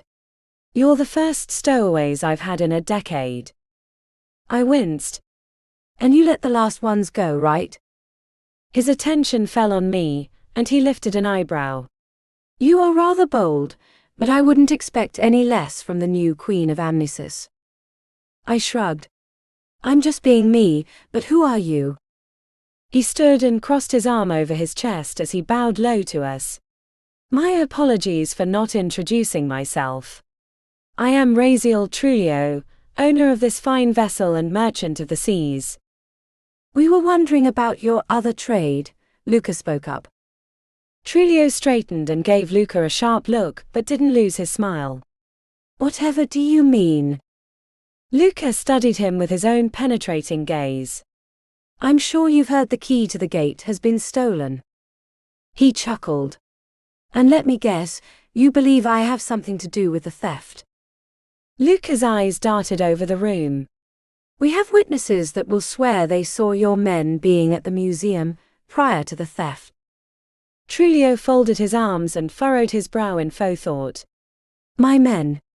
I don't recall my ordering them to be near that illustrious place. Luca shook his head. Your half-truths won't work this time, Trulio. Draven and Reshma were spotted there. The man lifted an eyebrow. Were they?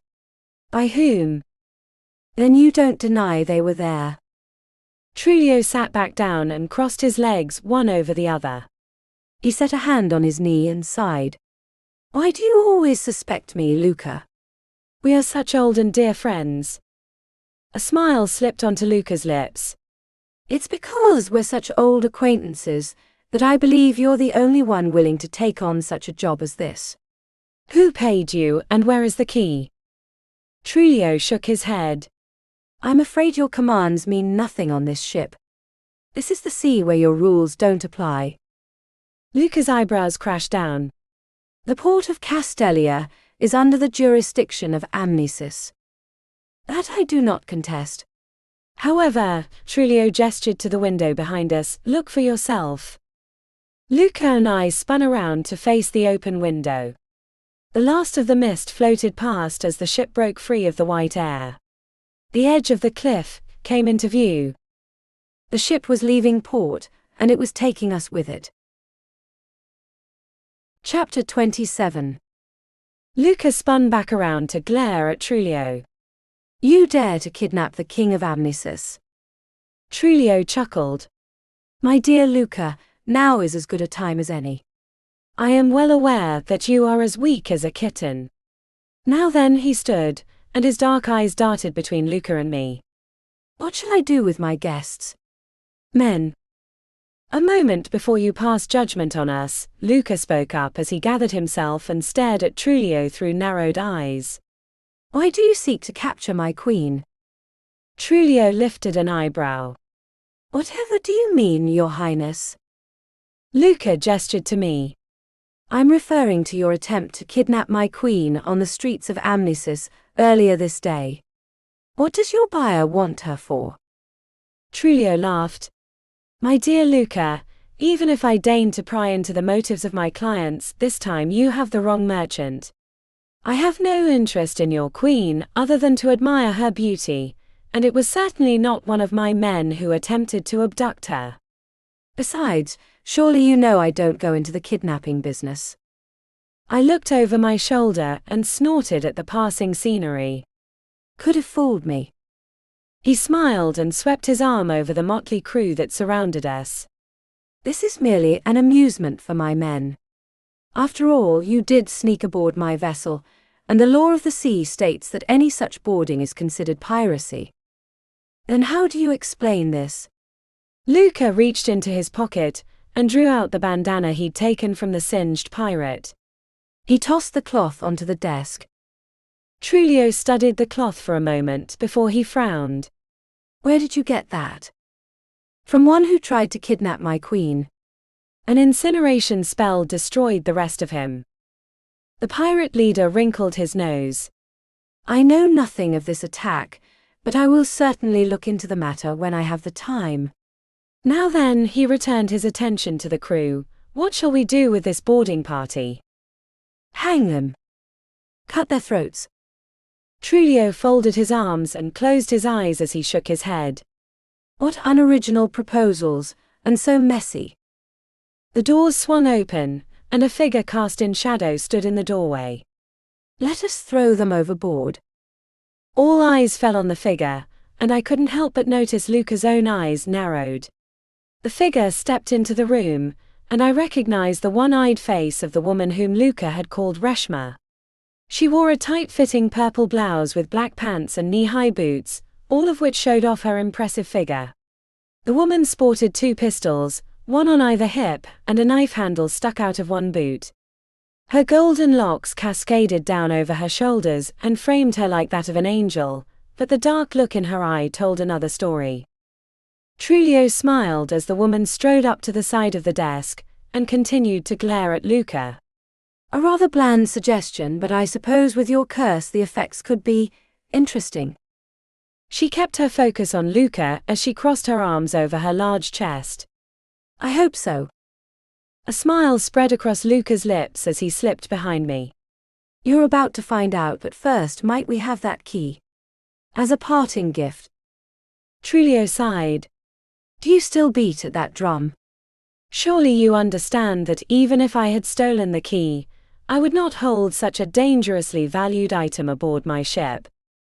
Luca set his hands on my shoulders and grinned at Trulio. I see. In that case, I think we'll be going. Some of Trulio's good humor slipped away as he lifted an eyebrow. A bold statement for someone who's trapped with only the sea as their escape. Luca chuckled as he wrapped his arms around my waist and drew me close against his chest. The sea is my escape. A strange tingle ran from his arms and into my body. The next moment, we were violently tugged backward and off the floor. Luca kicked up my legs and at the same time drew in his legs. We flew past the astonished pirates and out the window.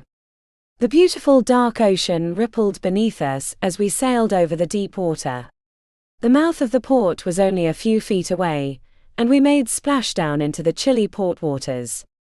Panic overtook my mind as I thrashed about, but Luca looped my arms around his neck and kept us buoyant. His soothing voice reached me through my alarm. I have you. Just hold on. I clung to him like a drowning me. Luca kicked his legs and pumped his arms, and he cut through the water like a fish. We hadn't tied the away vessel, and the tide had floated the boat free of the mist and closer to land. Luca helped me into the vessel before he climbed in and collapsed beside me. We both lay on our backs soaking wet and breathing hard. I rolled my head to face him. What the hell just happened? He grinned back at me. My curse. Reshma forbade me from stepping foot on the open sea, so whenever I make the attempt, the curse draws me out of the domain of the sea. He closed his eyes and sighed. I must admit I would never have expected the curse to be a blessing. I sat up and looked out on the mouth of the port. The white sails of the ship were disappearing into the horizon. My heart fell. What about the key? Luca scrunched up his face in thought. Drum. I twisted around and blinked at him. Come again. Trulio mentioned a drum, Luca mused as he sat up and draped one arm over a bench. And he isn't a man who wastes his words. I frowned. So what was he trying to say? He lifted himself onto the bench and offered me a hand. That we may find the key hidden in something to do with a drum. I took the hand, and he pulled me onto the wood beside him.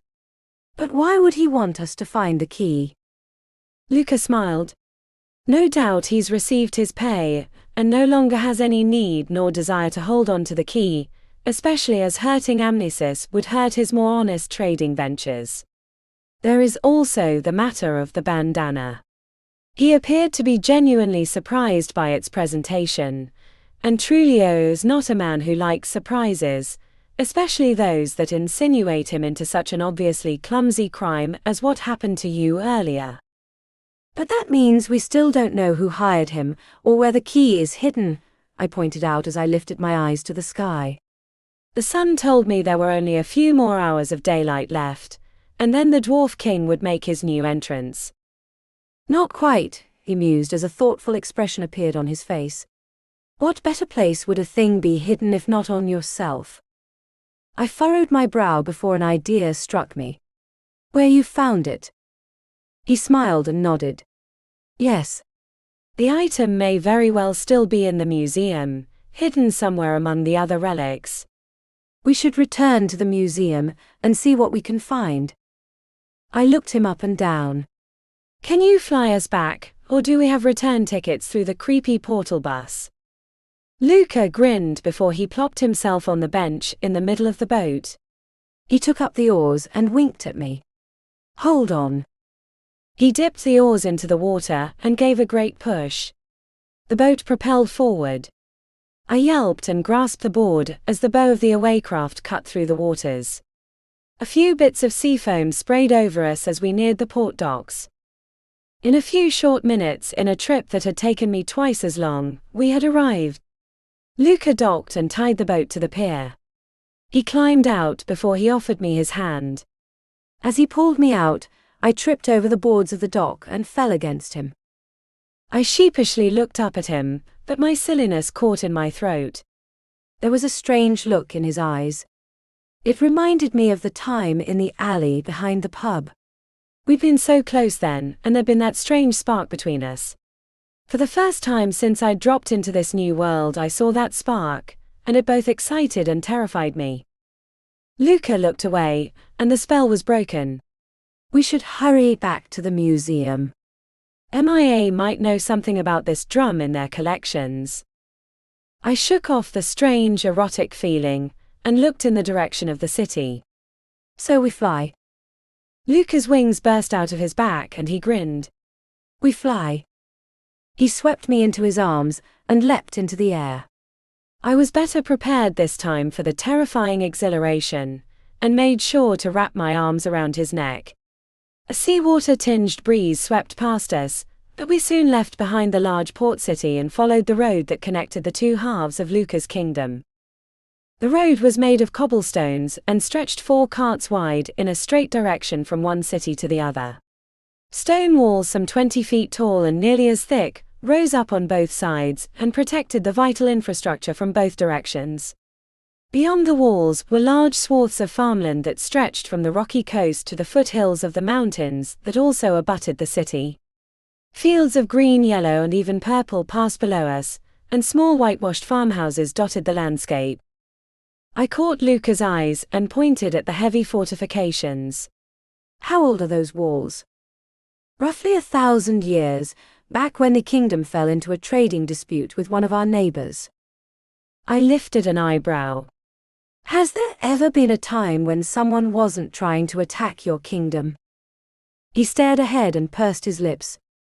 Unfortunately, peace is won through war, and in the annals of my kingdom those gentle years are few and far between. I furrowed my brow. So you guys have always been attacked, or were you the ones doing the attacking? He shook his head. A little bit of both, I'm afraid. Not all of my ancestors who sat upon the throne have been just, and some were cruel. I winced. And what happened to them? Often one of the other lines of the family ousted them, or their own child did the duty for the good of the kingdom.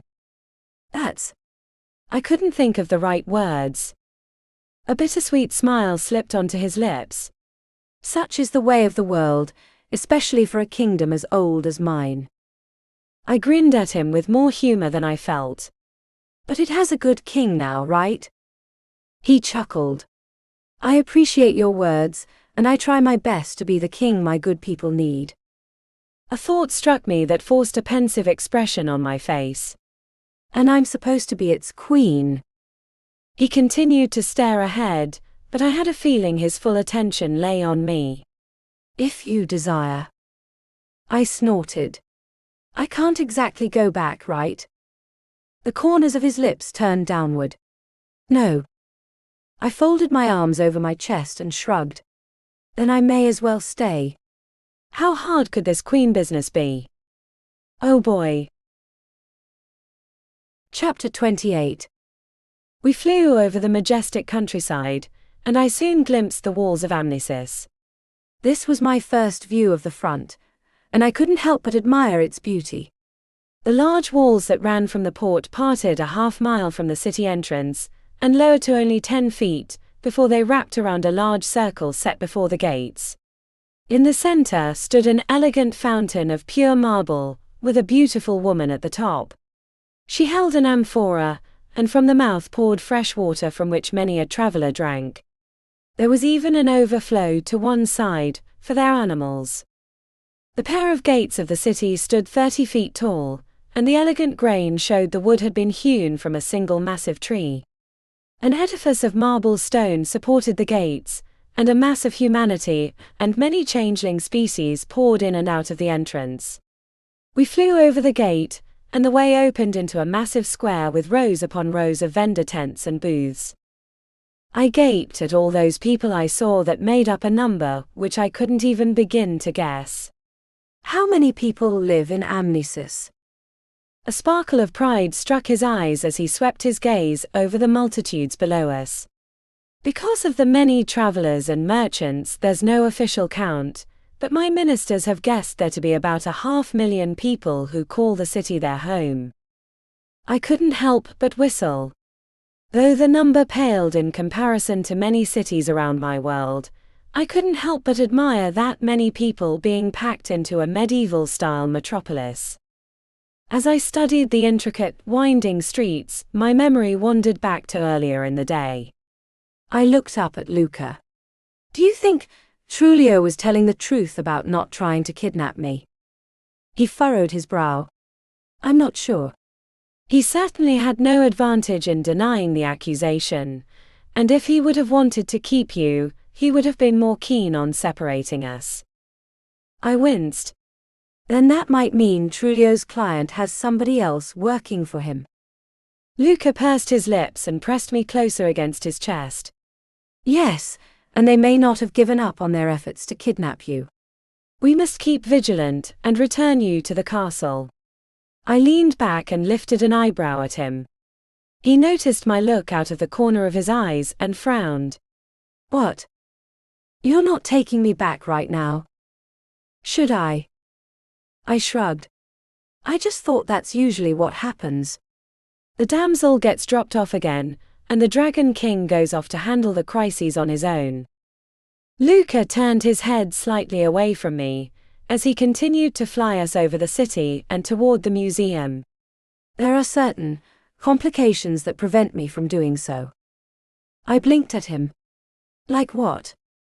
Like we're nearly there, he mused as he flew us down into the museum courtyard. Luca set me back on my feet and turned his attention to the people around us. The hour was later than past visits, making the museum and its courtyard more crowded than before. Through the open doors I could see people mill about the entrance hall, gaping and admiring the many displays. Many of the museum goers gawked at Luca as his wings disappeared into his back. He took my hand and drew me close to him as he meandered us through the visitors. We were greeted just inside the hall by MIA. She inclined her head to us. It's a great pleasure to see you again, Your Highness. What can I do for you? Luca nodded at the door behind the desk. We need a moment in your office. She kept her official smile on her face as she turned and led us into the office. The expression slipped away the moment the door shut behind us. She turned and took a seat on the edge of her desk. What's happened? Luca recounted to her our port adventure, and when he finished there was a gloom over the small room. Trulio hinted that the key's location had something to do with a drum. MIA folded her arms and furrowed her brow before she shook her head. I'm not familiar with any particular drum, though obviously we have a large collection of ceremonial war drums. As for the key still being hidden somewhere in the museum, I dearly hope that isn't true. I lifted an eyebrow. Why is that? She pursed her lips. Because there are countless spots in which to hide such a small item. It would take my entire staff days to search everything. Luca took my hand and nodded. We'll go check out the drums, and perhaps a thorough search by your staff won't be necessary. Is the exhibit still in the East Wing? She used a hand to gesture down that particular hall. Yes, in the green room. Luca inclined his head as he took my hand and turned us away. Luca! We paused in the doorway and half turned back to our compatriot. She slid off the edge of her desk, and her gaze flitted over Luca's face before settling on me. You shouldn't be together, you know. He nodded. I know, but we have little choice. She needs the protection.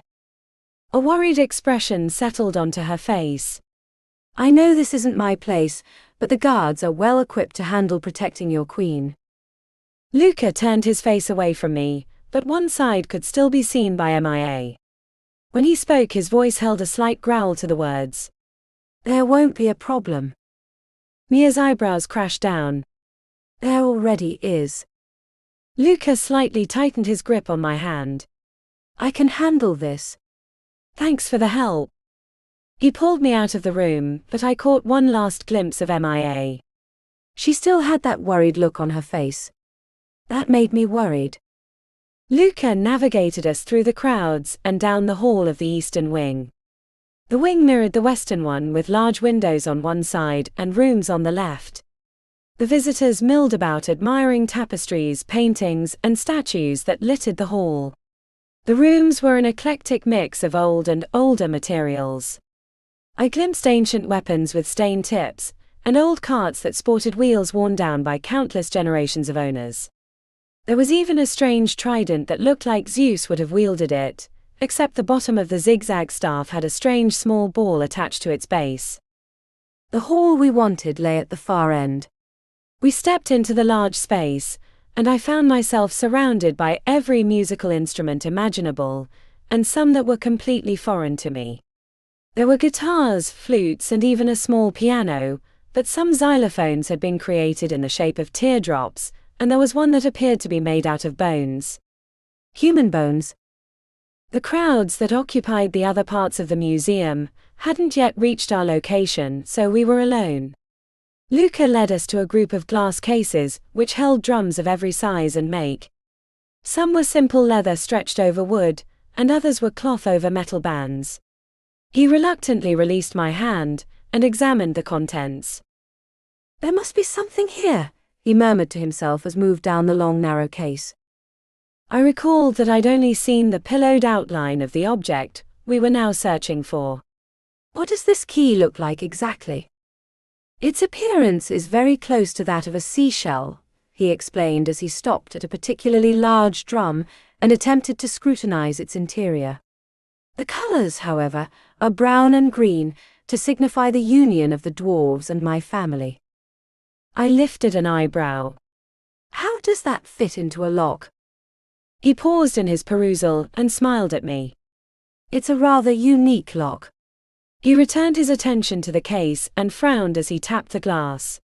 "Much like the ones that contain these objects." "I thought you might ask." We whipped our head around to find MIA strolling into the room. She held a key in her hand, but it wasn't like any key I'd seen. The teeth were half the length of the long stem, and at their ends were tiny bulbs. She stopped in front of us and held the key out to Luca. "In your haste, you forgot to ask for the key to the display cases." Luca smiled as he accepted the key from her. "My apologies." My mind was unfocused. She cast a wry look at his body below the belt. "I don't believe it is your mind that has your focus." Luca turned away from her and back to the case. He held the key in his open palm and scrunched his face up in thought. "I have things under control." MIA sighed and set a hand on his shoulder. "Your Highness, Luca. I've known you a great many years, and in all that time you have failed to lie properly to me." A crooked smile slipped onto his lips as he closed his fingers around the key. "Once the search is over, then things will be as they should be." MIA pursed her lips. "Then I hope you find what you're looking for, and soon." I raised my hand. "I have a feeling I'm involved in this conversation, without being involved in this conversation." MIA turned to me with her own smile, and clasped her hands in front of herself. "There are certain proprieties that should be taken when a new queen arrives in the city." However, she cast a look over her shoulder at Luca, who studied the key with an intensity strong enough to melt the metal. "I believe I will leave that to His Highness to explain to you." She slipped away and left us alone. I turned to Luca, who still stared at the key, and lifted an eyebrow. "Well." Chapter 29. "We had better get this case open," was his only reply as he held the key up to the top front edge of the glass case. My mouth hit the shiny floor as the pods at the end of the teeth opened, and out slithered a half-dozen little tentacles. Half of the tiny handless arms slithered underneath the lid, and pried apart the two pieces of glass. A faint bit of purple dust puffed out, but the spare tentacles wrapped their bodies around the colored air and absorbed the mist. The tendrils opened a tiny gap between the lid and the wall, and with the mist all sucked up they retreated back into the key. Luca pocketed the key, and wiggled his fingers into the newly formed gap. I pointed at the key as he pocketed it. "What the hell was that?" A sly smile slipped onto his lips as he opened the lid. "An enchanted key, much like what we're looking for." I crossed my arms over my chest and frowned at him. All right, that's enough. He paused in his search and lifted an eyebrow at me. Come again. I glared back at him. You've done everything in your power to avoid me since we got here. Does it have something to do with these new queen proprieties MIA talked about? He returned his full attention to the drum sets laid out before us. We have little time to discuss such matters until the key is found. I grabbed his shoulder and wrenched him around to face me.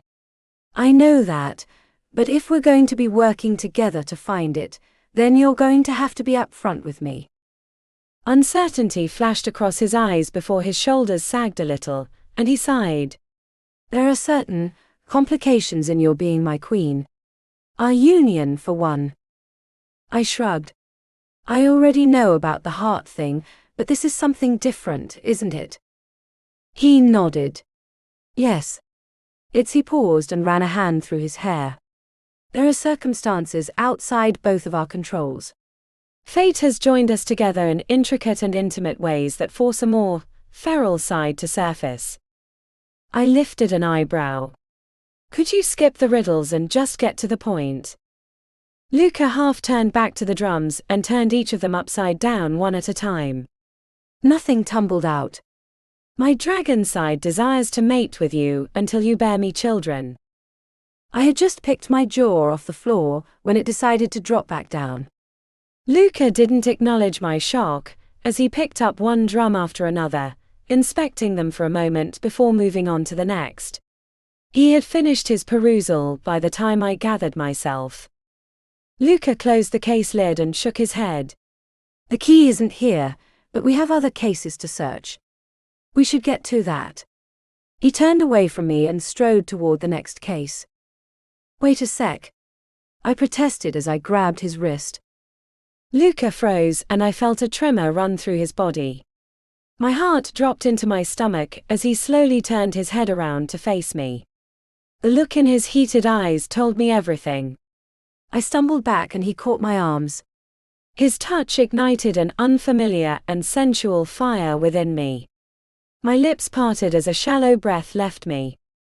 Luca narrowed his eyes at me, and I noticed that a bright emerald color swirled in their depths.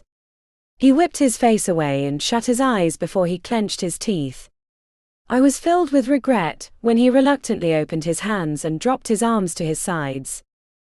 He took a deep, shuddering breath and opened his eyes, but he didn't meet my wide-eyed stare. I'm sorry. I never wanted you to fear me.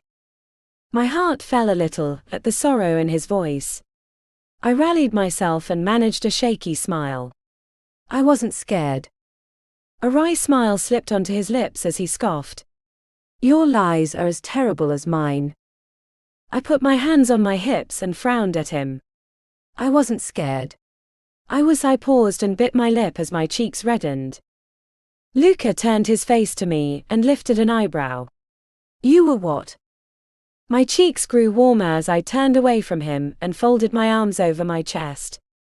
I was angry at you for avoiding me so much. I heard him step closer, and he wrapped his arms around me. His lips brushed against my ear, and his warm breath sent a hot tingle down my body. I know you're lying. I know what you're feeling. He softly nuzzled my hair, and I had to bite my lower lip to suppress a soft sigh. I feel it too. I closed my eyes and let out a deep, shuddering breath. Then let me in on what's going on. I opened my eyes and turned my head around to smile at him. I'm your queen. He turned me around and cupped one of my cheeks in his palm. We'll finish our search here, and then I'll show you the whole truth. I swear it. I snorted. Another graveyard reference. I'm starting to think you're a little morbid. He grinned. Our cemeteries have some interesting residents, but I'll tell you about that later as well. We set to work examining all the drums, but at the end of a half hour we had found nothing. I watched with a furrowed brow as Luca shut the last of the cases. How do these things lock anyway? I mean, didn't that key thing just wedge the glass apart? Luca turned to me and shook his head. The key not only pries the glass apart, but extracts the magic used to seal the cases. I tilted my head to one side and studied the infinitesimally small gap between the pieces of glass. Do they need to put it back? He shook his head. No. This type of magic is renewable. To recreate the lock, one needs merely to lay the pieces of glass back together. I righted my head and lifted both eyebrows. That is incredibly cool. He smiled and offered me his hand. I have something cooler to show you. I took it, and together we strode from the hall. A crowd of visitors passed us, and some paused to gape at him. Whispered words passed between them. Is that her? I think it is. She's so pretty. I blushed under the compliments. Luca leaned close to me and lowered his voice. They're not wrong. I cast a playful glare up at him. Don't think you're going to win any points until you tell me what's going on. He chuckled. You'll see in a moment. We exited the east wing and came into the lobby, but we didn't move toward the front doors. Instead, Luca led me to the rear of the foyer. I did have time to notice that MIA cast a look of worry over us before we disappeared from view. Bookshelves and large display cases hid the rear wall, but we rounded a large shelf and were presented with a huge tapestry some 40 feet wide and 20 feet tall. Luca swept his arm over the expansive cloth. This is my descent. The tapestry showed a grand tree with a single source at the top. I didn't need to be an historian to guess that the names and dates denoted Luca's ancestors and relatives. A crest hung above the tapestry and featured a dragon as the centerpiece, with a few inscriptions in an arch above the beast's head. The dragon wasn't alone, however, as a dove lay in its single upturned claw, and the pair faced each other. I swept my eyes over the ornate cloth and whistled. You've got a pretty impressive family tree. There must have been hundreds of names on the list, but I couldn't help but notice something strange about them. I stepped closer to the tapestry and brushed my hand over several of the many names that didn't have anything below them. There's a lot of people here who didn't have kids. Luca moved to stand by my side, and a sorrowful expression played across his face as he studied the names beneath my hand. Unfortunately, that is true. My bloodline is unique. I leaned back and inspected the rest of the tapestry. A pattern emerged that made me frown. Why do all the lines die out 3 generations after they branch out from the main line? A bitter smile slipped onto his lips. You have a keen eye that enhances your beauty. I snorted. Flattery will get you far, but it doesn't get me an answer. He pointed at one of the offshoots.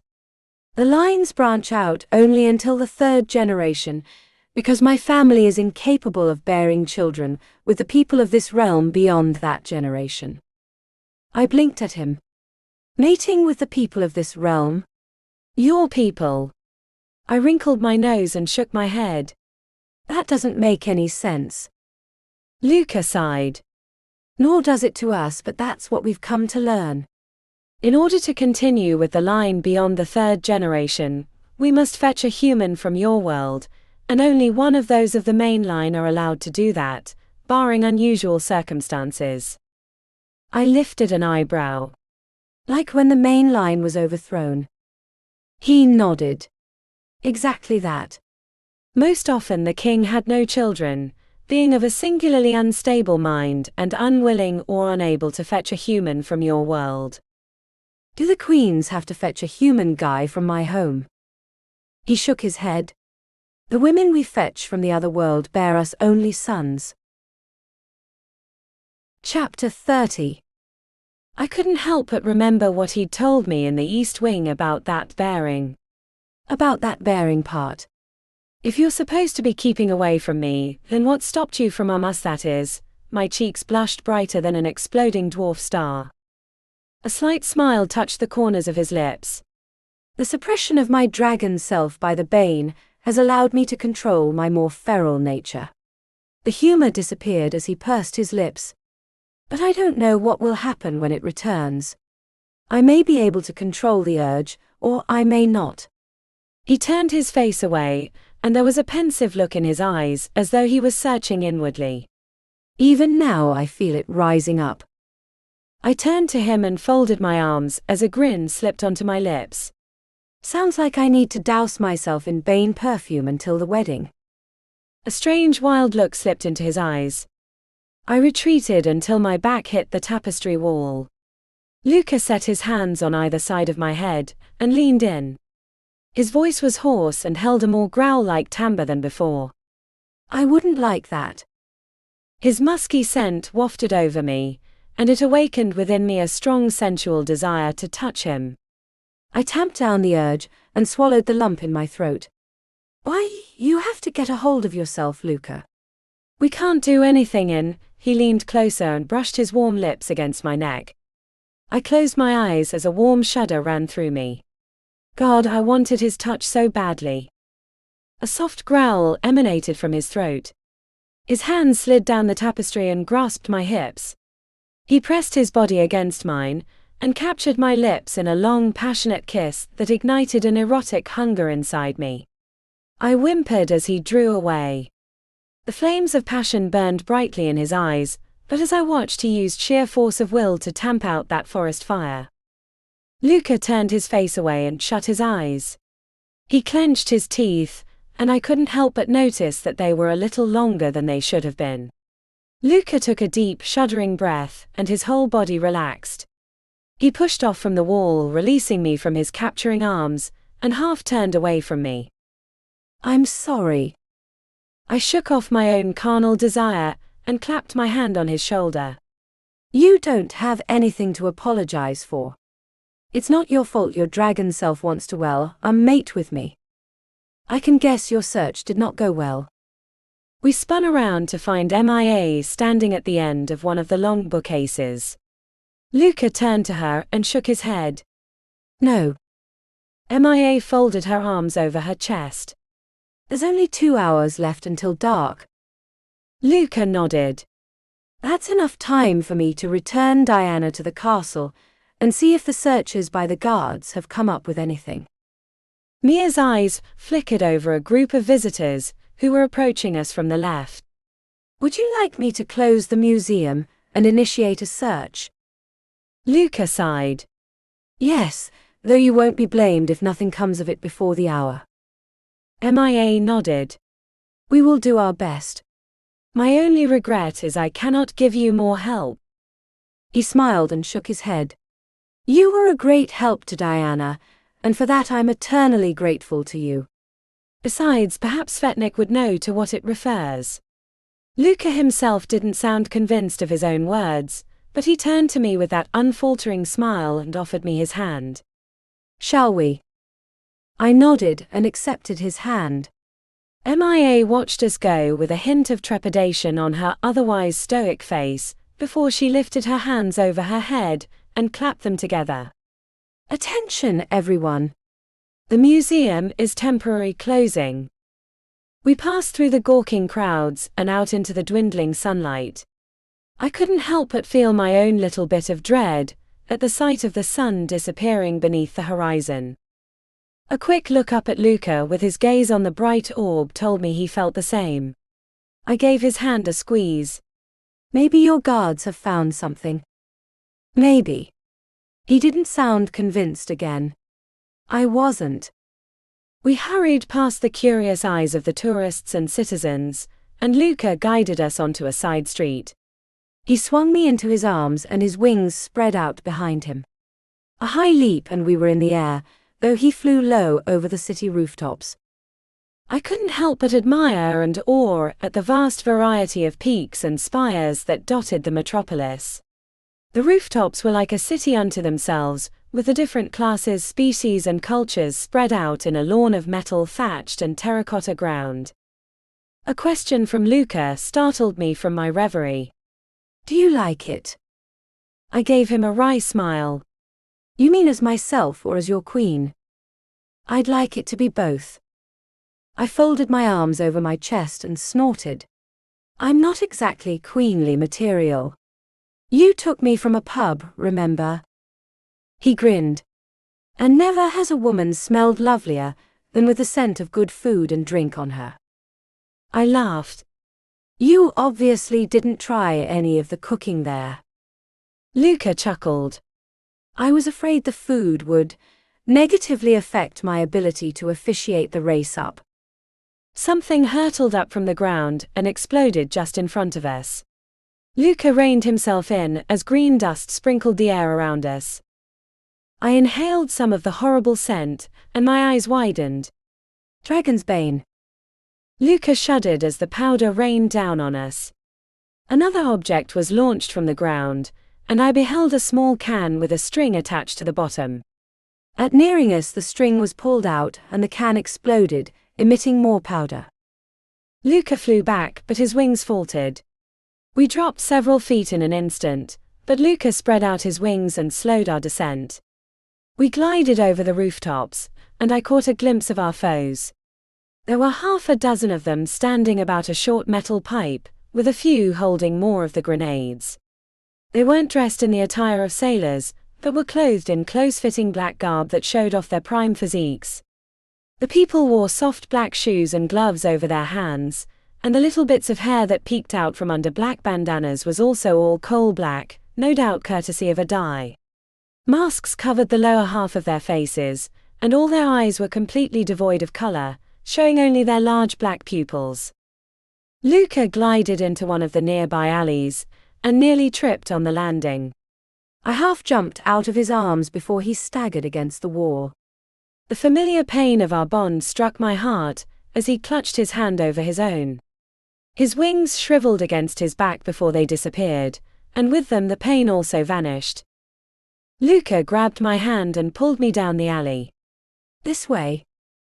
We stumbled along, both weary from pain and my own ignorance of the city causing me to hesitate in such unfamiliar surroundings. Luca led us across a wide street, and into another block.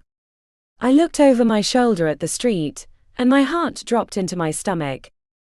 The 6 shadows, for I couldn't quite tell if they were real people, followed behind us atop small discs made of darkness.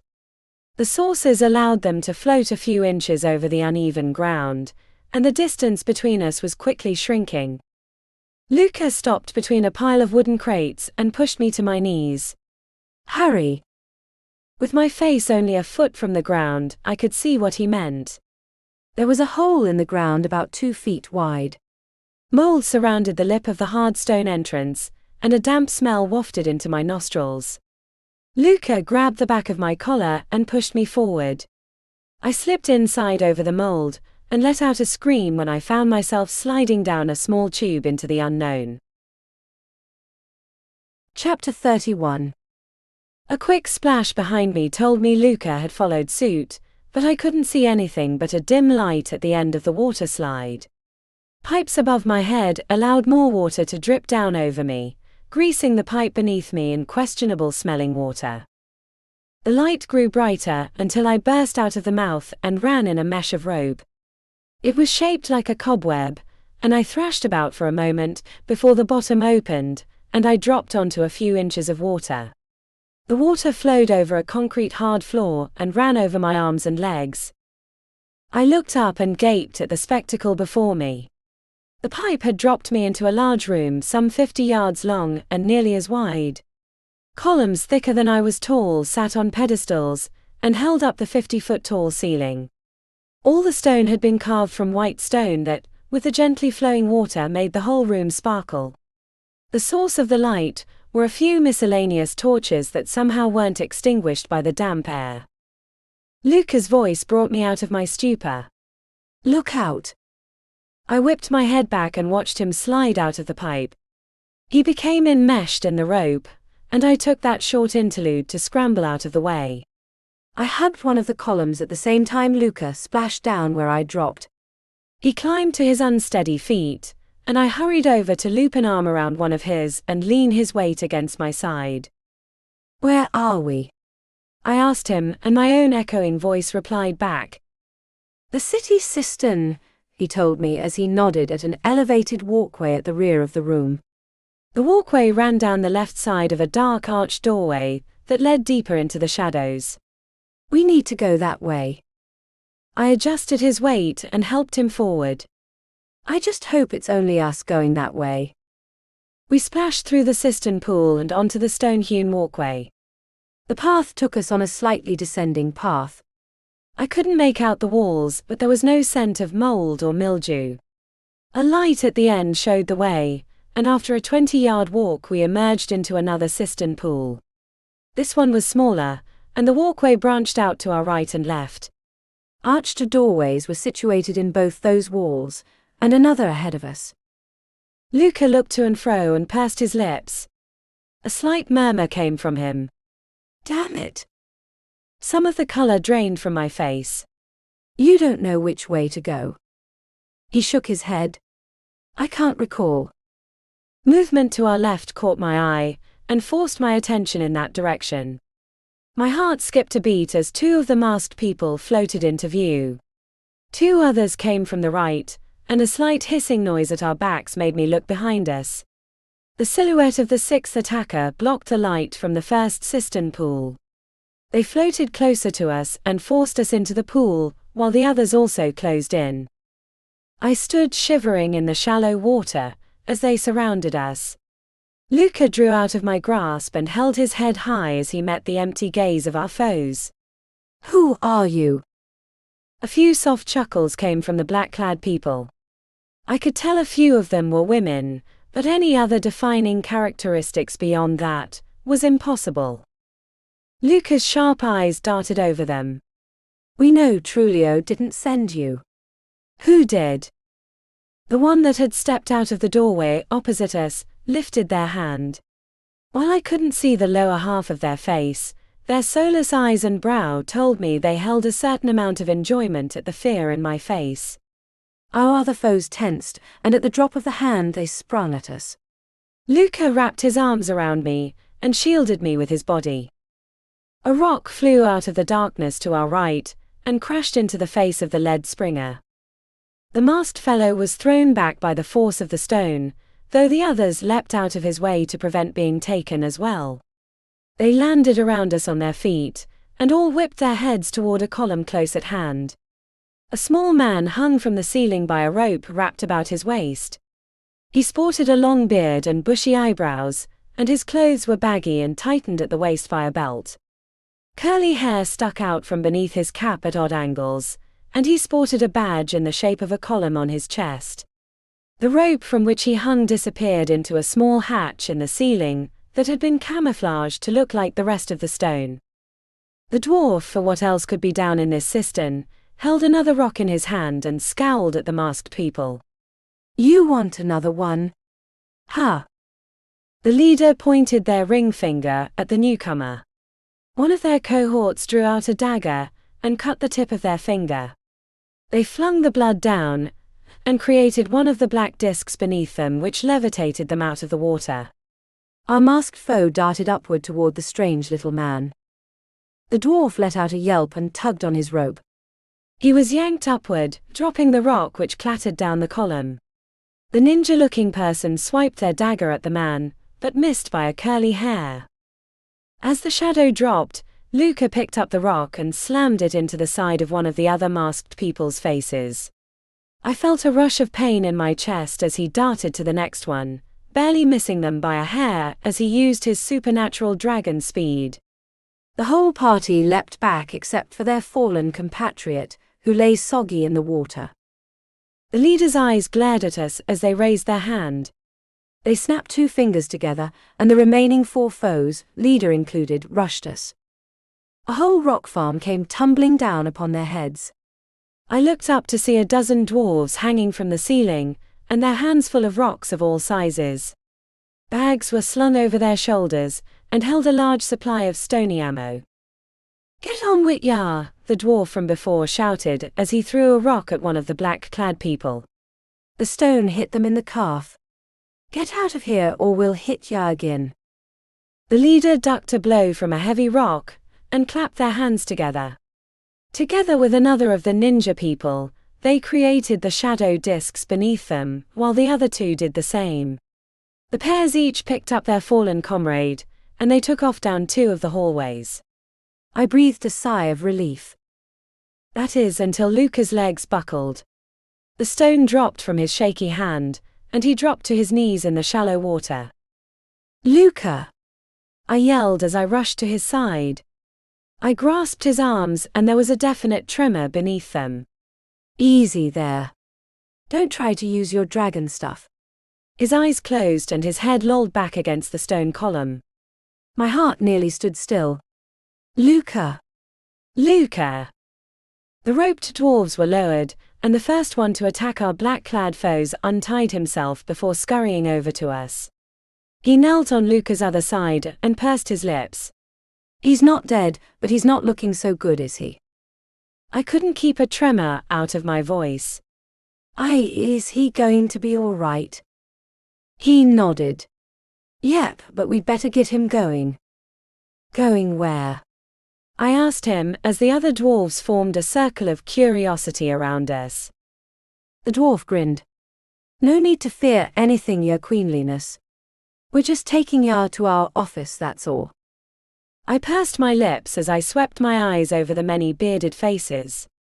"But we haven't found the key yet." The dwarf stood and shook his head. "That's not our business to care about the gate." He lifted his gaze to the dwarves around us and thrust his fist into the air. "Is it, boys? We fight to keep the caverns the beauties they are." The other dwarves did the same with their fists and cheered as one. "Yes, sir." Their leader dropped his arm and his smile softened at me. "You both look like you could use a stiff drink, and then we'll get you out of here and to the castle."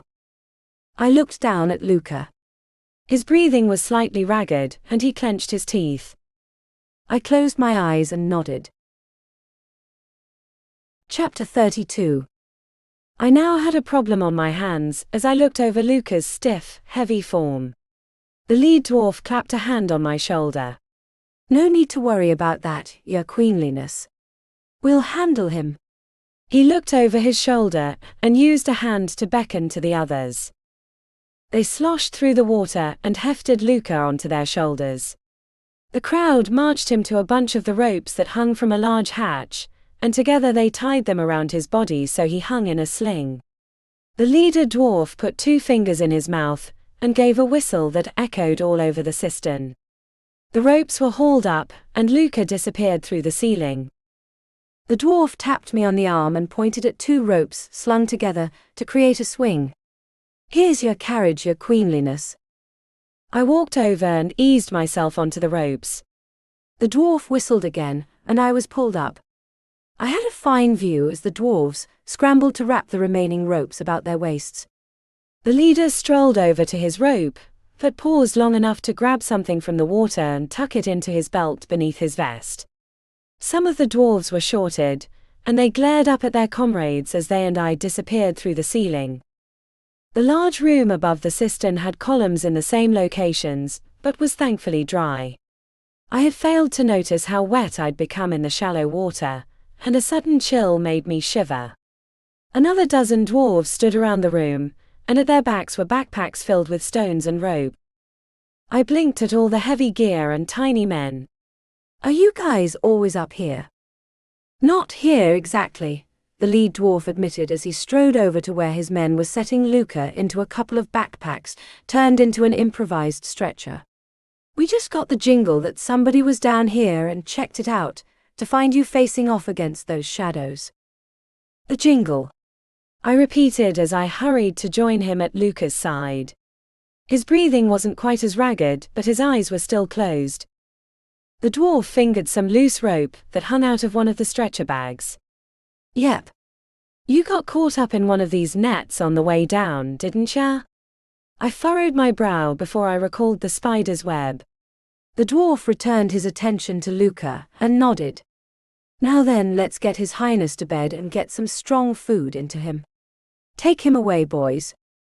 The dwarves hefted the stretcher onto their broad shoulders and marched off down the left-hand tunnel. The lead dwarf grinned at me and jerked his head in that direction. "This way, your queenliness." I followed behind the strange procession, and was glad that more torches illuminated the area. While the cistern had been devoid of everything but columns and water, evidence of life, littered the upper floor. Literally. Bags sat in odd spots and half-eaten meals were scattered about. "Do you guys live here all the time?" I asked my guides as we passed another bag with provisions. "Well, it is the ponds," the dwarf pointed out as he walked by my side. "And we've got to be guarding it on behalf of our king and our promise." The tunnel opened into a completely new, green world. Vines grew down through cracks in the ceiling and wrapped themselves around the columns. Carpets of grass covered the floor and flowers dotted the green blades. The soft, large petals reminded me of tulips, though they were all nearly closed at the top. The walls were decked in early vintage vine, and countless rows of planters stretched from one corner to the other. They were filled with every imaginable vegetable, and some I had never imagined. The dwarves resided in small stone huts with thatched roofs, and each peak of the houses only reached to my height. I swept my eyes over the wondrous sight and breathed out a single word. "Wow." The dwarf puffed out his chest and grinned. "Pretty nice, isn't it?" Took a century, but now we hardly need to tend to it. The water all comes from pulling up the stuff from the cistern beneath us and piping it through the stone ceiling above us.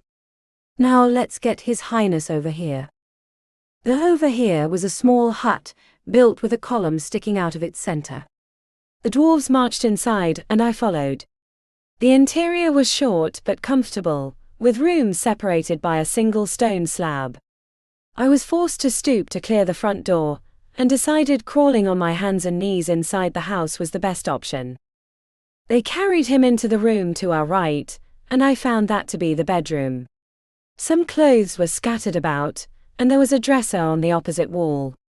The bed sat in the middle of the room with a nightstand beside it, closer to the door. The dwarves set the stretcher on the floor and tried their best to fit Luca, but he was 2 feet too long for the bed. "That's good enough," the dwarf leader spoke up as his men tried to bend Luca's legs into the bed. "Keep trying that and he's going to be eating his knees." The men stopped their efforts and shuffled out of the room, taking their bags with them. The leader marched over to the bed and forced open one of Luca's eyes. The dwarf frowned. "A nasty hit with something." "Dragon's bane," I told him as I crawled into a corner, though I kept my focus on Luca. His face looked almost peaceful now, and I no longer felt any pain in my heart. I set my hand over my chest and pursed my lips as I thought back to his struggle to keep us aloft and get me down the pipe. He'd done all that to protect me, when it was more than likely my fault those things were chasing us. The dwarf turned to me and studied me for a moment before his eyes lit up. "What now? Where are my manners?" He crossed his arm over his chest and swept into a bow. "Dapper, at your service, your queenliness." His introduction made me smile. "And I'm Diana." Dapper righted himself and grinned. "A fine name. Quite a fine name, in fact. And what were you two doing down here, without the key?" I recounted my tale, and when I had finished, some of his humor had faded. "Sounds like a real mess you've got up there, and these black folks are in the middle of it. You've never seen them down here." Dapper cupped his chin in his hand and scrunched up his bearded face. "Well, I won't say that, but we've been getting jingles on the net, and when we got there, sometimes they've been cut and sometimes not." He reached into his belt and drew out what he had removed from the water. It was the dagger from our attacker. Dapper turned it over in his hands and studied the blade, which I noticed had a unique jagged edge, where there appeared to be waves from the hilt to the sharp tip. He grabbed a rope from near at hand and sliced the strand in two with a simple flick of his wrist. Half of the rope fell to the floor, and he examined the other half that he held in his hand. "This looks like the same cut in the ropes." I returned my attention to Luca and my shoulders drooped. "That doesn't help us help him." Dapper tossed the rope away and looked Luca over before he shrugged. "I think he just needs some of his kingly sleep." He turned his face toward me and examined me. "You could use some too." I closed my eyes and shook my head. "Neither of us has time for sleep, not until we find that key." Dapper tossed the dagger onto the nightstand and stroked his beard with one hand. There will be trouble for sure if it isn't found, and only 2 hours of sunlight let too.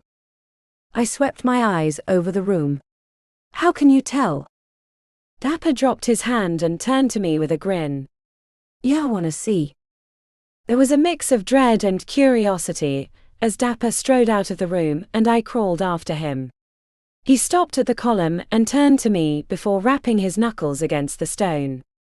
This shows me. Chapter 33.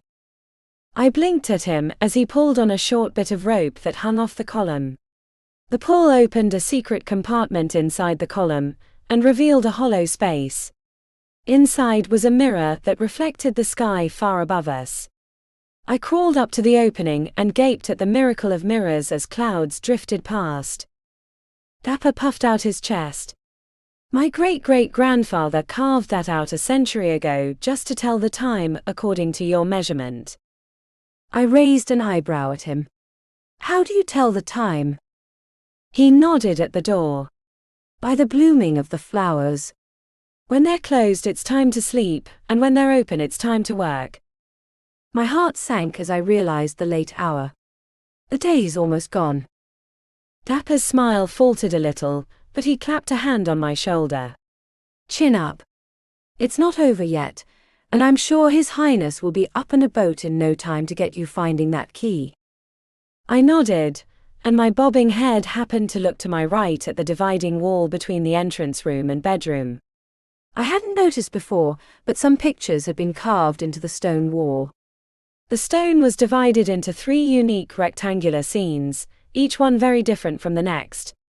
There was a scene of hunting a wild boar, of a dwarf scurrying away from a human with a bolt of lightning in his hand, and another with a dwarf lifting up a mountain.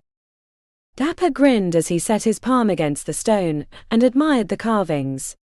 My family's always been curious about the upland. My great-grandmother was fond of the stories from up there, so she had my stone carver granddad make this up. I furrowed my brow as I studied the lightning-bearing dwarf. Who's this? Dapper tucked his thumbs into his belt and puffed out his chest. That's an ancestor of mine, or so the legends say. He had the balls to go stealing the lightning god's thunder. He let loose a great, jiggling laugh. Must have been kind of sore for him to be trudging around with all that thundering and drumming about him. My eyes widened, and I whipped my head around to face him with my mouth agape. Drumming? He frowned at me as he gave a nod. Aye, that's what's all that noise after the light show.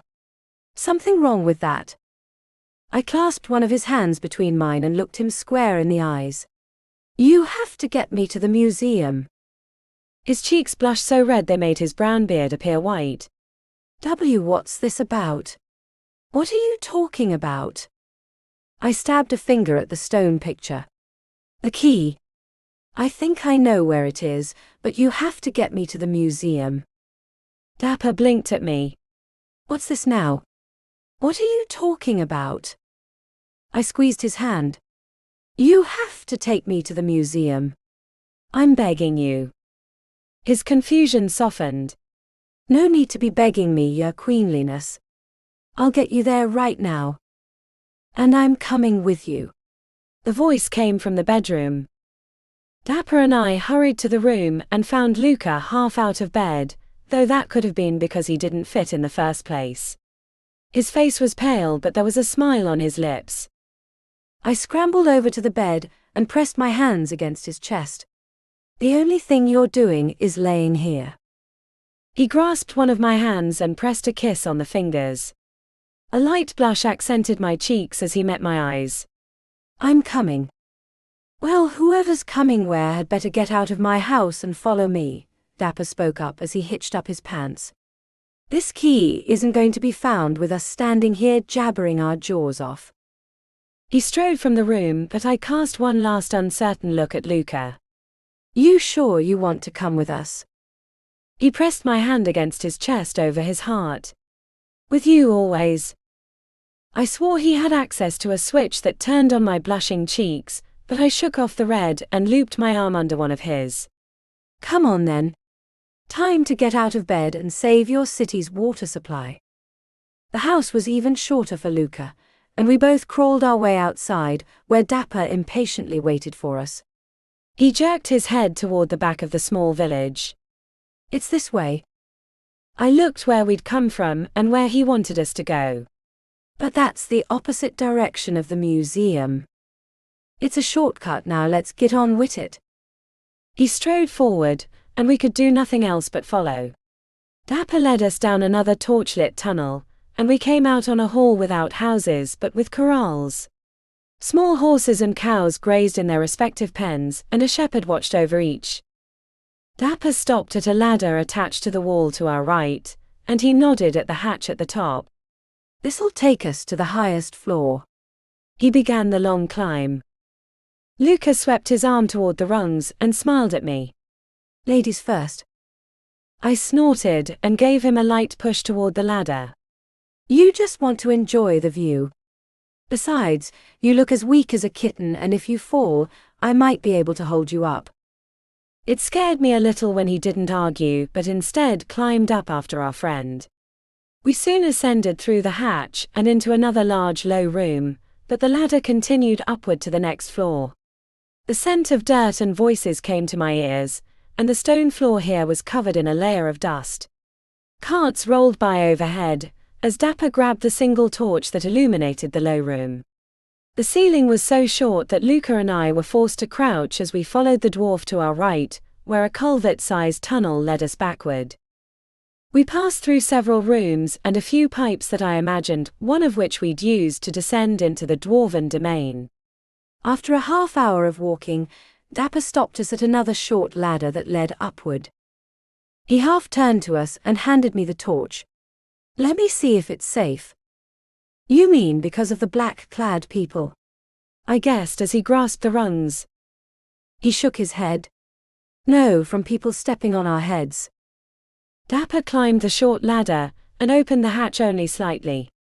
His eyes darted across the crack of light that appeared, before he looked over his shoulder at us. All right, it's clear, but hurry it up. Dapper flung open the hatch and a square of light shone down on us. I blinked against the bright illumination as he climbed out of sight. Luca drew me to the ladder first and I climbed up. I peeked over the edge and found myself staring at the bottom of a display case. Dapper helped me out and Luca followed. The Dragon King arched an eyebrow as he looked around. I recognized the location as the West Wing. I didn't know there was an entrance in the museum. Dapper grinned as he shut the hatch. The seam matched that of the rest of the stone marble slabs that made up the floor. We made it during the construction. Your Highness. The shout came from our left, where MIA came out of a long row of tall display cases showcasing armor. She hurried over to us and gaped at our group. What's going on? Luca shook his head. There's no time to explain. Has the exhibit on myths been searched yet? She shook her head. No. We started the search in the West Wing in hoping the thieves had hidden it around its case. Luca took my hand and we hurried past her. Wait for me. Dapper shouted as he scurried after us with MIA close behind. We hurried through the dozens of museum staff, who lifted their heads at our passing, and crossed the lobby to enter the Eastern Wing. MIA beckoned to her staff, and they followed. The statue of the God of Thunder occupied a prominent spot in the center of the first room. Our group of followers now totaled over 30. Luca turned to them and pointed at the God of Storms. Search every case that pertains to Bronte. The people nodded and spread throughout the exhibit. I lifted an eyebrow as I sidled up beside Luca. Bronte. Dapper strolled up to us, though his red cheeks showed he was slightly winded from keeping up with our long legs. The name of the Thunder God. MIA joined us. What's going on?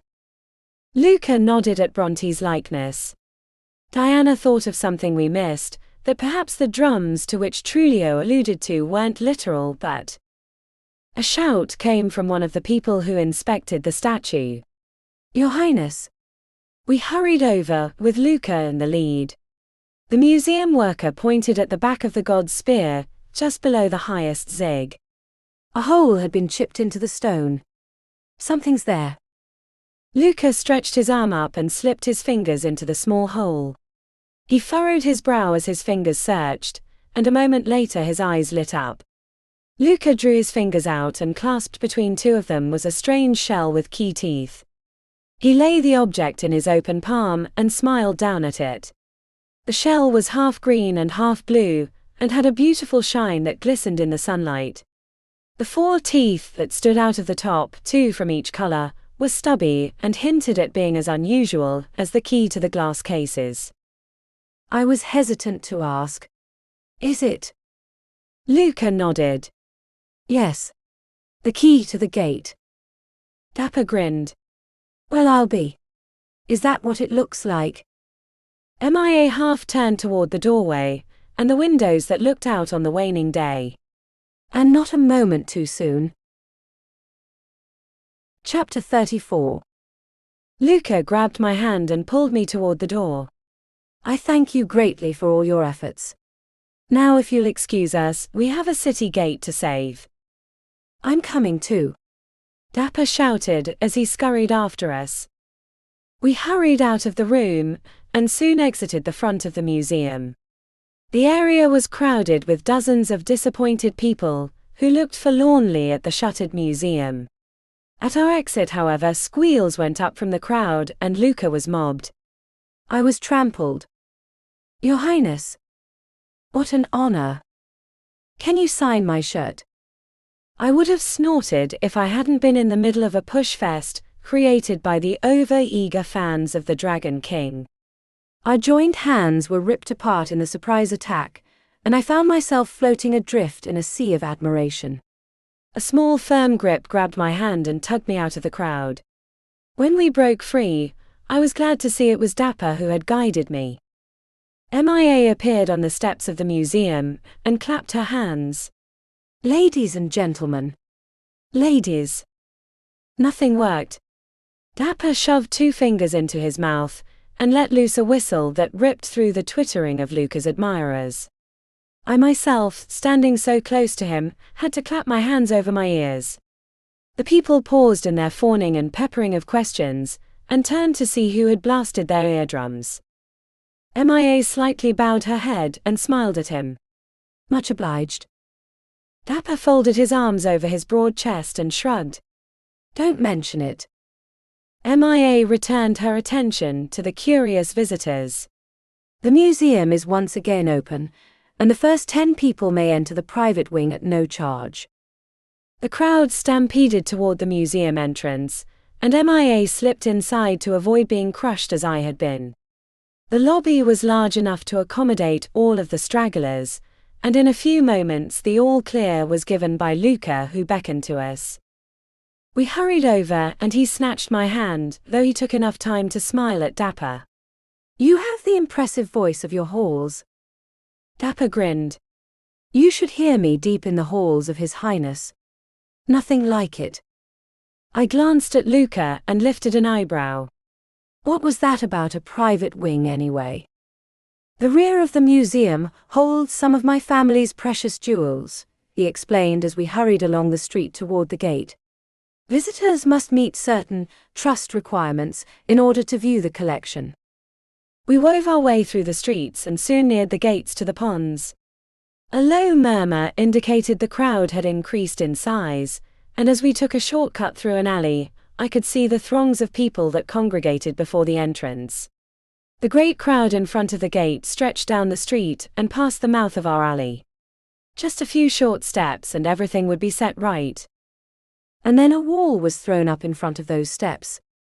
That wall was made up of 3 of our black-clad foes, who floated down from above via their hovering black discs. The other half appeared behind us, trapping our group in the narrow alley. Luca pulled me behind him and against the wall. The leaders stepped out from the others and held out their hand to me. My eyes flickered from their palm to their face, and I glared at them. "Hell no." Luca swept his narrowed eyes over the dark figures. "You will not have her to kill." The leader dropped their hand and chuckled. The dark mirth echoed over the quiet of the alley and sent chills down my spine. The leader lifted one hand and pressed their fingers together to snap us straight into trouble. I didn't have the voice of Dapper's halls, but I cupped my hands around my mouth and took a deep breath. Hey everyone! His Highness is over here. A dozen heads whipped around in our direction, and the familiar wide eyes of surprise and glee appeared. The standing crowd turned into a wave of curiosity as they spilled into the alley. They were slow like a mammoth, uncertain that the call had been from friend or foe, but at catching sight of Luca their pace quickened. Our three adversaries closest to the mouth of the alley flew up and out of sight. The leader grabbed me from behind and dragged me backward toward the remaining half of the group. Dapper snatched up a thick leg of a discarded table and swung it like a bat at the same time the crowd descended upon us. The black-clad person closest to him flew up, but he spun in a circle and launched the leg at them. The thick wood hit them square in the gut and felled them from their strange vehicle, where they crashed to the ground. I wasn't so lucky. My captor avoided the throngs of curiosity seekers, and the five of us with my unwilling self flew up to the rooftops. A sharp pain in my chest made me look down. Luca stood in the midst of his admirers, with a look of death in his eyes. His hands had morphed into long claws, and I knew the next moment he would, against the horrific pain, force his wings out. I grabbed one of the arms of my captor, and clamped every one of my teeth down on their flesh. Even their thick black garb couldn't stop the sharp bite of justice as my fangs sank deep into their skin. When they spoke, I realized it was a woman, and her voice was like the gravely hiss of a snake. You little bitch. My response was to swing my leg upward between theirs, and connect my ankle with their feminine crotch. They jerked us backward in pain and surprise, and we crashed into another of the disc riders. The discs vanished beneath our feet, and we plummeted toward the ground. Two of the other riders picked up their fallen foe, and the fifth tried to grab me, but Dapper threw broken pieces of the rest of the table at them. Luca pushed his way through the crowd and caught me in his arms. The people cleared the area around us, and one of them started clapping. The rest joined in, including a few exuberant individuals who took to whistling. "Do it again," someone shouted. That's when I realized they thought my kidnapping had been a spectator sport. I grinned up at Luca. Let's not do it again. He lifted his eyes to the sky and shook his head. I don't think we'll have to worry about that. I followed his gaze and realized the airspace above us was empty. Our foes had fled, at least for now. Luca set my feet on the ground and lifted his hands above his head. The people quieted. "Thank you so much for joining my queen and me on the eve of our joyous day. We would like to invite you to the official opening of the gates, if you would all be so kind as to make a path for us." Visitors and citizens alike pressed themselves against the narrow walls of the alley and created a path for us. Luca offered me his hand and a smile. I accepted, though not before Dapper squeezed out from the legs of the packed peoples. "You're not getting rid of me that easily." Dapper followed behind us as Luca and I led the crowd to the main road. We soon arrived at the majestic gates, where the wizened old man I'd seen earlier was still hunched over the lock. At our jubilant coming he looked up, and never had I seen such a wrinkled old face. His whole countenance appeared to be an ocean of folds, and a bulbous nose stuck out from the wavy mess. Deep-set, sharp dark eyes stared back at us with annoyance, and bushy eyebrows only made them appear more sunken. Their leather toolbag still sat at his feet, and in one hand was a strange wand-looking stick, and in the other he clutched a skeleton key. At the sight of us, those bushy eyebrows crashed down like an ancient oak in a windstorm. "What's all this hubbub about? I'm trying to work here." Luca drew the key from his pocket and held it up for the old man to see. "Your work is over, though it doesn't go unappreciated, Sir Silu." Silu wrinkled his nose but eagerly picked up his bag and stepped out of the way. "Just get the key in there before that oaf ruins a perfectly good lock spell." I was about to ask what he was talking about, but a hard slam of a fist from the other side of the entrance rattled the whole door. The quake was followed by thunder.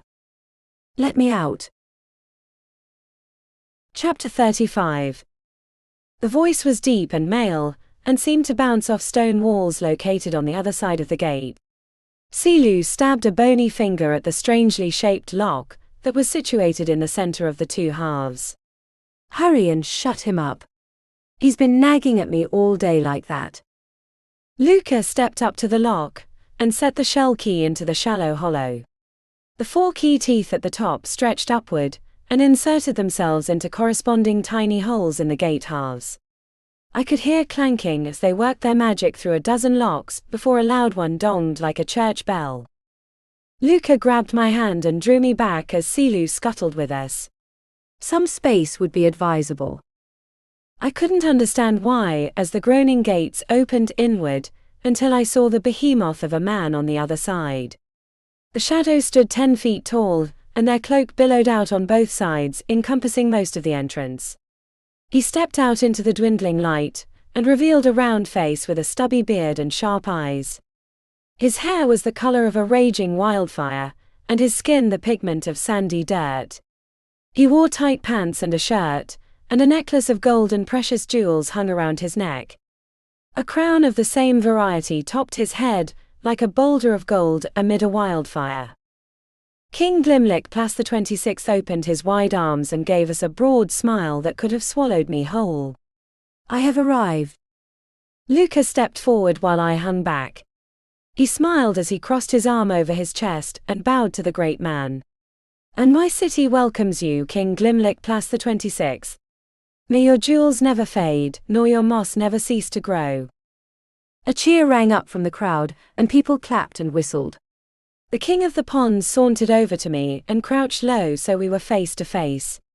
His grin widened the more he studied me, and his eyes twinkled as he turned them to Luca. "A fine queen you have here, King Sylvanus. She has the light of the sun in her eyes, and the touch of mischievous humor you changelings and humans so admire." Luca's admiring eyes settled on me, and I blushed under his attention. "I couldn't agree with you more, Your Highness." "Now then," King Plas stretched to his full height and his humor fled as he frowned. "How did the key come to be stolen, and who stole it?" Luca's eyes flickered over the crowd. "That would be better spoken about in more private quarters." King Plas stepped to one side and swept his arm toward the gate. A line of torches hung from either side of smoothly carved stone walls, and led down a flight of wide steps and into the earth. "Then let me invite you into my domain." A noise behind us made Luca and me look in that direction. I noticed the crowd at the back part, and a line of soldiers marched through. The guard I'd seen earlier in the castle led them, and I vaguely recalled that Luca had called him Tybalt. The soldiers reached us, and Tybalt bowed his head.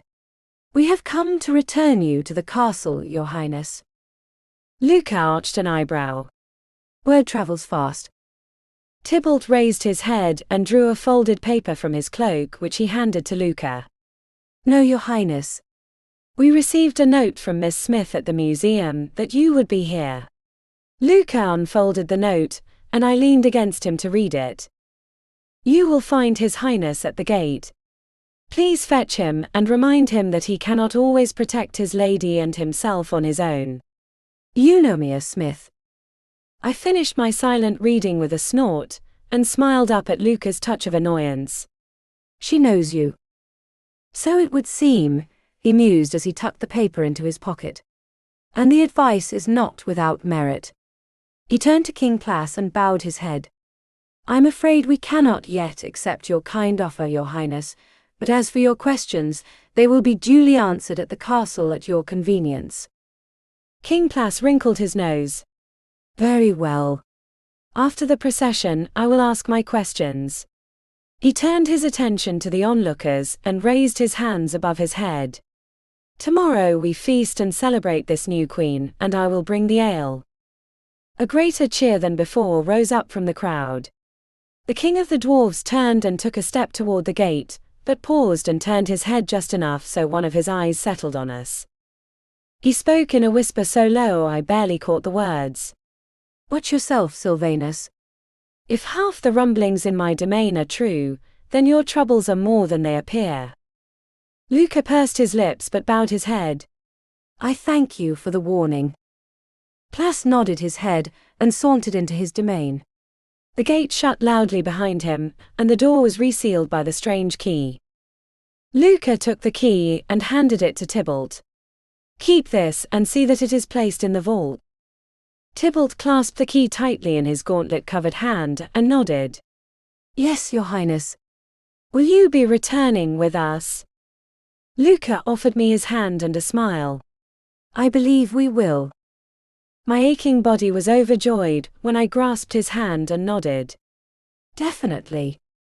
Luca led our procession through the curious onlookers and down the winding streets to his majestic castle. The gates opened and Svetnik met us in the courtyard. He bowed his pale, wizened head to us. I am glad to see you both returned, Your Highnesses. As are we, Luca returned as he tilted his head back to look up at the Grand Keep. Is everything prepared for tomorrow? Svetnik nodded. It is, but the security needs your attention. Luca pursed his lips. Later. Svetnik lifted an eyebrow but backed up and bowed his head. Yes, Your Highness. Luca led me past the advisor, who cast a strange look at me. I was a little unsettled as Luca guided me up the maze of stairs, though there was no small relief when we soon arrived at the top floor. Too soon. I paused at the top of the final stairs and looked over my shoulder. Luca smiled at me. Has Svetnik explained the stairs to you? I nodded. Yeah, but he had to touch the wall. Luca pointed at his feet. As a member of the royal family, I have the privilege of merely needing to touch the floor for the castle to accept my route through its halls. Your family tree is really unique, I mused as we continued on our way. His good humor faltered a little as he stared straight ahead, and I noticed he tightened his grip slightly on my hand. Yes. I frowned at him. There's something wrong. He lifted an eyebrow at me. Is there? I rolled my eyes. Listen, I can tell when something's wrong with you. The wrinkles around your eyes get tight. Luca was so surprised he jerked to a stop and set a hand on one side of his face. A chuckle escaped his lips before we moved forward. I'll have to remember that and apply some cream. And tell me what's worrying you, I added as we reached the doors. Luca opened both of them and gestured with his hand into the interior. I will answer any and all of your questions inside. I pursed my lips but strode past him and plopped myself on the foot of the bed. Luca closed the doors behind us and turned to face me. I noticed a flash of feral light in his eyes before it was tamped down. Now I had my answer to one of my questions. The dragon's bane was wearing off. Chapter 36. Luca moved to stand a few feet in front of me, and he clasped his hands behind his back. What do you still wish to know? When does this procession thing take place? Tomorrow at midday. I couldn't help but wince. And you really think those guys won't try again to kidnap me? Luca pursed his lips and shook his head. I'm not sure, and because of that you'll remain in the castle until the procession. I lifted an eyebrow. Wouldn't that be an invitation for them to try again? He folded his arms over his chest. All their efforts have been in the dark, out of sight of the public eyes. Confronted with the risk of being seen by the public, they fled. We may count on that to protect both of us from any further attempts, at least until after the procession. So what's this whole procession thing about? What happens during it? You walk from the castle to the cloister of reflection where King Plas presents you with the symbol of your ascension. From there we return to the castle and have a grand feast. I folded my arms over my chest. That sounds a little too easy. A smile touched his lips. My predecessors wanted as little pomp and circumstance to avoid stress on their new queen. I recalled what he had told me earlier, in front of the tapestry tree. Because they all come from my world. Luca nodded. Yes. I let out a sigh that seemed to blow out a lot of my energy. My aching body reminded me of the long day I'd had, and my clothes still had a touch of salty scent to them. I looked around and my eyes fell on a large dresser to my left. I stood and shook my shirt between two fingers. Is there any way I can get out of these? The heated gaze in Luca's eyes told me I'd asked the wrong thing. My eyes flickered to the door, and back to the Dragon King. Didn't you say something about us being kept separate until the procession was over? With great effort Luca turned his face away from me, but the smoldering look in his eyes didn't go away. Yes. I wasn't born yesterday. The look in his eyes told me he had one thing in mind. I slowly rose to my feet and grasped one of the bedposts in my hand. Luca predicted my move, and the next moment he stood in front of me. His warm gaze seemed to scald me with a soothing sensual heat. He grasped my upper arms in a gentle but firm grip and drew me against him. The warmth of his muscled body spread through mine and sent shivers of delight down me.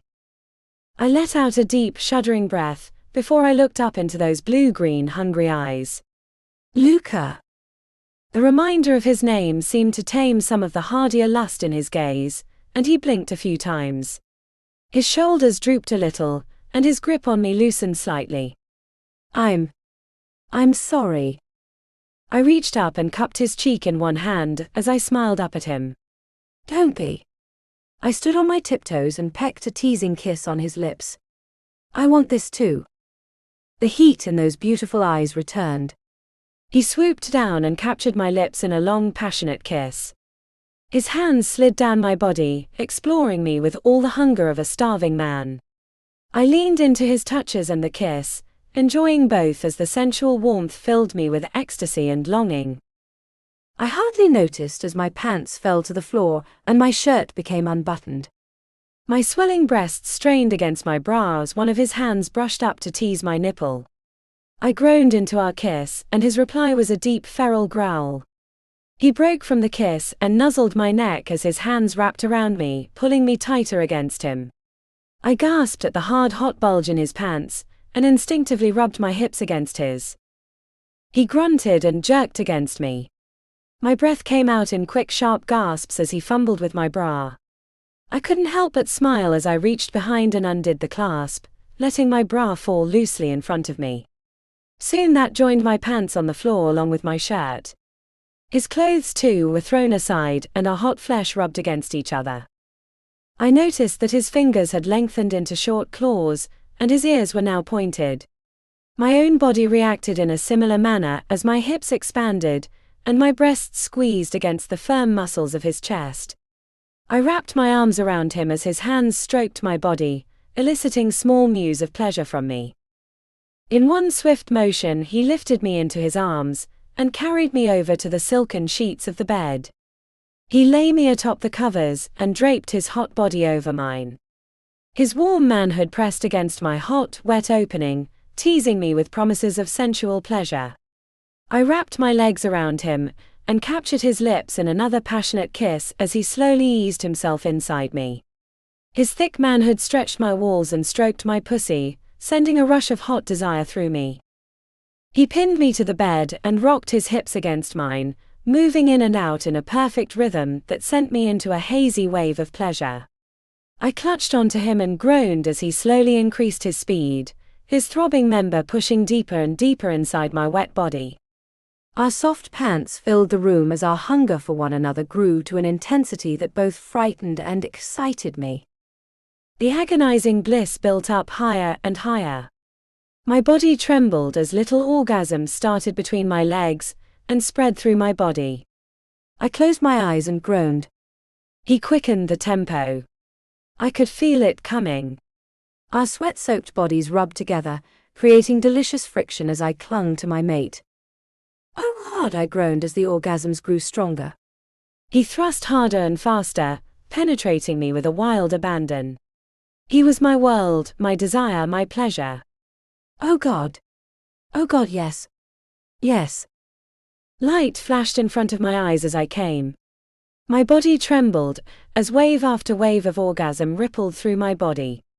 He continued to thrust inside of me, lengthening my wonderful pleasure until he spilled his seed inside me. Luca collapsed beside me and drew me against his chest. Our harsh breathing was all that transpired between us for a few minutes before I let out a sigh. Wow. I concur. I cuddled against his warm chest and closed my eyes. So, what other perks does a dragon's mate get? He chuckled, and the sound reverberated through me. You'll see. But I wouldn't see that night as the long day and fun night caught up to me. I breathed a deep sigh as I slipped into a blissful sleep. Chapter 37. When I awoke the next morning, I found myself alone in the bed. My heart didn't have time to drop, as the reason for my awakening, a knock on the door, came again. Diana. I sat up and wrapped the blankets around myself as I blinked at the door. Penny. Yes. May I come in? I whipped my head to and fro, and finally spotted my discarded clothes. Why yeah, 1 second. I leapt off the bed and into the clothes, and in a few hurried steps I opened the door. Penny stood there with a clothes hook held high in one hand. The article itself was covered by a thick white cloth. She couldn't have had a prouder smile on her face. It beamed so bright I was nearly blinded by it. Penny thrust the hanger and its contents at me. It's here. I blinked at her. What is? Your dress, silly.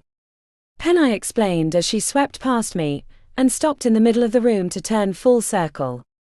Her eyes grew larger as she looked over the quarters. How beautiful. I joined her and grabbed her shoulders to stop her spinning. What's this about a dress? I made you your dress. Penny explained before she paused and wrinkled her nose. Well, we did. Ethan helped by drawing out some ideas I had in my head, and I stayed up all night to make it. Penny flung off the covering, and I beheld a beautiful white wedding gown, complete with a long train and veil. Pearls had been sewn into the puffy cuffs and on the border of the veil. The bosom was made of lattice, with flowered designs stitched across it. When Penny rocked the dress in her outstretched arms, the material shimmered like fish scales. Penny smiled up at me. What do you think? I had to shut my mouth before tears sprang into my eyes. This is for me. Penny grinned and bobbed her head. Of course, silly. Who better to show off my first really original design, but the first friend I made in the city?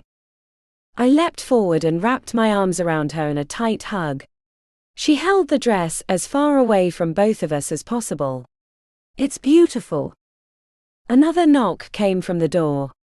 We parted like the Red Sea, and I wiped my tears of joy away before turning to the door. Who is it? Mia's voice floated through the doors. I was told some help would be required. Penny sheepishly smiled at me. Ethan must have told her how complicated the dress was. I lifted an eyebrow before returning my attention to the entrance. I think we could use all hands on deck. Mia slipped inside with a mischievous smile on her lips and a sparkle in her eyes. To be honest, I had to see this dress of which Ethan is so proud, and which involved so many books from the archives. I blinked at her. What books?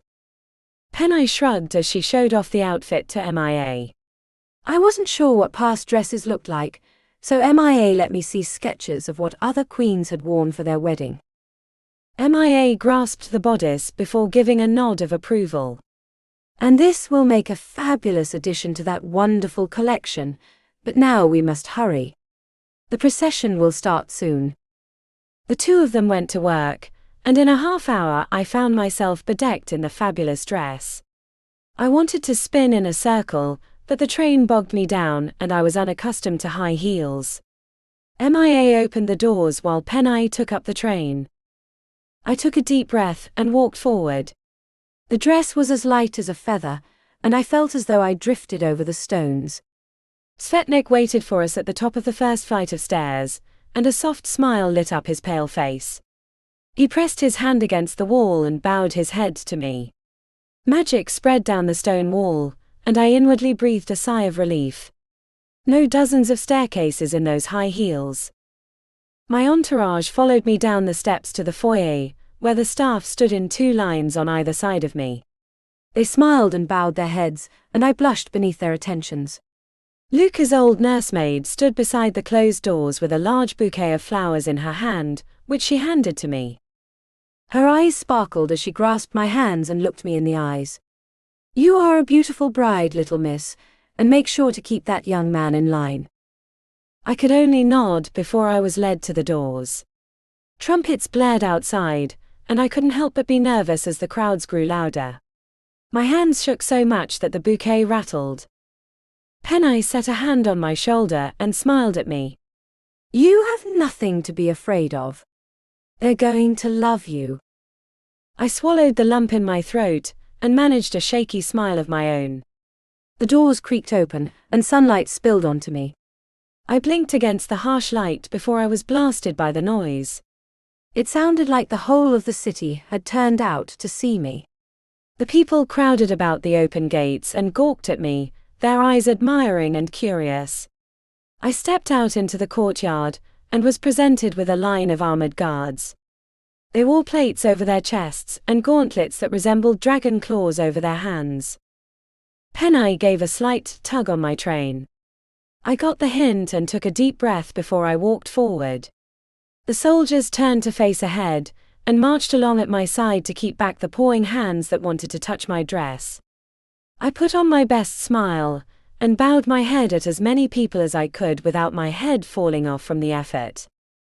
Cheers and whistles followed my procession down the wide street. Murmurs swept through the crowds, and more than one made me blush. "How beautiful she is. The king will be happy with this one. I wish my old woman was half that nice." That one was followed by a hard thwack from said woman. I walked down the long road and thanked whatever gods were in this world that I didn't trip even once. Mia and Penai followed, and together we arrived at the cloister of reflection. The doors had been thrown open, and I could see a pile of white packaged gifts covered all the walls. King Plas stood before the mirror, and he held in his hands a beautiful crown of silver with jewels of every imaginable color inlaid around the band. Cassius stood outside with one foot on the short steps. He wore a simple silver cloak and formal attire, and as I passed he smiled and bowed his head. Luca stood to one side in front of Plas, and was decked out in military garb much like that worn by his soldiers. Atop his head, however, was a crown of his own, bedecked as the one in Plas' hand, but with a scarlet-colored felt cap, whereas the silver one was open like a tiara. Luca's eyes sparkled as I came up to him, and he offered me his hand. "You look stunning," he whispered as he turned so we both faced Plas. Plas held up the crown, and the chatter at our backs was silenced. We gather ourselves here to pay homage to this union of 2 lines now joined as one. May they live long and prosper, so that many others will prosper under their light. He lowered the tiara crown onto my head, and the crowd erupted in cheers. I couldn't believe it. I was a queen now. Plas lifted his hands above his head and grinned. "All hail King Sylvanus and Queen Diana." Luca leaned forward and pressed a light kiss to my lips. "What does it feel like, Queen Diana?" I snorted. "I'll tell you when I believe it." He swept his arm over the vast number of gifts stacked about the room. "Your subjects believe it, and have sent gifts to show their happiness for us." My eyes widened and my mouth dropped open. A laugh erupted from those closest to the building, who had somehow managed to overhear our conversation through the din of celebrations. "All of them." Luca chuckled. "Yes, and you have the honor of choosing the first present to open." I swept my eyes over the presents and situated close to the doorway. Everyone down the procession way would be able to see me open that one. I hurried over and lifted the square box in my hands. A single red ribbon decorated the top like all the others, and held the lid closed. I pulled on the ribbon, and the bow came undone and floated to the floor. My heart pounded as I eased open the lid. The whole of the city hushed. Something moved inside it. I let out a scream as a mass of dark shadow flung the lid off and flew at me. I threw my arms up in front of me, but the black light passed through them and struck me in the stomach. The force threw me backward off my feet. Luca leapt into my path and caught me in his arms. The shadows disappeared inside me, and I let out a cry as a horrible pain squeezed my insides. Screams erupted from everyone as Luca lifted me in his arms. He spread his wings and leapt into the air, flying over the frightened citizens as the soldiers tried to disperse them in an orderly manner, much like herding terrified cats. The pain shifted inside me like someone was using a cold instrument to push my organs around. A trembling gasp was all I could manage as my body stiffened against the agony. Luca's trembling voice broke through my pain. "Hold on."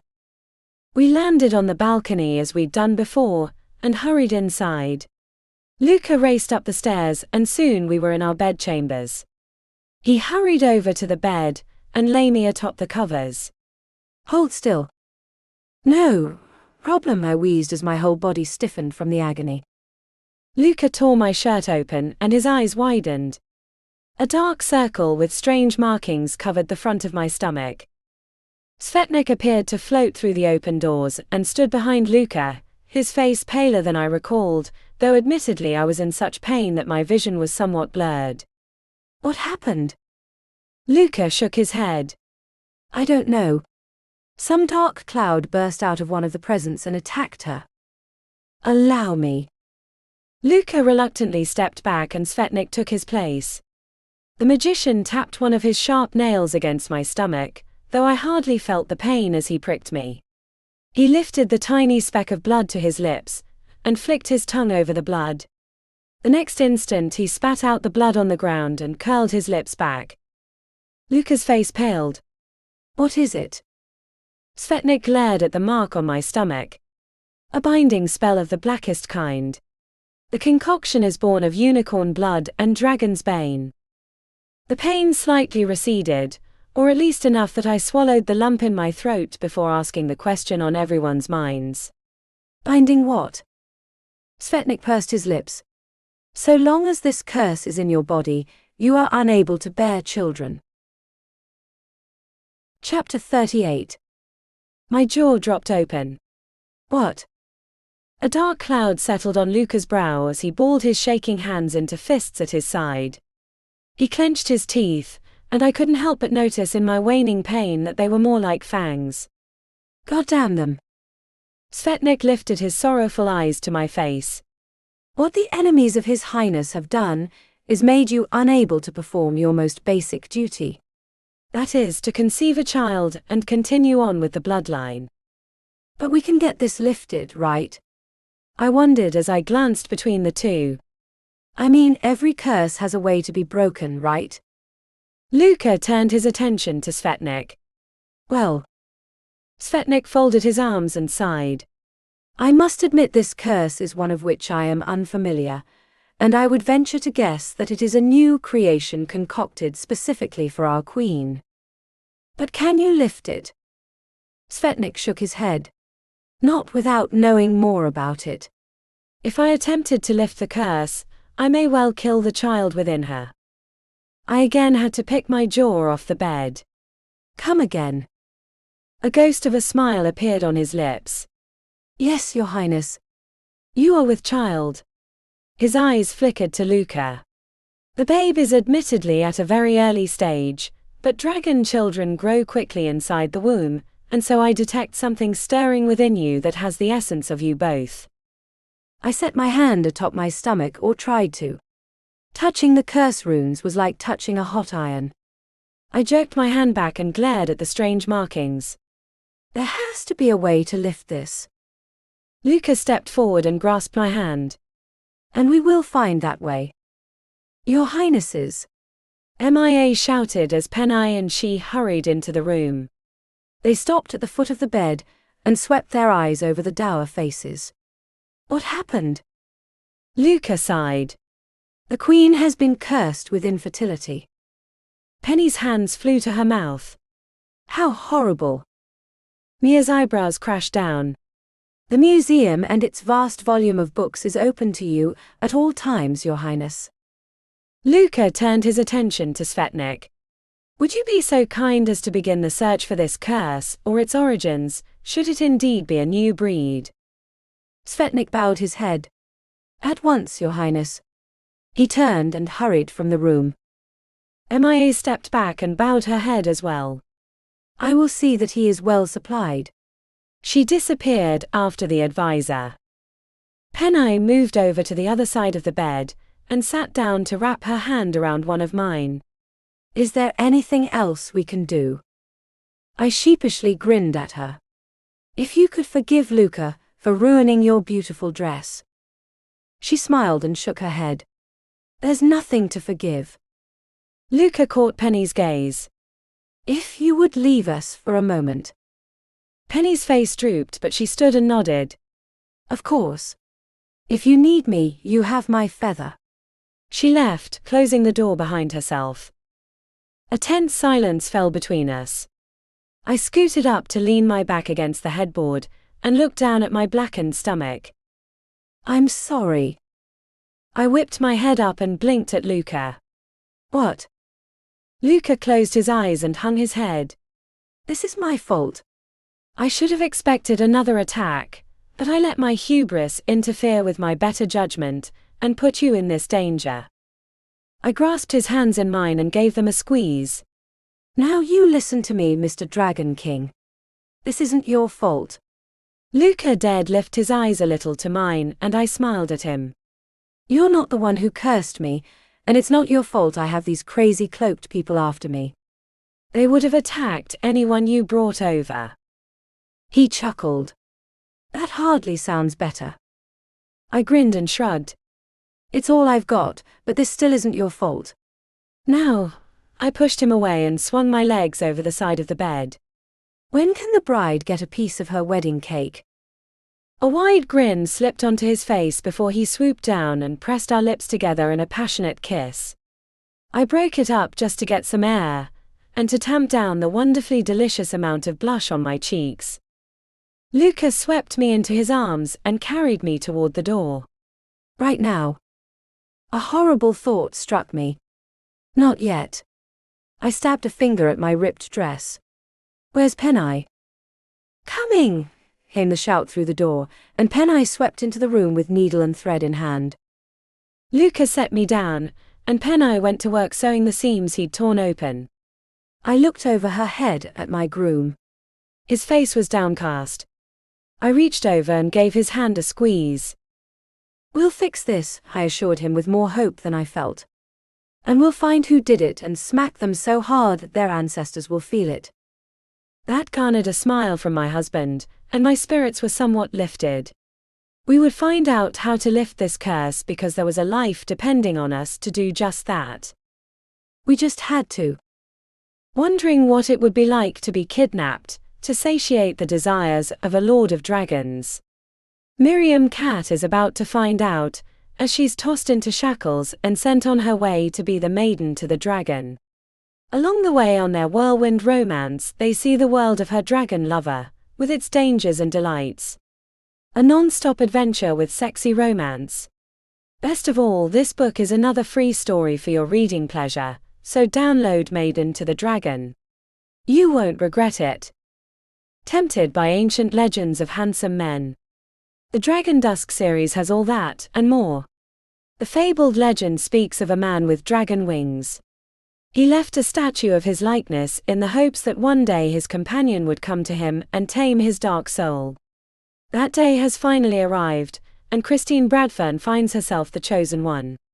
She drops into a strange, wondrous, and dangerous new world, but the pros outlay the cons with the devilishly handsome Tristan at her side. Dive headfirst into this fantastic series with the free first ebook, Dawn of Legend.